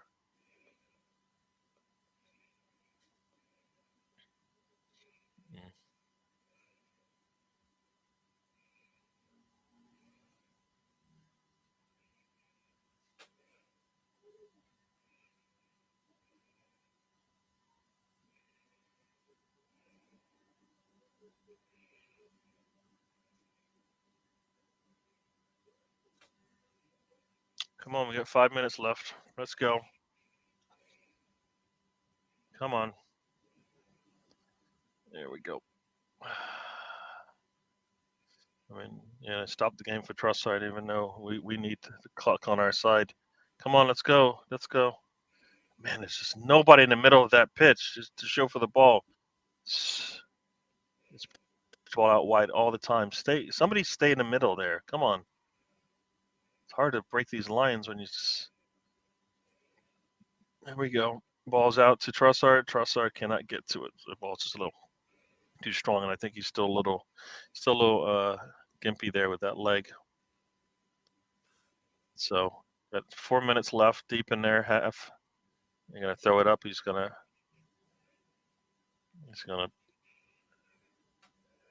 There we go. There we go. Trossard, Zinchenko gets to the ball. Here we go, and we have 4 players around the ball, and nope, we cannot close it down.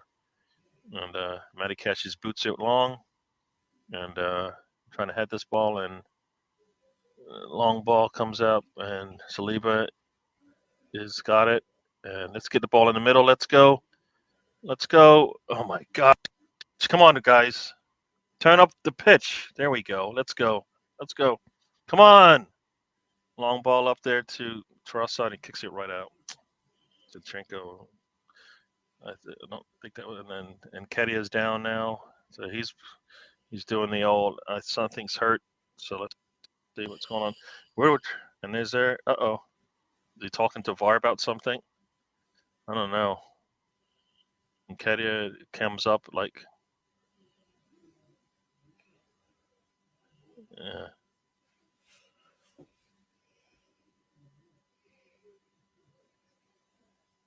No, you did see it. Stop that. I'm listening to this guy in my ears tell me he didn't see Nketiah making a run when he lifts his arm back just to swack him in the face. Come on. He knew exactly what he was doing. Knew exactly what he was doing.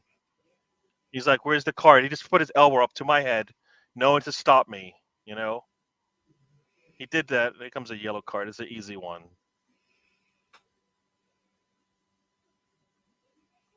If he doesn't do that and Nketiah gets a run on him, you know? But I don't know if we even saw the run, but that's the problem I'm seeing is that we're making runs the back line and our man with the ball is never looking there. So there we go. Saka, can he get to it? And they kick it out. Ramsey kicks it out. So here we go. Got a throw in coming. Got 2 minutes left for extra time.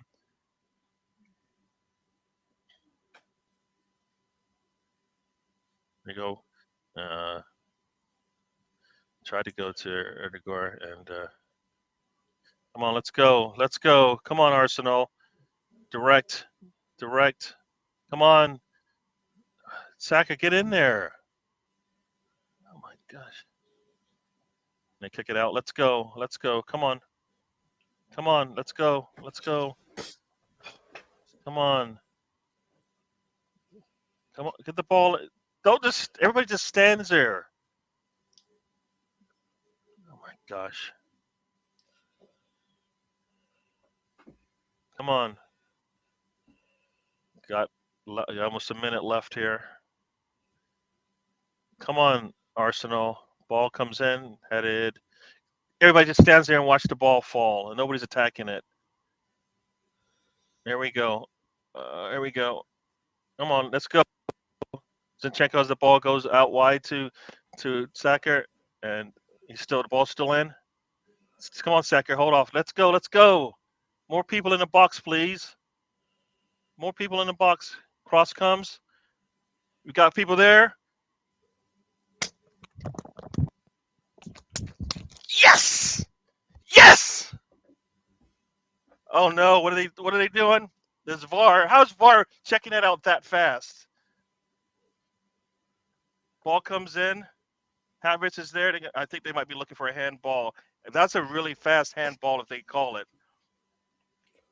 That's a really the way that he got called on that so fast, you knew they just wanted to find a reason not to It's hard to say if it came off somebody's hand, but guess what? They're gonna say it came off the hand of a player in yellow here. See, it hit something, but nobody can see what it hits. At least they're gonna say it hit something, but it's hard to tell where it came off of Havertz there. I think it's off Havertz, but you can't see a handball. And Nketiah scores a goal, so it's definitely not on Havertz because Havertz cannot touch the ball if the ball gets the ball hit him in the arm. That ball just deflected off the defender. I don't know what the rules are. If Havertz scores, then he can't score it. Nketiah is the one that scores it. Havertz is there. The ball bouncing around does come off his arm, but they're saying it's going to be disallowed because it's a unintentional handball. Oh, the referee gave handball. Imagine that. That's ridiculous. Like, there's no way he saw that. There's no way. Wow. That we're not going to get any calls anyways these days. No way they're going to give us a call if he sees that you can't see that. You can't, like, for me, if they can't see it, then it can't. You can't see a handball, so it can't be a handball by the. That means he got it wrong, right?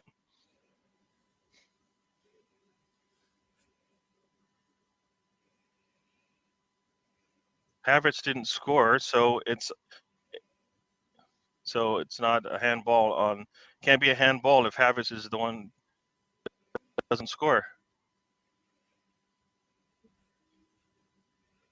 Oh man, no goal handball. Martinez is spitting up blood. We got 5 minutes of extra time. VAR has been going for at least 3 minutes, 2.5 minutes here. Oh boy! Hounding the ref, aren't they? Huh? Arsenal were hounding the ref, apparently. I don't see it all because they thought, yeah. You can see Martinez has blood coming, I think, out of his face somehow. The fact that you bring it up, but I didn't hear you say a damn word when it was City doing it. I never hear you talking. Yeah. I actively mocked them. I actively mocked City for it on the league show. I didn't hear it, so it didn't happen. Well, I choose not to listen I to actually you don't when you think talk any that way. team should harangue the ref. I think it's embarrassing, no matter who does it. I don't get why it can't be similar to rugby, where if the team want to communicate with the ref, they do it through the captain. Yeah, Zinchenko's off, it. Nelson's on. Not sure we're gonna have enough time here because anytime Philly gets the ball, I have no doubt we're gonna see a minute off the clock. So it's been about 3+ minutes now since that goal went in. So I don't know if we're gonna get an extra 3 minutes. So this game should go to at least 98 minutes if we're calling it by the letter of the law. So here we go, long ball. Arsenal is attacking it like I want to see. And here we go. Why is he? What? I don't understand why. And Kenny just slows up because the ball's over his head. Here we go. Come on, Arsenal. Come on. It's got to get to the ball. We always. Oh my gosh! Now they have a counter on it. McGinn can't get there. Nice one from Margules. Margules just dribbles right into them. Oh my gosh! Come on, Arsenal. Erdegaard has the ball. Gets it up to Rice. Tips it up to Havertz. Come on. He goes backwards. Come on. Forward, guys. We need to go that way. Go that way. Come on. Come on. Right. That open space there in the middle there is just ridiculous how there's nobody there. Come on. Let's go, fellas. Come on. Got to score. Come on. Rice has space in front of him. Does he take it? Yes, he does. Goes up, goes wide to Reece Nelson. Here we go. Here we go. Come on. Gabriel puts a cross in. Oh, and Saka steps back. Just it seems like he steps back at the wrong time. Because come on, let's go. Let's go. Oh man. All right.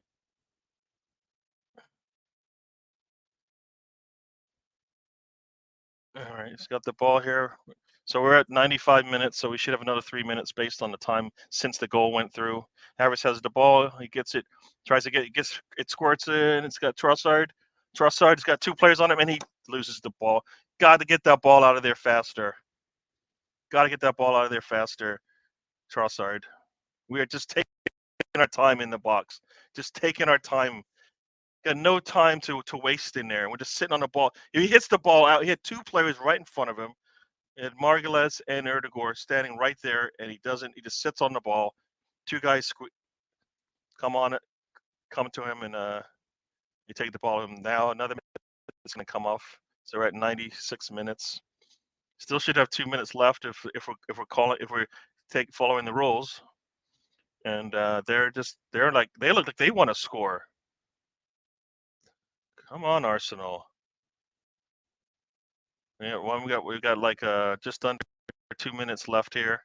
We should have time to get this ball up into an attacking area here. Here we go. Long ball up. And Saka can't get there because he is so. And Havertz runs into Emmy. Emmy doesn't like it. Now Emmy's going after Havertz. I mean, I think he just couldn't slow down. He got bumped by the defender and he right into. So you should talk. It should be Pau Torres who you should be talking to. He's the one that knocks him. Of course, I think Trossard got in there.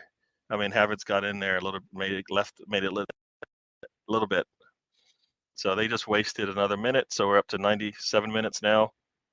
Got a minute left, so this thing should pretty much be over. This game is all about how he played in the final third. I don't care about anything else.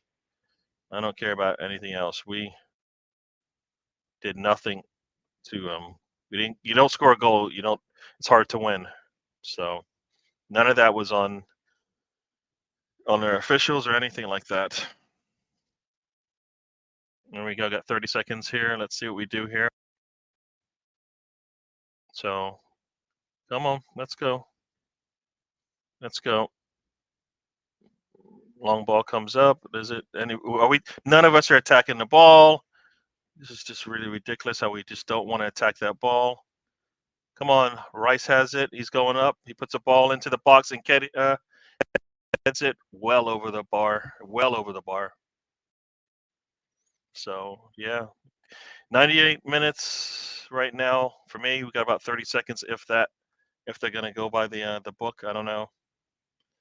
Kedia had a lot of space there to get that ball where he wanted, but just a poor header for him.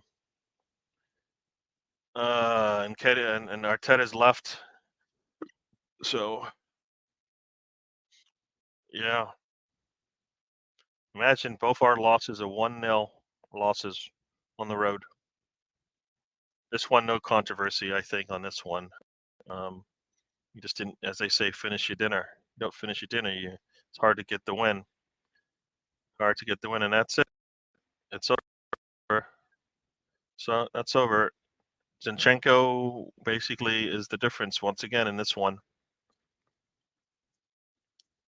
Still sitting second. We'll sit second no matter what happens. We have a game against Brighton and Liverpool, which will, both games to get wins there. We can get back in the first if we want. Yeah. Villa played really well. Arsenal, I think, still got left. I don't know how many injuries Villa has, but Arsenal was missing some important pieces today, and they basically hurt us. Let's see, they have Emilio Buendia out, Mings and Traore. So Sam is back. Sam, we just watched Arsenal lose 1-0. Yep. At Villa Park. You don't score a goal, it's hard to win. Pretty much as expected. Oh, look who shows up when Arsenal lose. He was here before that. Yeah, but he was here before the game was over. He saw that the game was going that way, and then he shows up. So, what a great fan he is, isn't he?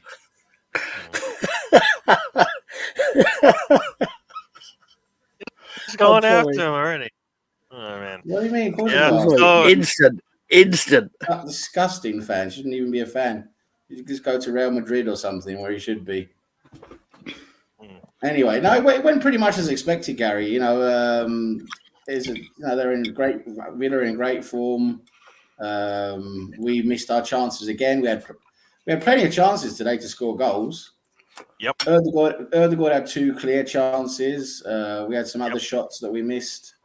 Yep. We can't. Okay, you can say the decision, that VAR decision was a bit. You can say it could have gone either way because I saw the handball. Havertz. There was a handball there on Havertz. There was also a handball. Is it a handball that kills it right there? And it's also a handball on Cash. They both handball it. So, but I'm not sure really. Again, what happens? The rules are. You can't blame that. You can't blame that though. It's that is not the. We have so many chances to score today that we miss. Yep. We play well the second half. We play really well up until about the 65th minute when Emery does what Emery does very well. He changed the tactics of the game. He brought on new players, and he made it very hard for us to play through the wings again. And those new fresh legs he brought on meant that we couldn't get past them. You know, they were catching us up and getting the ball. So the fresh legs he brought on each of the wings was a really good tactical move, because he knew that we were getting through there, and he blocked it off. And from the 65th minute onwards, then it sort of changed around and became really hard for us again, and we didn't really do much again after the 65th minute. But between the 45th and the 65th, we had a few really good chances, and we should have scored one or two goals. So I'm pleased with the way we played during that period. We had a couple of good periods of play today, but yeah, we just we didn't do our jobs. You know, we're struggling again now. We're struggling to score goals again, and again we showed today very clearly that we lack that striker. You know, Nketiah at the end there, you know, he's got a pretty good header. You know, a world-class striker is going to be heading that ball at the goal, but he just heads it, you know, 50 yards over. You know, and the rest of the time Eddie Nketiah was just rolling around on the grass. So, you know, it shows you we are lacking that striker as well. Jesus wasn't really at his best today either. He was missing a few balls, and his first touch wasn't really there. Yep. Unfortunately, he wasn't really at his best today.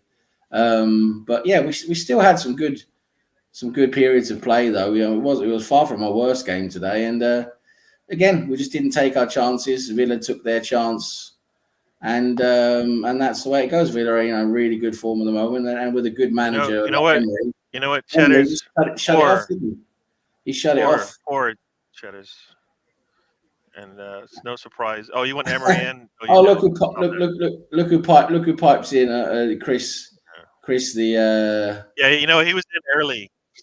For some reason, he was happy to come in early and chat with us early today. So he loves to come in and have a little dig, anyway. But his team not that great, not that great lately themselves, are they? Yeah. Now you know what, and you said it, and this is the thing that I always. Why not Spursy guy just fuck off to Real Madrid? Honestly, just fuck off to Real Madrid where you belong, mate. Let's talk. Me and you were talking. I only talking to why not, because I want to talk to you, so you can tell me, shut me down or whatever. Now, what's the point? What's the point of following? Why do you follow Arsenal, Spursy? Why? What's the point? You obviously don't like them. You don't like anything about Arsenal. So why? What's the point? Yeah. I say it a lot. I take pride in having a really good performance. You don't get the win every time, even if you play well, but a performance like what we had today, where we created enough chances to put a goal in, at least one. I think we could have scored 3. You know, if we were more clinical and a little bit more clean with our passes and whatnot, our touches in the box and all of that. So we gave ourselves opportunities to get the goals that we needed to get the win today, and we didn't do it. And once again, one defensive mistake. I mean, we had probably about 2 or 3 in the game, but the one we paid for dearly. It hurt us early in the game. And this is the thing. Other teams, I don't understand what our team can't do, but other teams are disciplined just enough to where, you know, you're going to have to beat them pretty soundly to get that goal. And that's what happened. We got our opportunities. We didn't put them away. So it kind of helped them out. So, but I don't know. If we play like that, I don't think we don't score a goal in the game, if not 2 or 3. So we created enough chances to score. Zinchenko basically, Zinchenko did exactly what we thought. You know, we said Zinchenko is going to be a problem for us. Raya is good for a mistake, right? Raya had his mistake in the game. Zinchenko had his mistake. We paid for only one today, so you know that's a bit of a problem. We needed we had Saka, Martinelli, and I think had opportunities to get that goal for us. You You can't do that. You got to put your opportunities away, and we didn't do that. I mean, if you look at the way that McGinn goal happens, I mean, it's it's the one thing you see in that, you see Zinchenko reaching out to try to grab Bailey because he's beat, and then the man's jogging back. He should be sprinting back to get in that box, and he's just there. He's just there as a passenger watching all these bad things happen right in front of him. And then we saw Zinchenko do what he does best when we have the ball. In the second half, there his passing through to Martinelli was really good. We was opening up their defense a lot with that passing through to Martinelli. But yeah, unfortunately, we just couldn't put those chances away. We created, like you say, chances. We just weren't connecting. We lack that striker again. We are always lacking that proper striker up front who can take the chances and score some goals. Because we are just lacking that person in the box there who's going to do that for us. Yeah. It's been a big gap for a long time. How is that not a penalty when the defender kicks the back of your leg when you're in the air in the box, attempting to go for the ball that if you get to it, you might be able to put a nice either a shot in or a cross to your. I mean, I don't understand. You kick the back of his leg, but they're gonna go and look at that handball and make sure they see it there or not. But that kick to the back of the leg on Jesus in the box, I don't understand how that's not a penalty. No, that's another because it was given to someone else earlier today, wasn't it? Was it Liverpool or something? I can't remember. But if he doesn't kick the back of his leg, he comes down cleanly, right? The fact that he falls and can't get to the ball, it's like, for me, that's almost a goal scoring opportunity because you see how close he is to the goal point. There's nobody in there in front of him except for the goalkeeper. If he gets to that ball, he doesn't have complete control of the ball either, though, does he? But no, we've seen where he does have complete control because we've seen that happen. The same way we have actually seen that being called, that he has control of the ball even though the ball is nowhere near him. We've seen that. How can he have control of the ball and be nowhere near? I don't get that. We've seen that where the offensive player has gotten the benefit of the doubt, even though the ball he's nowhere near it. But for me, if he can't get to the ball because you fouled him, right? For me, that should be a. Yeah, they obviously didn't think there was enough contact there, did they? But yeah, he kicked the back of his leg. Where else is it supposed to go? It's a slight touch. It doesn't even matter. And once again, why does it matter the severity of the touch? Because every tiny little touch. It's not a rule. There's no rule that says if you slightly touch it, it's not a foul. No, there is a rule. There is a rule that There's no rule that says that. Yes, there is. Show me the rule that says if you glance on his leg. You're not even fucking listening to me, Gary. I'm trying to tell you, and if you listen to me, I'll try and tell you. And that is that the rule says that if you hinder a goal scoring chance, right, which you can argue that really maybe wasn't. Or another thing is if it's deemed foul play, you're obviously using. It's not just a touch, but foul. It has to be like foul play. That's what the law says, and obviously they said it wasn't bad enough to be foul play, and I agree with you, Gary. It was a poor decision. Again, it's a poor decision, but here we are again talking about these VAR decisions again, but. We still had loads of opportunities today, 5 or 6 at least that I can think of off the top of my head, to score goals. We always put it down to the referees, and yeah, I agree the referees do a poor job.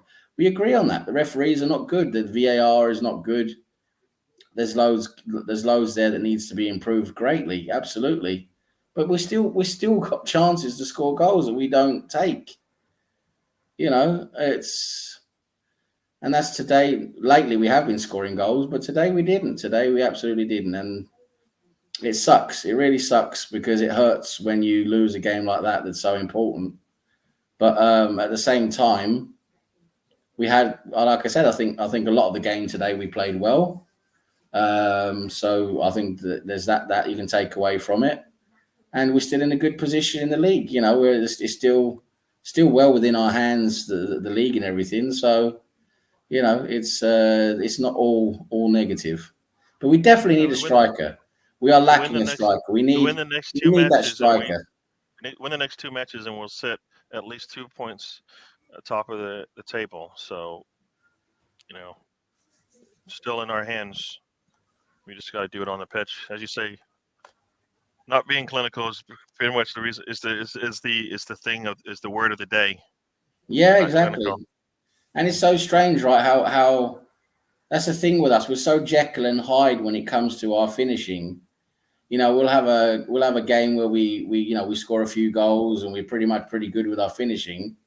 Yeah. And then the next game will be completely rubbish and just nowhere near any good on our finishing and miss everything. And that's like today, you know, we're so up and down with our finishing. I really wish we were more consistent with our finishing. We would be, we would be in a much better place then, but we're still doing well. You know, that's the thing. Yeah. We're second right now just because of Liverpool's win today, but you know, we're still right there. We're battling for the title. So for me, I don't see that as a negative. Whereas I'm not going to point out any names of people or stuff, but there are loads of Arsenal fans who apparently think being in a title challenge just before Christmas is negative. That's not good. So yeah, right, okay. No, I hear you. This one is easy. You can't blame it on the officials. You can't blame it on the way they were playing. It's the way that we played today. And like I said, I'm taking performance over results any day. If we play like this, we're not going to lose as many games as you think.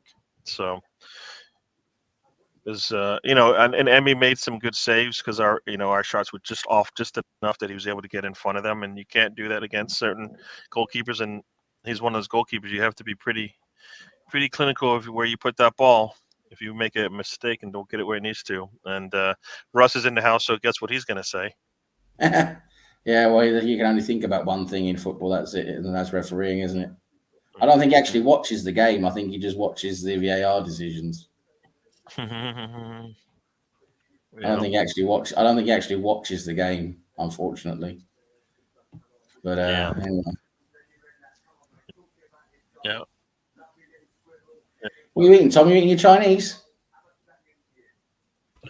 I have 2 meals, hence why I'm working my way through a pile of food, basically. Lovely. He's been eating since he came back.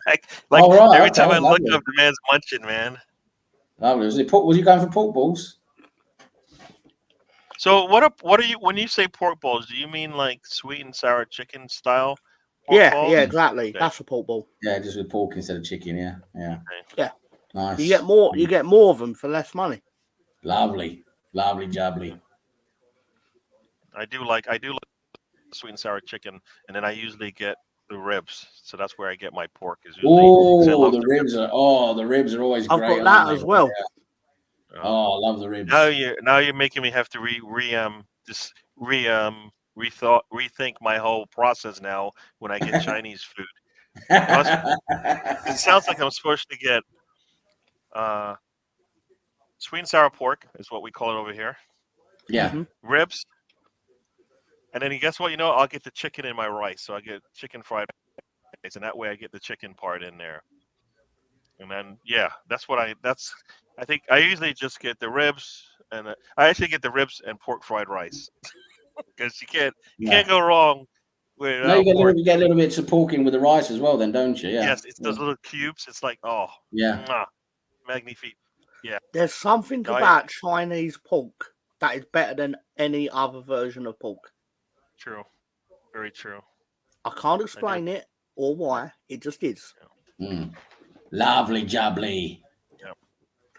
Lovely. I don't know if we're going to see anybody else come join us. It's been a long day, but yeah, no, I just can't believe I'm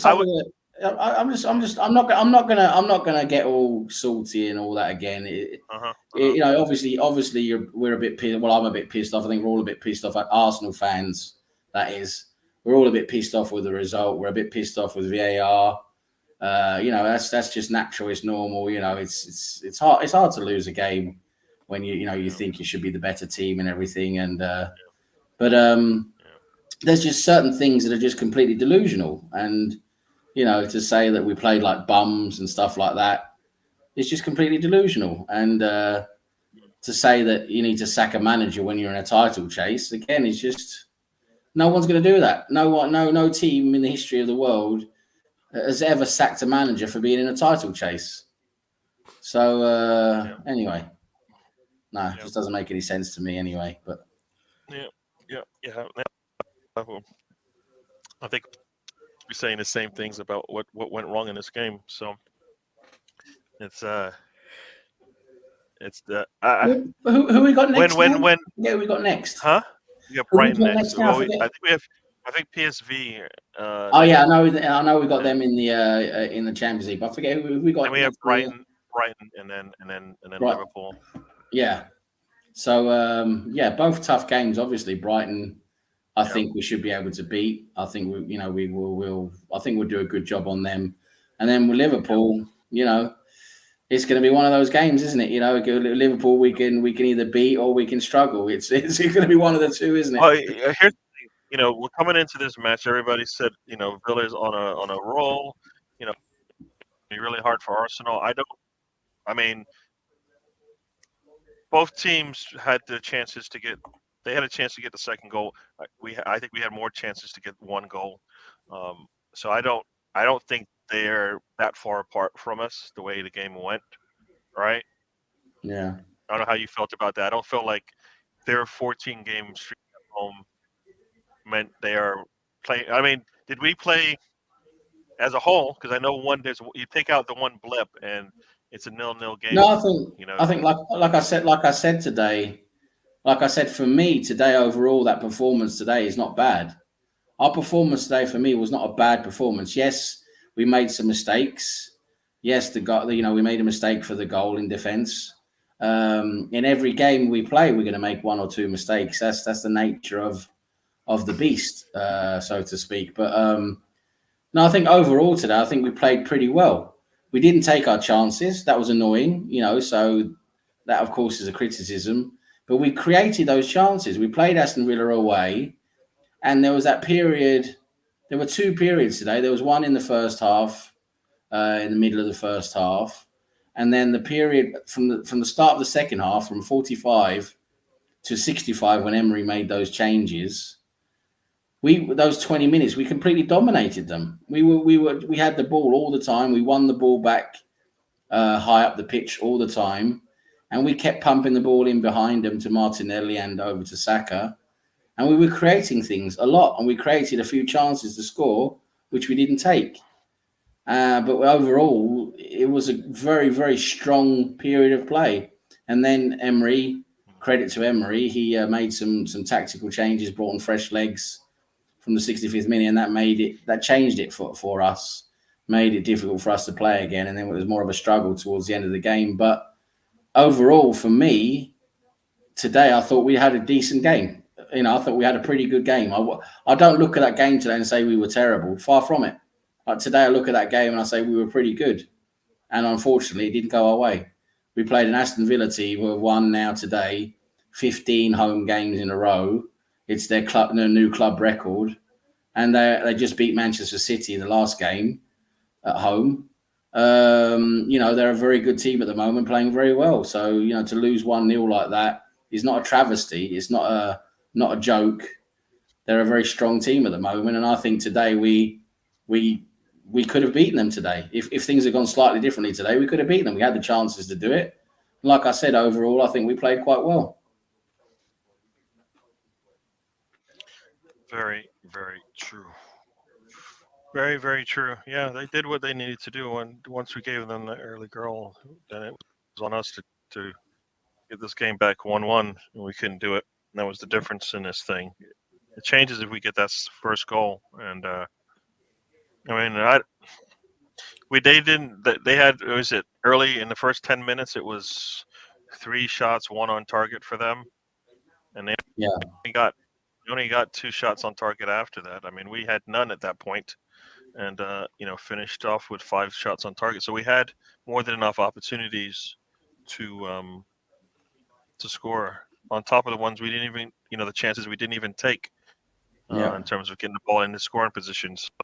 So, yeah, no, they did what they needed to do, and we needed to get across. We needed to force feed this thing, and we were trying to make it, get it, trying to walk this ball in, and it's like that's not going to get that. Team that's won 14 in a row, you can't just sit there and I don't know, take it easy when you're there, and you gotta take it to them. Yeah, Erdegaard. I think Erdegaard should have taken that shot first time. Yeah, I think the second one was a much easier one. The one that was cut back from was it Havertz? I can't remember, but it was cut back to him. Or was it Martinelli or Havertz? It was cut back to him, and he basically had a pretty clear goal to put the ball in. But he came in a bit. He ran in a bit awkwardly, and he sliced the ball off to the side instead of just putting it into the net. And that was a big miss. That wasn't a good shot, but that was a much clearer opportunity to score than his shot in the first half that Martinez scored. No, sorry, Martinez saved. Martinez saved. Yeah, and I'm telling you, like every time he touched that ball, I'm like, no, because he scores more. For me, I feel like he scores more when he just takes it the first time. Takes it the first time, doesn't give the defense an opportunity, the goalkeeper or the defense. His shooting boots. Yeah, his shooting boots are off today. He didn't have his shooting boots on. Yep. Yeah, fair. I mean, I give Emery a lot of praise for what he's done at Villa. Emery is a very competent manager. You see what he did at Villarreal as well. Emery is a very, very competent manager. Very, very good manager. Absolutely. And he deserves credit for what he did today. Yep. Like I said, what he did in the 65th minute to change when he saw how we were dominating, and he brought on 2 new flanks, 2 new wide players and fresh legs to basically stop us from dominating them. And it really worked. It was a very good tactical decision. And Emery's very good at using his substitutes, both tactically and in terms of bringing on fresh legs to, stop the other team from getting an advantage. He uses them to win the ball back and have more energy in their play. And he, that's something he does very well. And I've got to give credit where it's due. Worked for him today. He got the result. But those who want to use it as, why don't we have him at Arsenal? Well, you got a very short memory, haven't you? Because, back when he was at Arsenal, first of all, he was nowhere near a title charge. Far from it. We've completely bottled the top 4. And they remember that every game was different. We had a different lineup every game. He couldn't figure out whether he was coming or going, what formation he could use, which players he could use. He never figured it out. He was changing and chopping and changing all the time. And then the other thing was those last, 10 or 15 games we were playing, we had like 20 shots a game against us. We had the most chances against us in the history of Arsenal. We had a non-existent midfield, and we just let everything through. And we had, it was like 20 chances against us a game. It was just ridiculous. We were struggling to draw games. So people have very, very short memories when it comes to Emery at Arsenal. He's got this very shining light because of his time at Villarreal and what he's done at Villa, which of course he deserves credit for. But at Arsenal, he didn't do a very good job. Sorry, he just didn't. So that's my take on it. Yep. No, I mean, as we all sat there going, I don't think he has support he needs, and that just starts with that and goes downhill from there. You have support from your management, and then eventually your players don't support you either, right? And then you've lost the locker room, and it wasn't as if he had proper players there, right? You don't have the best of players there. You didn't have enough time to clean out shop like Arteta did. So, yeah. I see Spurs got a lot of opinions. That's good, but why? The thing with the Spurs though, why doesn't he ever show up when we're winning a game? Can you answer that, Spursy, can you answer that to me? Why are you never here when we win games? When we went through our period now of winning games, got to top of the league, when we beat Manchester City, and we, you know, our recent games until today when we were top of the league and looking pretty good. Where were you then? Why haven't you been in the chat? Why do you only show up when we lose a game?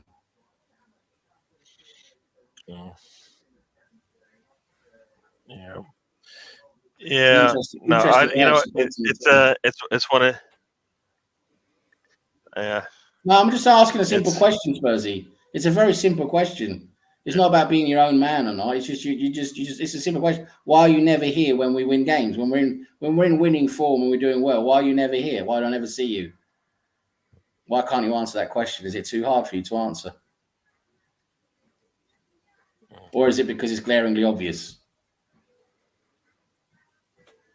I think it's because it's glaringly obvious, to be honest.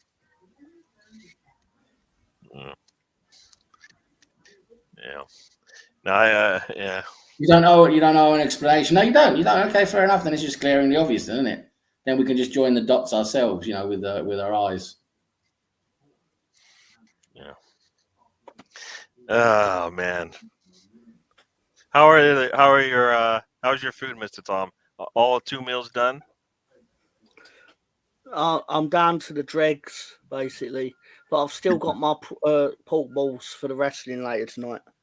Sorry, yeah. I am listening, but I'm putting out the tweets that I promised I would. I said I'll put them out by 7, and we're now approaching 8. But oops. So,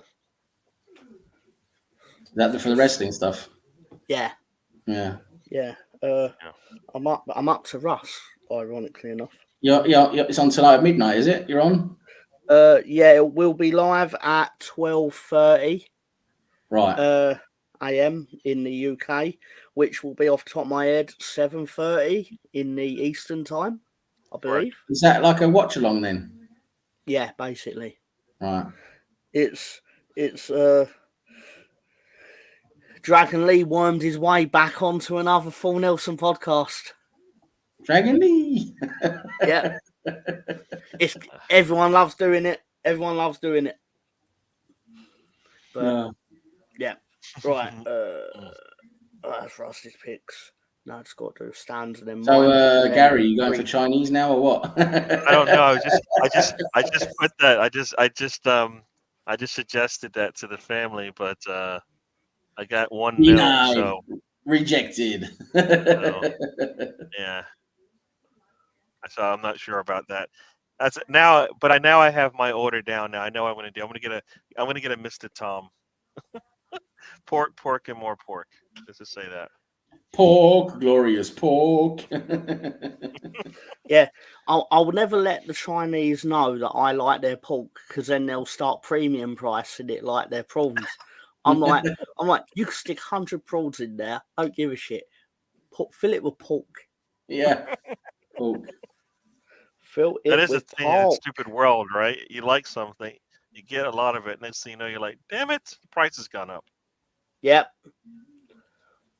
Supply and demand, baby. Supply and demand. So unfortunately, what Gary just described there is exactly what happens. One more. I do apologise. It's rude of me. That's fine. It's been we got to laugh at Manchester United today, so at least we had. I'll tell you, who had a really yeah. It's always fun when Manchester United screw up, so there's always that. And Spurs lost again, didn't they? So that was good fun. But I'll tell you, I had a really bad game today for me. Who I really wasn't happy with today was Trossard. Trossard came on and he was very poor. He didn't do many good things at all today, which is. I kind of feel sometimes we wait too long to make the change. That didn't help him. We wait so long. Yeah, we wait so long to make the change that they've already made their change, so our change is nullified whenever we make it. You know, like for me, at some point we need to score a goal. Let's try, and we didn't come on fast enough in the second half, and I think we paid for it a little bit there. You know. No, it's right. He came on too late, and it was just you could just see he didn't. I could see his body language when he came on. He wasn't really up for it, you know. Yep. That's a shame because he's been such a good player lately. You know, it's a real shame. Yeah. This is I don't. This is not. I mean, I don't. I mean, Trossard is good and all, but he doesn't give me the Giroud type feel when he comes off. Like I know something's about to happen, right? Sorry. Yeah. Giroud is like when you like Giroud is sitting on the bench and you're just like something's about to go down. Yeah. He's taking his shirt off. He's running up and down the sideline.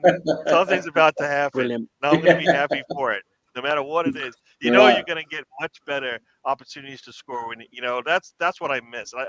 I miss him. I'm like, oh man. I just got a tweet from Gary saying, "Don't forget to check out the latest show." The latest I show forgot still we're going. going on so long. We're now in the 6th hour. Usually we're done like 2 hours ago. 2 hours ago. 3 hours ago.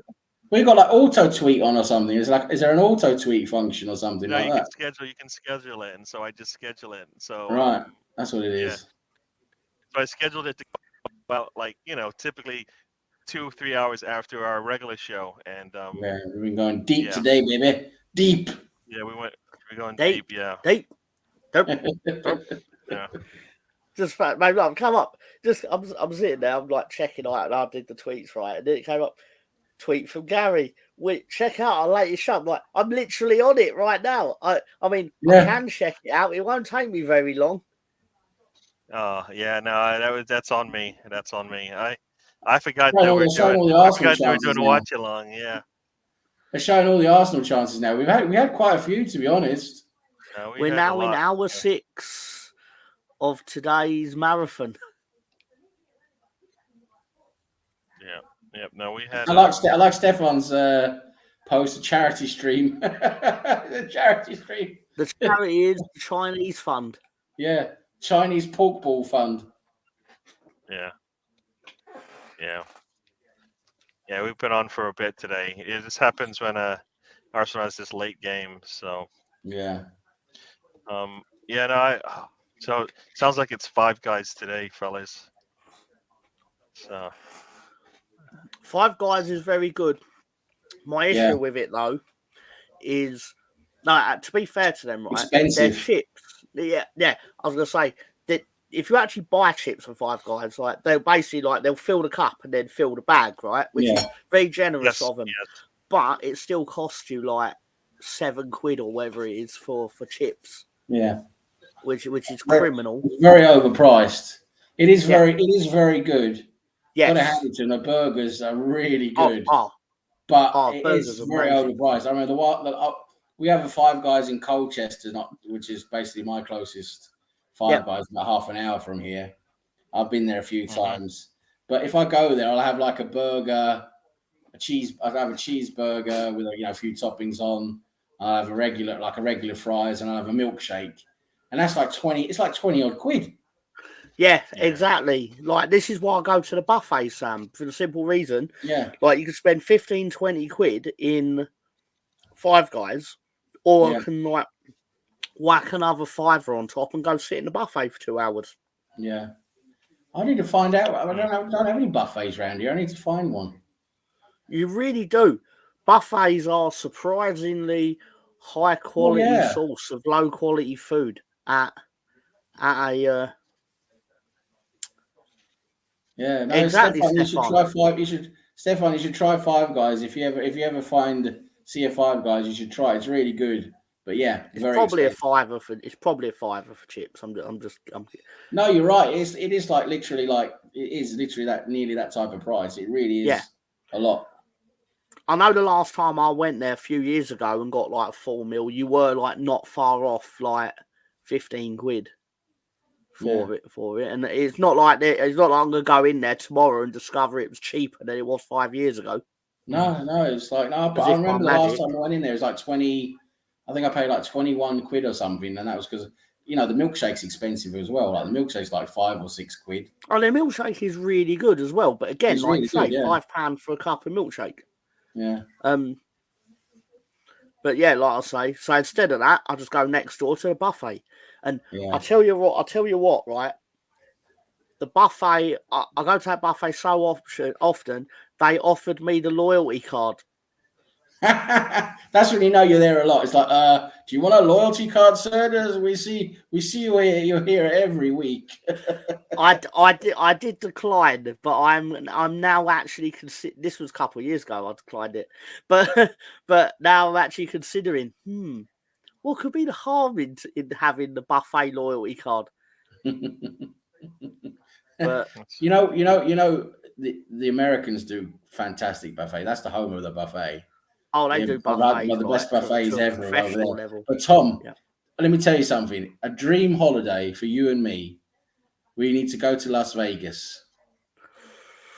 Because in Las Vegas, what they're doing there now, you know, because they've got so many big hotels there and all that now, and they're all competing, right? And they've all got like incredible restaurants, like 1, 2, 3 stars, Michelin stars. They've got all the big chefs from around the world have restaurants there. They're all competing basically to have the best, Ramsey and all them. the best restaurants. They're all competing there, right?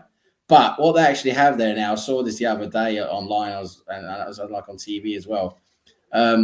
They have these, like, they're called super luxury buffets, where you pay basically like $100. I think it's like $100, $120, right? Stay with me. You pay $100 or $120, but it's eat all you can of literally like thousands of different items, right, from around the world. But it's all the top end stuff. Like it's Wagyu steak. It's proper like super rare meats. They're all the best, and they cook it for you exactly how you want, and all of that. I love eating meats that make animals extinct. It's all the top range meat stuff, and they cook it for exactly how you want. And it's it's basically it's a super luxury. It's like the top of the range of everything. But you pay like okay, you pay $100, but it's well worth it if you're sitting there. You know, you sit there and have like 4 or 5 courses or whatever, all the top of the range stuff that. Even like one course would cost you $100 in a proper restaurant, right? So it's like, and you get to eat all you want. You get to try all that different stuff for $100, $120. I was just thinking, when I saw it immediately, I thought you, Tom. I was like, wow, that's something Tom would like. I have buffeting down to a fine art, a science, some would say. I noticed at the queue, like, because obviously the steak station, the one at the O2 that I go to, is obviously highly sought after. So basically, people will queue up for the pleasure/privilege of watching their steak be cooked, the novelty of it. Well, I've been there at least 1,000 times in my life. I don't need to see 1,000 steaks being cooked. I saw it once, so I've implanted in my head. I know how the man does it, right? So now I just walk up and go. There you go. he knows now. You just point, and he knows. Oh, Tom. I got your steak here, Tom. I got it for you. Yeah. So basically, he goes, I'll go. And he goes, 5 minutes. And then I swan off. And basically then I'll go and play with the other foods. And then I'm like, in this occasion, it was turkey and some chicken tikka. And I ate that while the steak was cooking. While they were all waiting, I was like, I can't afford to waste time waiting for food to be cooked. You got it down to a fine art, mate. You got it down to you got it down to a logistical fine art. That's what you're doing. The problem with buffets with a lot of people that they don't realise until they've been to a few is that they spend most of their time waiting for food. Mate, you and me. I don't need. Why need to wait for food? You can eat while waiting for food. Tom, what are you doing next summer? What are you doing next summer? You know, I know what you're doing. Probably committing a variety of crimes. We're gonna go for a week to Las Vegas, baby. That's what we're gonna do. 1 week in Las Vegas. We're not gonna touch a fucking casino. We're just gonna enjoy the luxury buffets. You can see it on his face. Yeah. I'm gonna have to go in a little. Really simple. I have to go in a little bit. So if you guys want to hold on, if you want to go out head out with me as well. We'll go. We've been going for a long time now. You guys have been on all the time. I disappeared to get my food. Yeah, you disappeared. Gary's been on most of the time. Yeah, bless him. Yeah. Yeah, and I'm actually waiting. I'm looking forward to actually having a buffet, Mr. Tom style in England, of course. So Yeah. that's next. Tom's Tom's got That's to one of sort those you out. Tom's got to one sort of you those out with checks. a buffet. He's got to sort you out. They have a 2-hour rule, right, where like you can't stay for longer than 2 hours. Guess who's still on the clock at 2 hours and 30 minutes, baby? Well, you are And- VIP. and- You're VIP, Tom. And my favourite part of it, he went 5 minutes. And then after I come back from eating this happened twice. After I came back from my second helping of the turkey, their turkey gravy is delicious. It's like, it saddens me that it only happens during December. But anyway, yeah, I know the menu. Walked up and they have a 1 steak per customer per like time. Like, you Yeah. can't ask for 2 steaks. Right. Well, that makes So sense. I didn't ask for 2 steaks. I never asked for 2, but he gave me 2. Oh, VIP, baby, Mhm. And I VIP. sat there. I had a steak sandwich with Oh. where 1 steak was wrapped in the other steak. Oh, very nice, very nice. We are gonna head out of here, so I'm gonna let Sam say. Yeah, bye to people. just want to say thanks a lot for having me as usual. It's been a fun day. We've had various visits from various people, and it's been good fun. Thanks everyone in the chat for taking part. You helped make it what it is. We enjoy interacting with you and having a laugh with you. It's good fun. So thank you a lot for that. I was going to say to Tom, which is the last thing I was going to say. The only thing with your buffet, I can just picture you like showing up in your dressing gown or something. You know, like you just showing up there, Mr. VIP in his dressing gown. It's like, oh yeah, I live around the corner, you know. But yeah, thanks everyone for taking part. It's been good fun. Nice to see you guys as always, Gary, Tom, and I hope everyone has a great Saturday night. The result was a bit of a letdown, but I still think we played pretty well overall, considering. I don't think we need to throw all our toys out of the pram just yet. So yeah, everyone have a great weekend. Enjoy the rest of your weekend, and thanks a lot for having me on. You're welcome, and Mr. Tom. Yeah, I'd like to echo Mr. Greenwood's sentiments, but it's a disappointing result for you. Great result for me. If one of us had to lose, that's the way I'd rather it be. Obviously, but in all seriousness, I think obviously at the end of the day, you're away at a team that are probably in the form of their life. Like, this is probably as good as it's going to get for them. Obviously, it can get a lot better for you. You have the opportunity to actually make that a reality. Whether your players want that to happen or not is obviously clearly up to them.